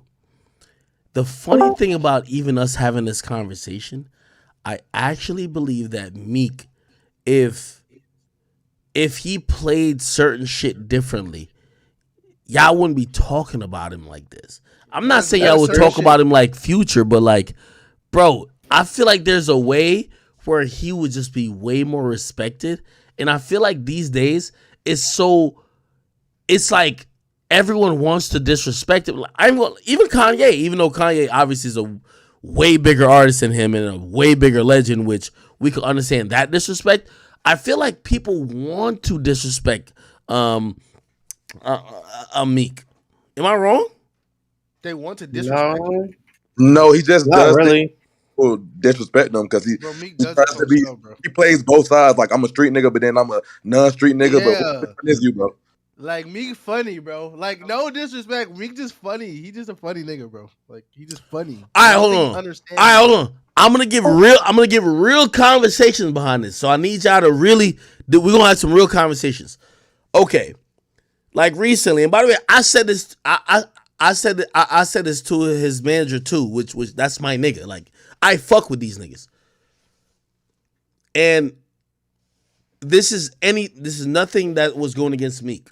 To be clear, so 21 Savage, everybody know 21's my nigga. 21's the reason why me and Meek even got on the phone, and I appreciate that so much. Right when 21. He went viral a little bit for certain shit, and especially for the Nas shit and then some other shit. People were trying to almost saying, oh shit, damn, ever since he did a song or did an album with Drake, he's now some other type of nigga and we're not fucking with him. You feel me? Basically saying he too egotistical or he talking this and third. Oh, he said about Kodak sales. He said that about Nas. Oh, we not fucking with him. And I remember, I could tell you as a fact, me and 21's manager, I was like, yo, obviously they already had what they gonna do, but I'm like, yo, bro, y'all should chill a little bit because people don't look at y'all as the people who are just only outspoken. Y'all usually lead with music. And I'm gonna be honest with you, I know this is a fact. 21 and his team, bro, they chilled back a bit, bro. They was like, you know what, bro? Like, we could keep defending whatever we something that somebody said, or we could show by action. You know what they did by action? They dropped a song with Nas. So anything niggas is talking about Nas, bang. Song with Nas, people love it. You feel me? And I thought that was a good move. And I remember looking at it and I said, damn. A lot of times with Meek, because Meek was a huge artist. As much as we could have fun at Meek's expense, but Meek is one of the only few artists. Lil Baby has never sold 250,000 or at least 220,000 twice, nigga. Meek has done that. But people don't treat Meek like he's a nigga who's had a career like Lil Baby, at least thus far, or nobody else. They treat Meek like he's just a nuisance, bro. Like, you get what I mean? Wait. Can I ask you, Lil Baby doesn't talk as much. Like, you heard me earlier. I watched the Breakfast Club interview where Meek himself said, I don't know how many years ago it was, but if I don't sell 250,000, I'm not selling enough. I'm not popping no more. He put himself in holes, right? So when people see this and remember this and they see this, Lil Baby doesn't really, I don't think he goes out publicly and tries to brag that, you know? Okay. No. You are right with that. You are right. That's definitely a point. But okay. Let me answer that point. While I agree with you and I say that's a point, I do believe sometimes that it almost becomes, it's like people they're almost pissed off at me because like they want to embarrass him type of shit. You feel me? Like, play this. It feels like even Kanye, well, obviously I think with the Kanye thing, maybe there's a Kim K element to it. But bro, it's like people almost trying to laugh at Meek type of shit. You know what I mean? And it's crazy enough that even if they're using the whole Drake thing, Drake don't laugh at Meek no more. He don't do that. But everybody try to embarrass Meek a little bit. Am I wrong? What you saying is bullying. What you're saying right now is they're trying to bully him at this point. I do think so. Bro, I think they realize that what Meek stands for, all that trenches, hood nigga shit, bro, that shit is not it right now, bro. Like, nobody's finna ride for it, at least on a mass level. And what niggas do is that niggas try to use Meek's name because he used to be the butt of a lot of jokes. And the only reason why I even bring it up, which, you could really even say yo, Ack, why would you bring it up? Because nigga, you used to get clowned for shit when they thought you was the butt of the joke. Niggas try to use Meek as the butt of the joke now. I'm gonna keep it honest with you. The same way how niggas used to, yo, okay, and for all y'all little clickbaiting YouTube niggas, bro, this gonna be for y'all. The same way how niggas used to use me as the butt of the joke, I see mad rappers, whether they tough or they pussy, quote, quote, not saying nobody tough or pussy, because I don't really care about that, but they use Meek as that. They use Meek as the joke. Like, oh no, we're not going to take him serious, this and third. And it's kind of crazy to me because every other artist like Meek in the industry, maybe they didn't talk or they wasn't that present on social media like him, they all get mad credit and they all get love. obviously without the influence, without as much influence, there is a point, and y'all could tell me if I'm wrong. Meek and what's my guy's name? Meek. Y'all gonna say Aki, you're wilding. Y'all gonna be like, get off the stream, you're drunk.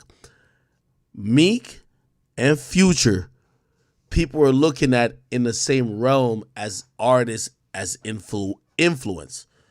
Like, oh, Meek is a guy who's the hood nigga for the East Coast, and Future is the artist for the street shit trap niggas from Atlanta.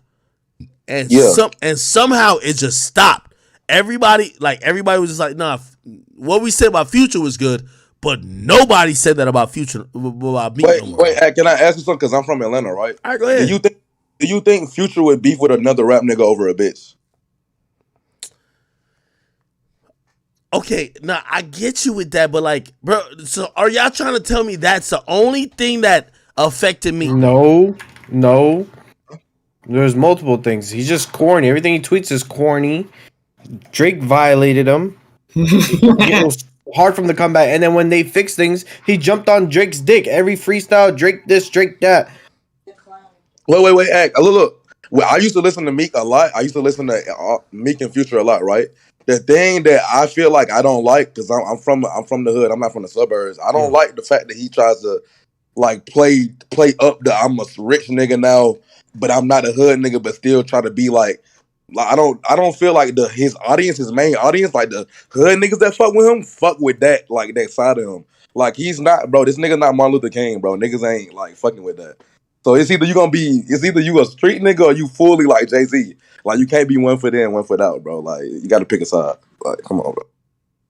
Meek is grown though, bro. Like that nigga changing his life and he changing his surroundings. Like he trying to change, bro. Like I understand what you're saying, but you can't think like hood nigga mentality all the time for situations, especially with shit like Meek. He said, he freeing niggas from jail, and he responded to Kanye on Twitter just like 3 hours ago. Wait, all right, I'm glad you said it. Let me put his response on here, please. So Meek did respond, and he said a few things. He said, listen, obviously with Kanye laughing at him, by the way, Kanye, I feel like I'm gonna be honest with you, Kanye poking fun at him, I really believe that it's spurred by him seeing what happened with him and Drake, and bro, I just can't imagine. We've never seen Kanye just diss I mean, these days he'll diss like Lil Boosie and shit like that at niggas are street niggas. But before all this, he never really dissed street niggas, bro. Like, bro, there is on record where people are saying, oh, Beanie Siegel was like the nigga who was kind of like stepping up for street shit for Kanye. But like when it comes to Meek, bro, like he been disrespecting Meek, bro. Anyway, let me read what Meek said. Meek said, never lost my mind for fame or money. I still have my family. My people respect me. I'm freeing people from prison. I'm doing community service all month with children up close and personal. I'm chilling with my son and his friends today. Y'all at Clubhouse at 50. And he's clearly talking about Kanye, Whack 100, and all those people making comments on Clubhouse. And he's saying, y'all doing that at 50. He kind of came back around on it. And he said, 50 on Clubhouse drawing and not doing anything positive with your following at that age is hit. You can't be old. You can be old or young on Clubhouse. It's a place to connect. I don't know. Like, maybe, chat, tell me if I'm being a bitch. I need my chat to tell me if I'm being, like, real talk.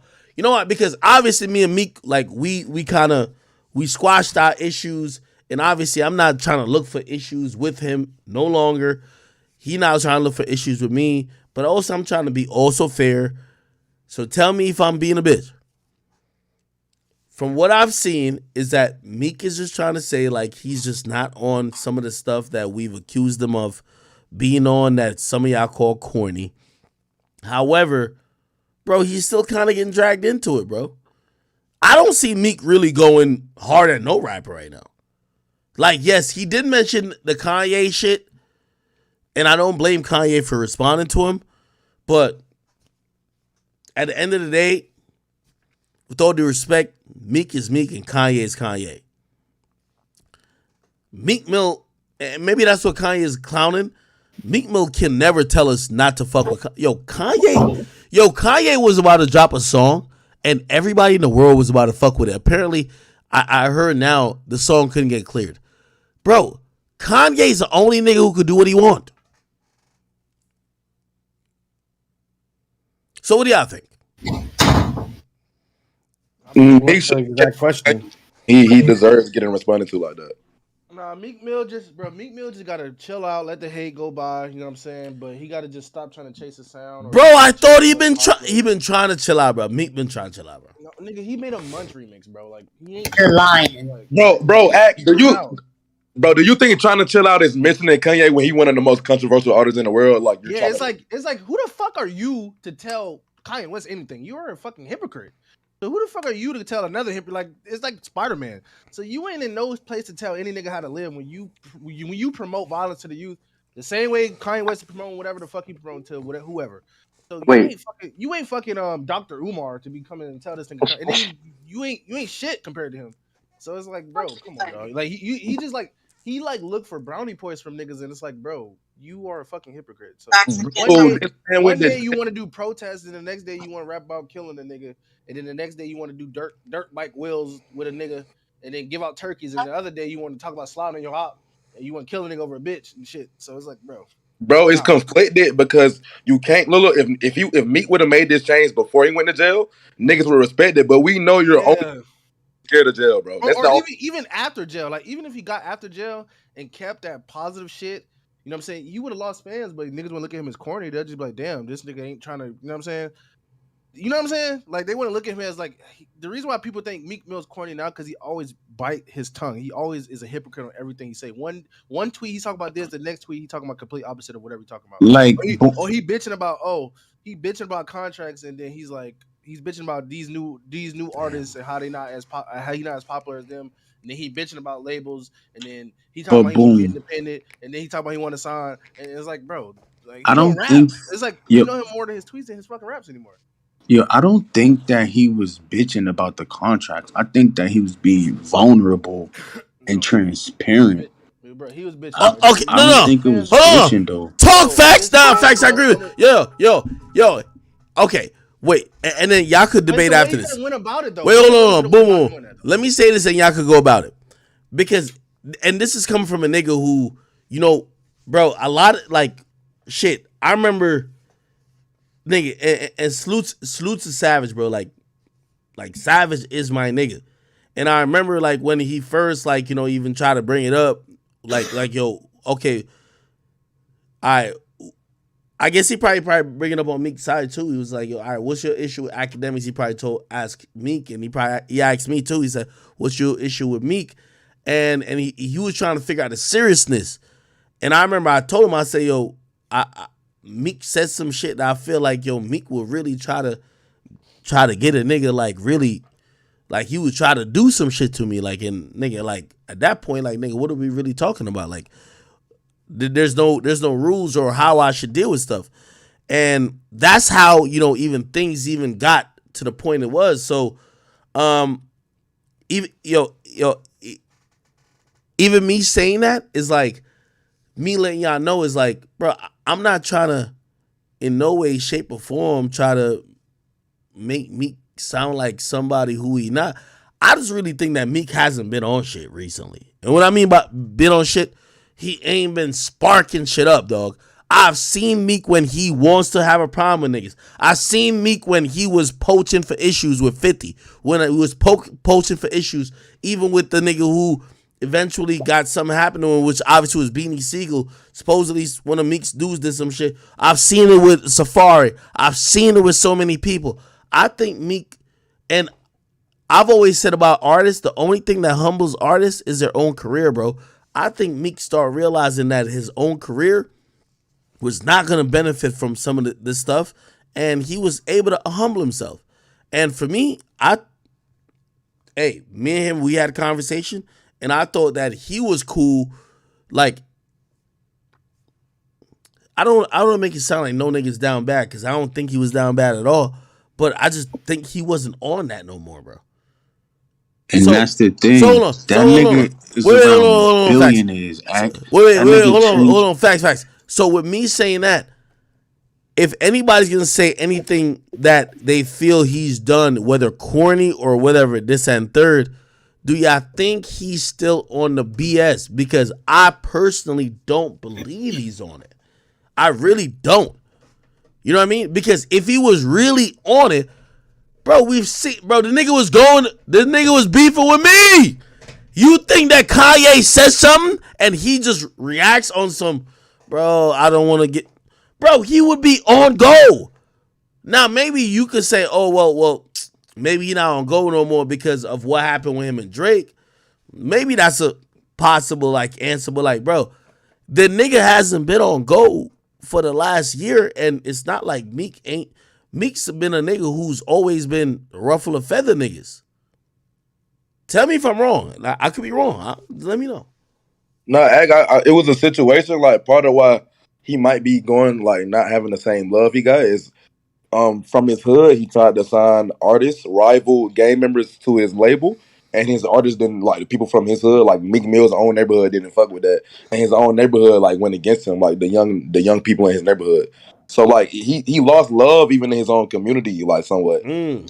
He with this act, this like that's wrong. shit. He didn't lose love, bro. It's just when he tried to give the nigga a deal, the deal wasn't a good deal. I mean, at least Pop Hunter didn't think that it was a good deal. But when you actually look at the deal, it was a great deal. Meek wasn't asking for the nigga masters and nothing, so it was really a good deal. The No, niggas just wait. I don't think it was Pop Hunter. It was it was Pound Side Pop. Yeah, Pound Side Pop. Pound Side Pop. My fault. Yeah. I ain't lie. I think he lost love for real. Meek's still the GOAT, bro, but he gotta chill out. Yeah. You gotta chill on the tweets, bro. I'm gonna be honest with you. I'm gonna be honest with you. Fucked it up. Yo, I'm gonna be honest with you. And this is something I will maintain despite no matter what it is with me and him. I think Meek is gonna be an unfortunate conversation and a situation just because I do believe that people have used how he used to react to shit, and it's crazy because it's a thin line between reacting to your fans and people just hating you. Like, likability matters. Like, Nicki Minaj responds to her fans all the time. Her fans just love her more. Meek Mill, I felt like he communicated and he involved himself in shit he didn't have to. And now a lot of people, I'm gonna be honest with you, like, dog, y'all all know, once I'm not at a nigga's neck, bro, like, I don't really have that hate for that nigga no more. And, like, even Meek, bro, I realized I used to be like, yo, oh, nah, it's because Meek, this niggas like me and other people like that. That's why he not getting that love. Bro, I could publicly say me and Meek got no issues, and you will still see people not fucking with Meek. And you know why? It's because of, like, some non-tangible shit. And I'm like, damn. I don't know if he's recognized that. Like, maybe if he didn't comment on certain shit, maybe if he played certain shit differently, he'd be way better, but I feel sad for it, bro. So you was about to say it. What do you think exactly? What do you think that he could do different to get the people back to loving him? He gonna drop a banger. No, he gotta be self-aware. What do you mean by self-aware? Bro, a lot of times artists act like they're above the crowd of people who fuck with them. They act like, you know what I mean, because of where their career is taking them, they're so lit, they're so this, so like they can't really whatever. Bro, when I mean self-aware, be like, yo, listen. Yo, here's the situation with my career. Atlantic Records didn't want to pay me what I felt I deserved. They were willing to let go of me. Yo, I've entertained y'all for 10 to 15 years of y'all lives. I haven't made the best decision either, but I could only win now if y'all support me. Yo, nigga, I've only, like, fuck anything else I've ever been involved with. Bro, I've only ever won because of the people. So I understand, like, sometimes you got to bury your soul and you got to really just be honest. And that's what, if Meek, I don't think that's in Meek's nature or a lot of older artists' nature. Because, bro, you got to admit that, like, you need people. You got to admit that, bro, all these niggas are rich. Yo, Meek is really rich. Like, Meek got money. Like, you think Meek gonna be like, oh, no, I just need y'all to help me get to something. Bro, could you even hear that coming out of his mouth? No, yeah, like, yeah, nah, I fucked up. Bro, you can't hear that, bro. Not I need help, but we are seeing vulnerability. We are seeing that a lot from him. He telling niggas, I'm not getting all that money that y'all think that I'm getting. Like, bro, what I mean by vulnerability, you got to tell the people that you're only as lit as they support you, bro. Mm-hmm. When artists walk into an arena, which is easy to do, to say, yo, I already made my money off this shit, so whether, even if I don't pop again, I'm good. Bro, you're definitely not going to get support. Bro, you got to bring yourself, bro. That's just my opinion. You gotta tell these motherfuckers, like, what really you need to do. I ain't gonna hold you with the shit with me and Meek, where I just lost interest in him. Like, he used to be so cool. He was the coolest dude ever. Like, everybody looked at him like he was just the coolest rap dude. Cause he just spit in bars and it was hot. It was fire. And then motivational post only. Like, he was the flyest dude on the internet. But just when he just started talking, bro. And then I feel like where he really fell off, not really the Drake shit, that did help fuck him up, but I think he let Lil Baby pass him. And that's what fucked him up, because he was supposed to be looked at one of the greatest, like, up there. But once Lil Baby passed you, was just like, yo, bro, Lil Baby, you're done. All right, okay. No. But he's like the OG, and Lil Baby's a new dog. You know what I'm saying? Hold on. Lil Baby passed No. OG. Yo, wait.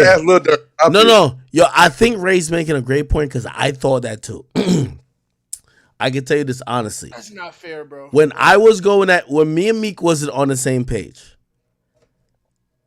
because remember, I'm not rapping. So when I'm like crafting everything, and I'm like, all right, this nigga don't like me, blah blah.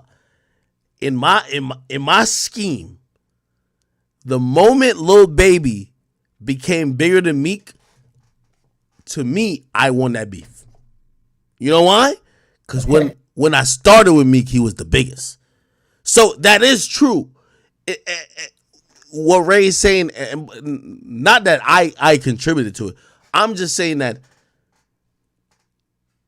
Meek's stature obviously was being determined. By the way, I remember betting niggas in I can't remember what year it was, that he was gonna sell, because him and Babies dropped in like the same week or month. 2020. Yeah. It's probably before that. It was when Baby dropped. It was Expensive Pain. It was 2020. Yeah, Expensive Pain was in 2020. And my turn came out in 2020 as well. No. Now my turn. I sold Expensive Pain. Yeah, but I'm saying.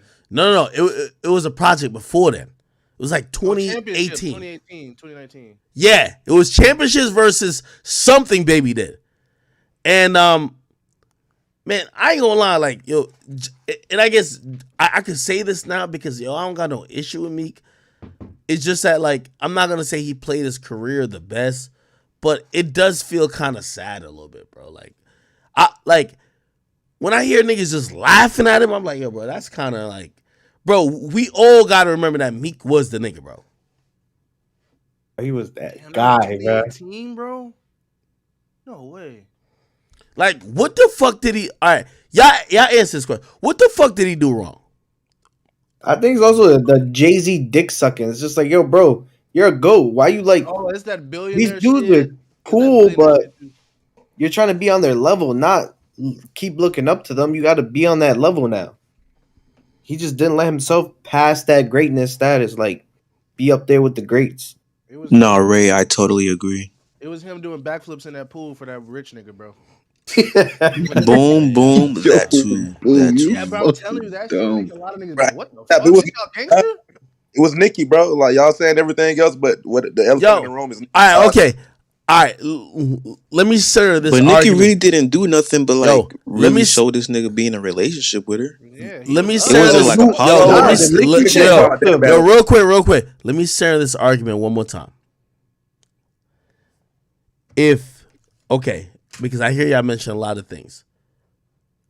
Meek literally should be on like. Meek was never clowned to the way how we're seeing him taken for granted. And Meek was one of the guys. That's all I'm trying to say is like, what the fuck happened?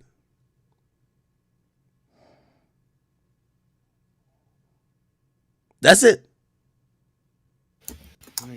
We just told in my eyes, personally, Meek's still one of them niggas. Like Kanye can say Facts, whatever. you're being biased, bro. You got to be realistic, bro. I'm about to be realistic right now. He's still one of them niggas because it's obvious that he don't care so much about making music no more, right? He signed one of the hottest niggas. One of the hottest niggas that writes Kanye shit. So what is Kanye really talking about right now? Yeah, Donda 2, Vori. Donda 1, Vori. But Vori's not Kanye, nigga. Wait, is it doesn't that he's matter. not focused on music? It definitely does. Look at Quentin Miller. Quentin Miller wrote all the Drake shit, and he's not Drake. Bro, So just Vori focus, is nice nigga. as You just fuck, not him, though. bro. You just can be right. Wait, facts. Is it that he not focused on music, or does he realize that he can't win with the music shit, so he has to focus on other things? Either way, bro, we still got to give him his respect and his flowers, though. Okay, but we can see how he felt, right? Nicki Minaj, right? He got into a beef over a bitch. Street niggas, you know, the main thing street niggas say, never trust a bitch. We run through these bitches. When you see the tough nigga that always rap gangster and shit, you know, fall out and then he lose the rap beef over a bitch, and then he go to jail and then he come out positive, and he not on the street word You're like not then. being realistic, bro. Because if you had Nicki, bro, you saying fuck Nigga, all I your wouldn't want niggas Nicki. and This a everything for trap Nicki bitch, too. Bro, she's a thought, bro. No rap nigga with wife her. Why she went married a Bro, nigga in come jail, on, you nigga? can't, bro. That's What rap Nicki nigga Minaj, bro. Bro, listen, bro, for real, bro. You really just speaking for the internet right now. You got to be realistic, bro. If you Nigga, had I'm speaking Nicki, how I feel, nigga. Fuck the all right, internet. listen, bro. So Look. you trying I to see tell how me? niggas feel about All Meek right, Mill. Niggas do not all right. respect that nigga, bro. So listen, bro. So you trying to tell me right now, if Meek Mill was to be like, "I'll be your wifey," you're not going to cuff Nicki Minaj? Huh? What you mean? What If Nicki was to be like, "I'll be your wifey," you won't cuff Nicki? No, I wouldn't. Bro, you're a lot. Niggas be Nigga, wait, facts. Nigga, I am not you. Do not try to project what you would. I am not you or Meek Mill, nigga. You got it, gang. Yo. Hey, my whole thing and trying to wrap this part of it up is just like, man, it is kind of sad the whole thing where people feel like they could disregard Meek. And I just don't see that among the people who we would call his peers. Who do you think is Meek's peers? Y'all tell me. Name them. Wale. Bigger than him now. Wale Bro, don't say done, no Wale, bro. man. Like, yo, bro. Wale. This said Wale, bro. Like, name me somebody who you think Meek is like a peer to, bro. Like, He was peers with the Migos, Lil Durk, Lil Baby. Lil Snoop, rest in peace.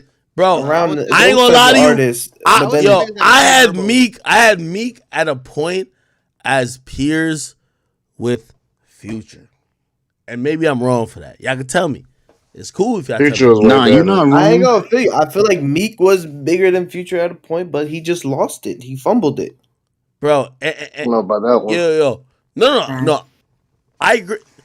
Yo, there's a point. Yo, even when that nigga dropped that song with Future, like Jump Out the Face, I was just like, yo, Meek was just that guy, bro. I really just don't know, bro. I don't know. Meek got punked out by 6ix9ine. That's all I gotta say. Bro, I forgot to. How you gonna be didn't like affect his career at all? Yeah, how you gonna cry and say this nigga bullying you, so the nigga had to take the video down and take that part out? But you the big bad gangster. Man, yo, listen. Beat your ass, Wale. Yo, all I'm trying to say is that, like, damn, Meek might have got a bad rap. You're bro. This nigga, bro. You part of the narrative, nigga.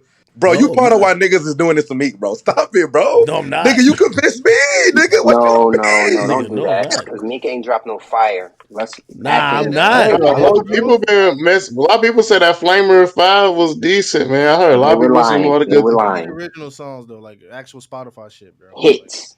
But that's what people. I don't know. yeah, Niggas like ain't Meek you doing need it. to act, you put act up. like it's all over. Yo, It's for not the over, record, bro. I just want to let y'all niggas know, man, I fuck with Meek Mill shit, and Meek Mill should be I mean, really we be fuck with banging. Meek too. We just not Well, gonna act like it ain't true. Like shit, damn, he just bro. gotta stop dick riding other Bro, people. They sometimes got more niggas money gotta though. hear this shit to know how to be better, bro. If everybody's kissing his ass, he Hold never on. gonna think he I doing will anything say wrong. this though. Okay, I'm gonna give you the realest opinion. At least, I hope Meek don't hate me for it. Oh god. Yo, I believe Meek is. I think he raps better than the majority of most niggas that are street niggas. Still, No. unfortunately, I do believe, bro. Every time I see this nigga with Michael Rubin, I think he not on the street shit that he's rapping about. Cause he not rapping about doing bunny hops. He's not rapping about doing all these, you know what I mean, theatrics with that guy. What's his name again? Michael Rubin. Bro, he's rapping about trenches and spinning and spinning and spinning. And that's the only thing I be looking at him and be like, yo, Meek, yo, like I really think you from that type of like environment. And I don't want him to think that I'm saying, oh, Act only likes negative shit, bro. Like the culture that your music actually penetrates to, they only like to appreciate niggas who buy that life. Yo, Ak, I'm not gonna lie. Flamers 5, it wasn't about no street shit. It What was it about? wasn't. It was about him elevating, giving back to the people. Like it really wasn't about no street shit. And that's So why it Flamers didn't 5. pop? Why Like it didn't pop? Tell me. you said, huh? Why didn't it pop? Because he I didn't can have tell a you. hit. It wasn't a hit on there.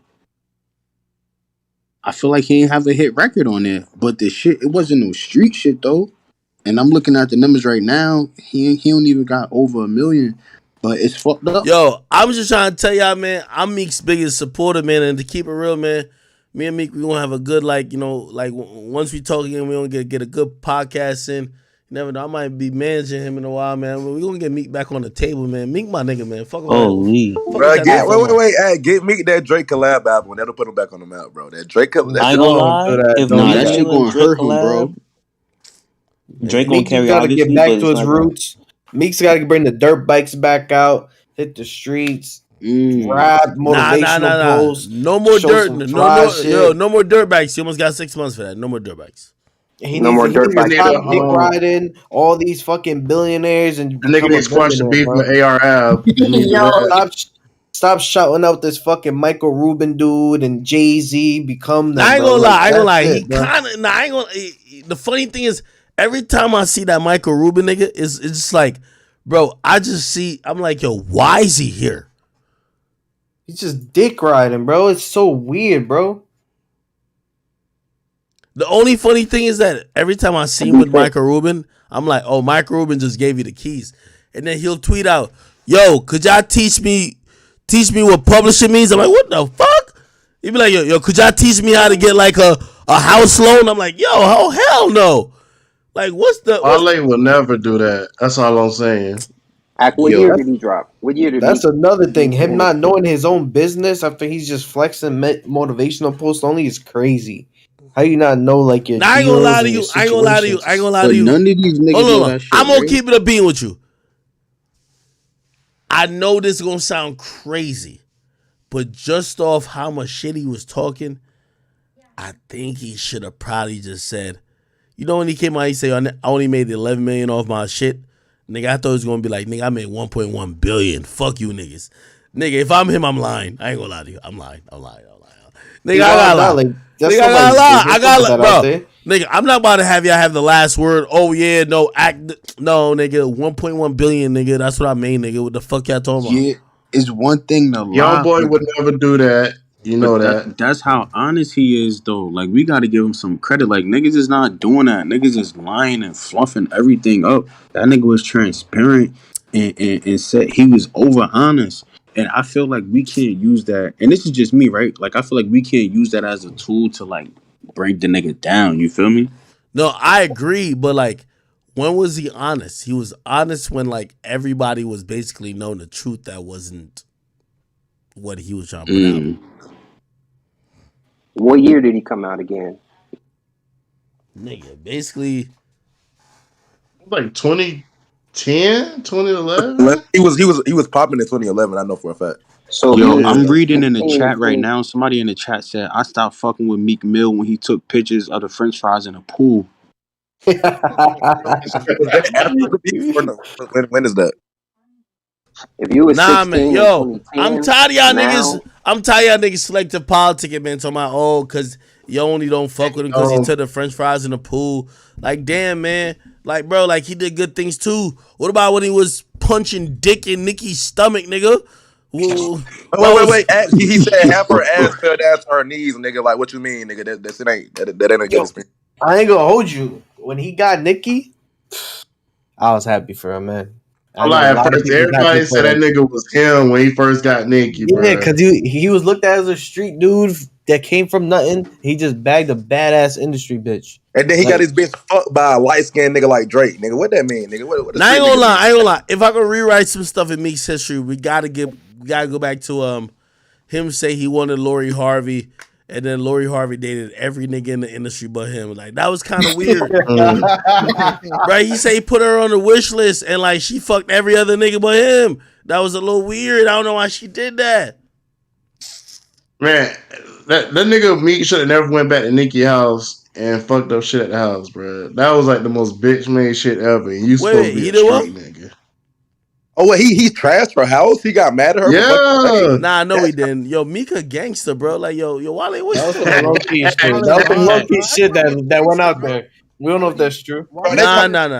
telling now he's no longer a gangster, bro. Yo, Meek really that nigga, bro. Nigga, Meek was slapping Safari, nigga, chasing him down the block. Y'all niggas really Nigga, tweaking, Safari nigga. got an OnlyFans, bro. What that supposed to be? Nigga, did y'all see when Yeah, Meek? he also beat up a Ghost Raider. Nigga, did y'all see when Meek popped out on Safari? Quentin Miller, nigga. No.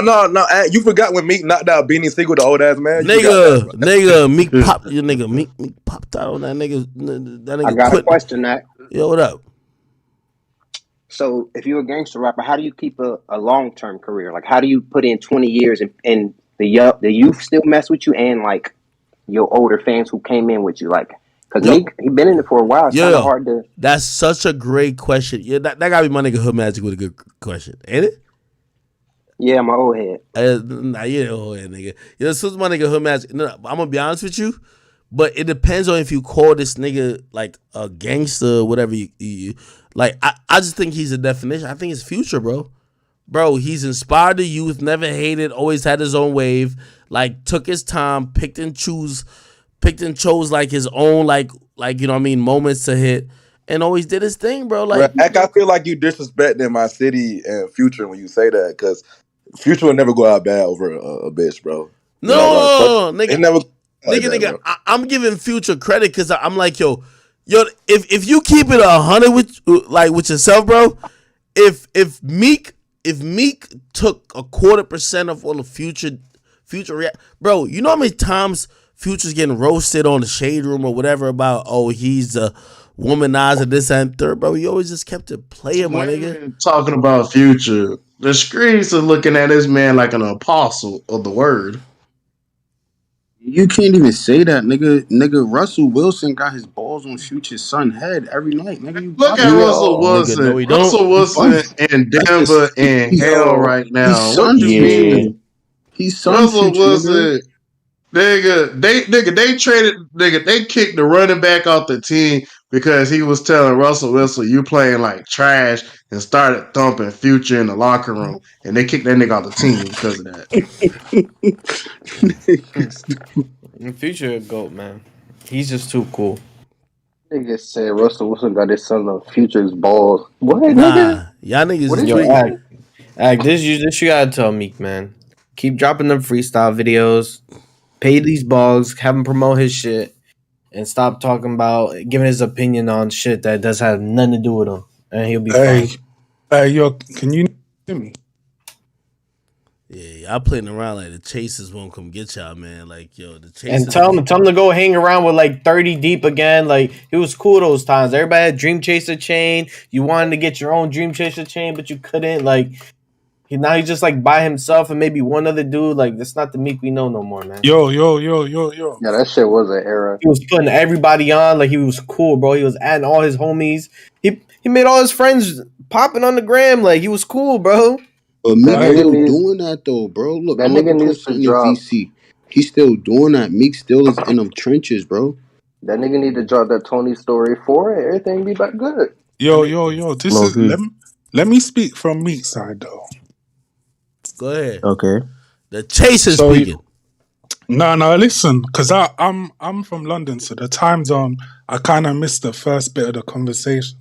But when it comes to the Kanye beef, it's this shit. This shit isn't no stuff that started this year or last year. Like, you know, the Kanye beef started from when Kanye tried to say that Meek smashed Kim.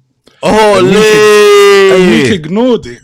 And then recently, Kanye tried to say that Kanye dissed the reform, and Meek ignored it again. But then he said something about that rapper, and him and Vori are from the same place. But Vori's been helping Kanye with his album. But like, he helped Kanye with 2 albums, and he said, yeah, that was it. He said Jack Harlow's the best rapper, but Jack Harlow's from Vori City.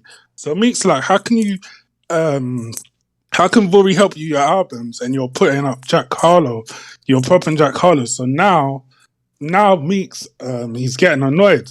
So Meek's responded. You look, Axe showed it. He showed the paragraph. He put it on his story, and he was like, he said a lot. He said a lot of things, and then obviously Kanye went on. Nah, this nigga insider, bro. Now listen, Kanye went on. What's that podcast that got taken off straight away? Is this Central C, nigga? Bro, when you talk, you gotta have everything up to date, man. I just want to say for the record, Jack Harlow's from Kentucky. Jack Harlow from Kentucky. I think Vori's from around the same. Vori's from Houston, bro. Vori from Houston. No, check it. Meek said it himself. Them lot are from around the same, or they started in the same place anyway. Bro, listen, bro. Vori from Houston. Roy's talented, but he got a lack of promotion on his end. That's a fact. But let me. Yeah, no, I agree with that though. I think the promotion. Tell him hit me up, man. You know, I get him right. But let me just say, Ray, Vori. No. But let me just say what I think the be on and the end of why Meek gets clowned on the internet. Go ahead. Meek has gone. He's gone against a lot of fan bases. You got to think about it. With the Drake beef, they tried to end him and he survived it. But then obviously he went to war with the Barbs, and then he went to war with Travis Scott. People are forgetting he beefed Travis Scott. No. Hold on. Wait, hold on. My man's making a good. He's making a good point. Going to war with Drake's fan base, you killed already like maybe 3/4 of like just rap fan base. Period. Then the Barbs. Let's say you've killed like 4/5. Then Travis. Holy. You killed the young niggas, the mid niggas, and the females. Yeah. Wait. You forgetting the street? The old heads, bro.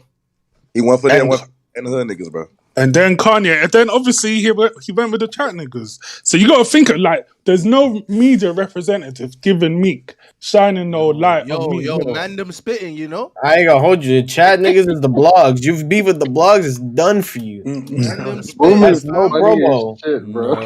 Bro, cooking, you know. No. If you watch beef with D Savage right now, niggas in here still wouldn't fuck with D Savage, bro. That's what it is, bro. Yo, hold on. No, homie made a great point. Yo, I'm gonna be honest with you. If you beef with Drake, Travis Scott, now also Kanye don't fuck with you. Nicki Minaj don't fuck. I'm gonna be honest with you. Yo, maybe that nigga Maybe that nigga Meek took the hardest path through rap history possible. Nigga took veteran mode. Yo, how is it? Yo, how is it possible that every lit nigga do not like you? And then obviously the bunny hops didn't help, man. The bunny hops, I don't know, man. He put that shit on himself. Bro, Meek's career has been bad ever since he tried to be like a positive nigga, bro. He need to go back to being a demon, bro. No, that's not cool. No, it's true. It's true to a point, though. Fans Ain't don't that nigga respect. still on probation? No, he's off. He's off it. He's off it. I think he's still on. Bro, when you the positive nigga and you beefing with the biggest artist, what the fuck you gonna get? You not even a demon. How you gonna beef if you not a demon, nigga? What the? That don't even. He is a hypocrite. No. Hold on. Yo. Here's the thing, though. But Meek said it like Meek said niggas want him to crash out and whatever. Everybody know Meek like actually really bought that life, nigga. Like Meek know that niggas want him to crash out, trying to give him the catch a charge. Like that nigga really in the field type shit. Like damn, that niggas gotta cool out, bro. I ain't gonna lie to y'all, man. Bro, look, you right because he almost caught one with 6ix9ine. He was about to catch another case with that 6ix9ine. It was just too close of a. After that, he gotta stay away, bro. He gotta stay away. Meek Mill just got Meek Mill just gotta drop music, bro. Like it's not even that hard. Just drop good music. It's not even that hard. Wait, but that nigga Meek look like he saw a ghost when 6ix9ine put that nigga light flash in front of him. About this nigga 6ix9ine and Meek Mill. Yeah, I know. That's shit. I don't know where you get that shit from. God damn, bro, you done run shit out like 8 times. We get it. Yo, but that's not why niggas hate Meek Mill. I promise you, niggas hate 6ix9ine more than they hate Meek Mill. So I bet it's niggas who was even on Meek Mill's side on that shit. So no, no. 6ix9ine did not affect his career at all. Fuck no. Like they said Meek Mill dissed Kobe. Oh, what? Oh yeah, that was true. He said I'm a fly. No, he said some crazy shit. He said he said something about his chopper like a helicopter. He said he said if I ever get caught lacking with my chopper, I'm going out. It's gonna be another Kobe. Yo, hold on. First of all, nigga, why do you know this line like that, bro? Like, I'm sorry. I got the song on my phone. I got the full shit on my phone. No, Meek Mill hilarious, bro. That nigga killed his whole fan base. Like, so think about it. If you got Kobe's fan base on you as well, like me, come on, bro. This nigga really run a blog page in London based on rap music. I swear to God. Hey, this nigga know it all, bro. He was sitting here by the UK government to divide Americans, bro. Don't listen to this nigga, bro. Yo, afterlife. Yo, real quick, chat. Once again, I don't think I've gotten to a quarter of the things I plan to get to. Listen, tomorrow morning, like we are ready. Like I might even come with a suit. Y'all want to see Big Ack in a suit for the first day of trial? Come on, man. That'd be I might come with a suit. Like we're on tomorrow in a. I might get a suit. It depends. I might throw something on Instagram. If I do it on Instagram and vote for it, I come in a suit. But we got a whole trial to see what was going on. You feel me? Like we got to figure out. Like there's a lot of stuff going on. Like first of all, these niggas over here joking about Meek. Yo, when Meek hit me up and be like, "Yo, bro, Ack, I fuck with you. Like, we squash our beef. But who's that nigga Facts that was talking, bro? I'm gonna catch that nigga. I'm gonna do something to him. Like, jeez. Yo, when he be like, yo, but what about that nigga Ray that was on your shit, man? I gotta show him the chases is really like. Tell him hit me up, man. Nah. I'm gonna defend you. I'm gonna be like, you don't gotta defend me. I can defend myself. Nah, bro. I don't really know about the chases, nigga. Like, I know about the chases. I've had my run-ins with them. Hey, they chase niggas down, bro. Yo, that nigga Trav ain't nothing to play with. You know what the funny thing is? Unfortunately, that boy Trav, that's my dog. Come on, man. Bro, unfortunately, I feel like, bro, I don't even know what happened with like Meek and like his team. Bro, Meek's team used to really strike fear in niggas' hearts, bro. Yo, when I hear you ever laugh because another nigga's laughing? Yo, when I heard that nigga Kanye laughing, I started laughing because he was laughing. Yeah, Kanye's laugh is horrible, man. Yo, listen to how Kanye was laughing at this, bro. Like, it just made you feel like, yo, bro, if you didn't laugh by like at least if you didn't laugh by at least like 30 seconds in, nigga, you might be weird. Like, he was just clowning. Daddy, let's get Dave Chappelle. Let's go get Meek Mills. What made somebody think Meek Mills could say something to me? What made? First of all, Nah, I didn't even hear this. Hold on, why is he calling Meek Mills? Why is it Mills? Why is it Mills, not Mill? Mills. No, this is the funniest thing of everything. Yo, man, I'm about to start crying, laughing, man. Somebody thought Meek Mills. Sorry, I'm sorry. Meek's a gangster. I'm not gonna get to my joke. Meek is a gangster, man. Somebody said, "Oh, Meek." No, I'm literally in tears. So, yo, somebody's like, it's like Meek. Okay, hold on. Yo, I'ma just say for the record, yo, Kanye is all the way wrong, bro. Like, yo, nah, that nigga's all the way wrong, bro. I don't know why he was laughing like Free that. Kanye. They took his IG again. And they took that song down off IG Day premiere, saying that people started defending him because of his music. Oh, Told y'all he's out of here. It's over with. You can't. He is not out of here. Wait, no. He's not out of here, bro. No, Donnie Hathaway. The song got 2 million views. Nigga, Hold on. bro. Like, let's be fucking real. We got to talk And about. Instagram took it down because people started defending him because of the song was so fire. No. Well, apparently he said Donnie I forgot who's the person who owns the sample.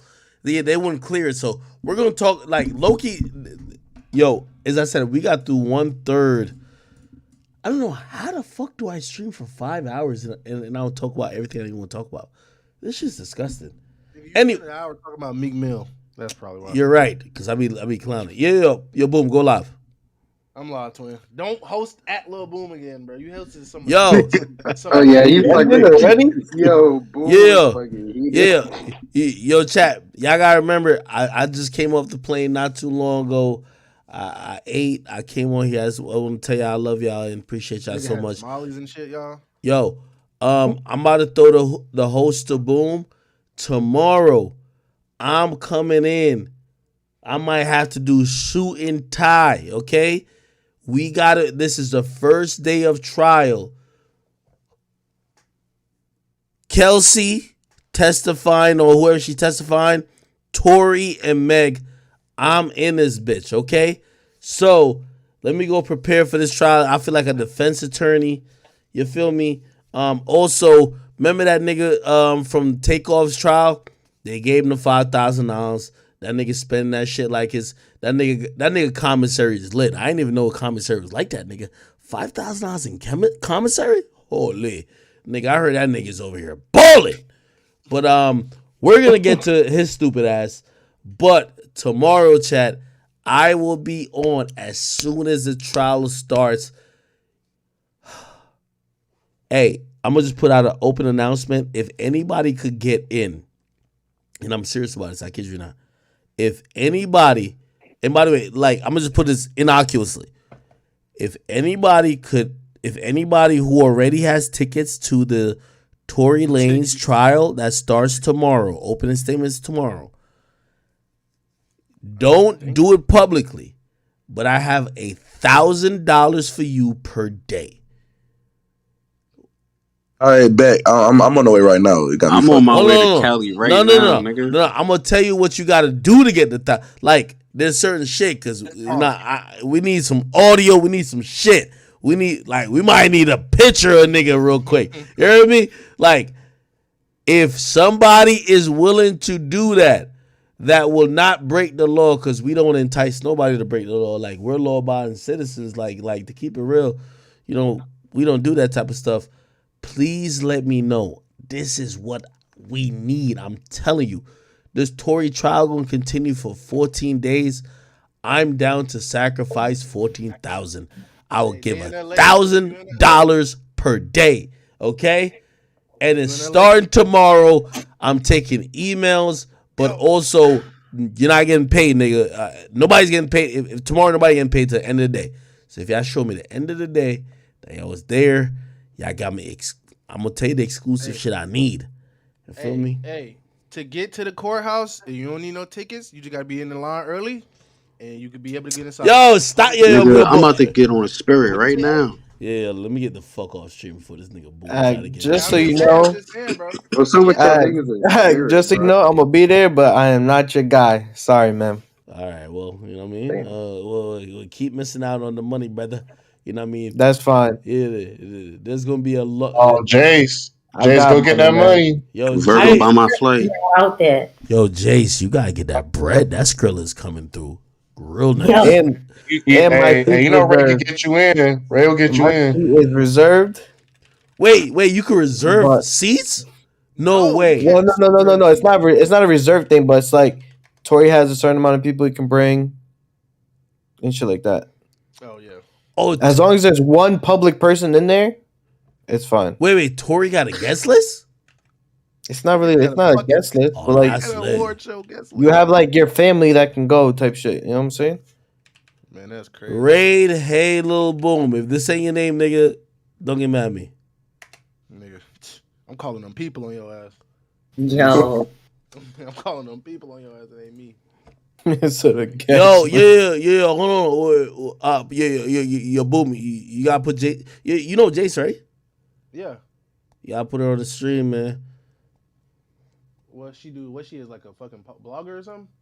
Nigga. Jace got some fire music, bro. No cap. Music? Now, I ain't gonna lie. I seen her battle rap a bitch of him, and she violated her. I ain't gonna lie. It was kind of entertaining. I'm gonna be honest. No. You lying. Yo. Nah, for real, it was. She Meek Millie Jr.? She Meek Mills? Yo, chill the fuck out. She Meek Nah, Mills, bro. nah. Mills. I'll hit her with the Meek Mills joint. Yo, what that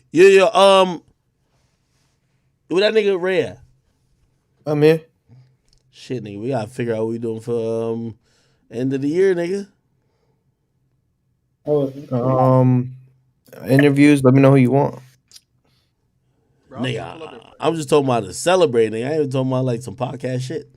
Oh, you know you're gonna be in Miami. I'm gonna be in Miami too. First of all, Hood Magic. Hey, post the VOD, they say, bro. Don't forget. Hood Magic. Why you think that?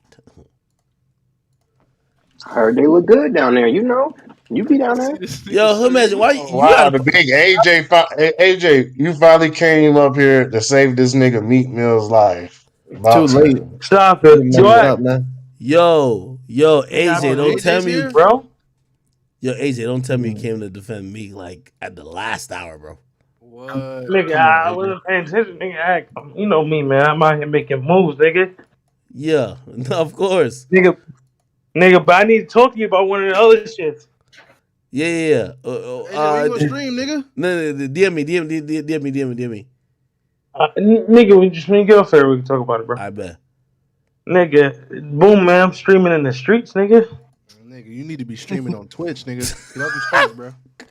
I'm in the streets, nigga. I'm in the Yo, did they go to your shit yet or no? Like, what the fuck? I don't know. Oh, yeah, no, they're here. Twitch.tv, Halo Boom. Yo, Yeah, I gotta pull up to New York, though. He say publish the VOD. Nigga, yo, Boom, I ain't gonna lie, man. I think you've been scared of New York. Was you supposed to come to New York, nigga? Nigga, I was, bro. I was supposed to come to New York, bro. It's just, man, you know what I mean. niggas is ducking New York. Yo, Boom. Nah, I ain't gonna lie, yo. Hey, bro. I think Boom. I had a duck, bro. I think Boom had an issue with some nigga in New York. You hear me? All right, y'all. We're on the way to Chicago right now. Me and my brother Dub right there. Dub. He on the phone right now, but me and Dub on the way to Chicago, man. We got Woo Wop with him, finna bring Woo Wop out. They're probably wondering, like, DG, why you ain't on no jet? You know, jets cost. In order for me to fly to Chicago right now, you know it'll cost me 30, 40 bands. What I look like? A dumbass nigga about to perform at Juice WRLD Day. RP Juice WRLD, man. About to be fun. It's my first time, so I don't know what to expect, but should be really, really, really fun. I'm excited.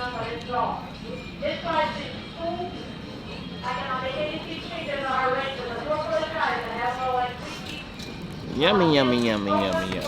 Pretty good. Who you a fool for this? Who you a fool for this?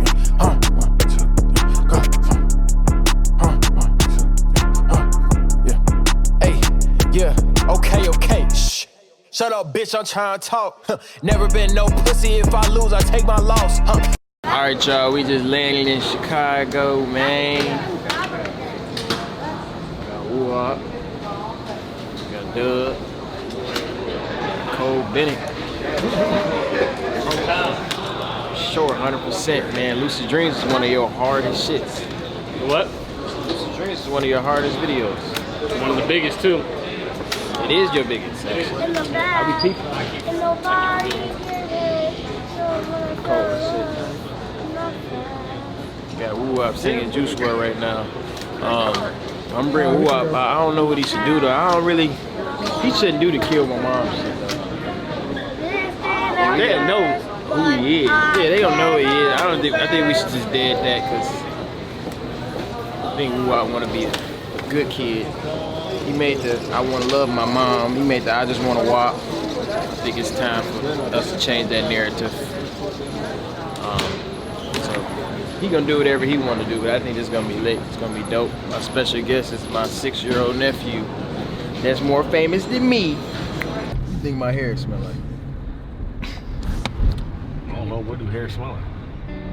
Ah, shit, my bad. I ain't trying to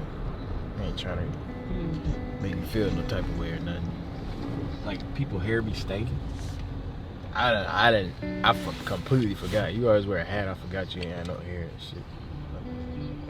I don't have to wear a hat. I wear a hat because of what my hat say. Before, I went like 2 years without wearing a hat. I just wear my hat because of what it says, not because of what. I just don't want to offend you. That's why I was like, my bad and shit. My bad. Never mind. I used to get a haircut every week. Now I get a haircut every 3 weeks. I heard you was trying to invest to bring Toy Story back.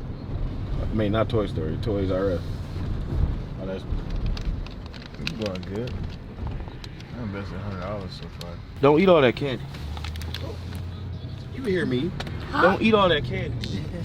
I was just finna hand it back. Something wrong. I was just finna hand it back. I give him one back to choose, like which one you need, this or that, you know? Hey, bro, this is my moment. Calm down, man. You getting ahead of yourself. We finna go to the observatory shit or yeah, Subi, observatory, hotel, arena. I ain't gonna laugh because a nigga do it to me, bro. What? You got way too much money for your hat to look like that, bro. Now you laughing right now, but I'm gonna put that bitch dead slap in the camera when we got this car in the light, bro.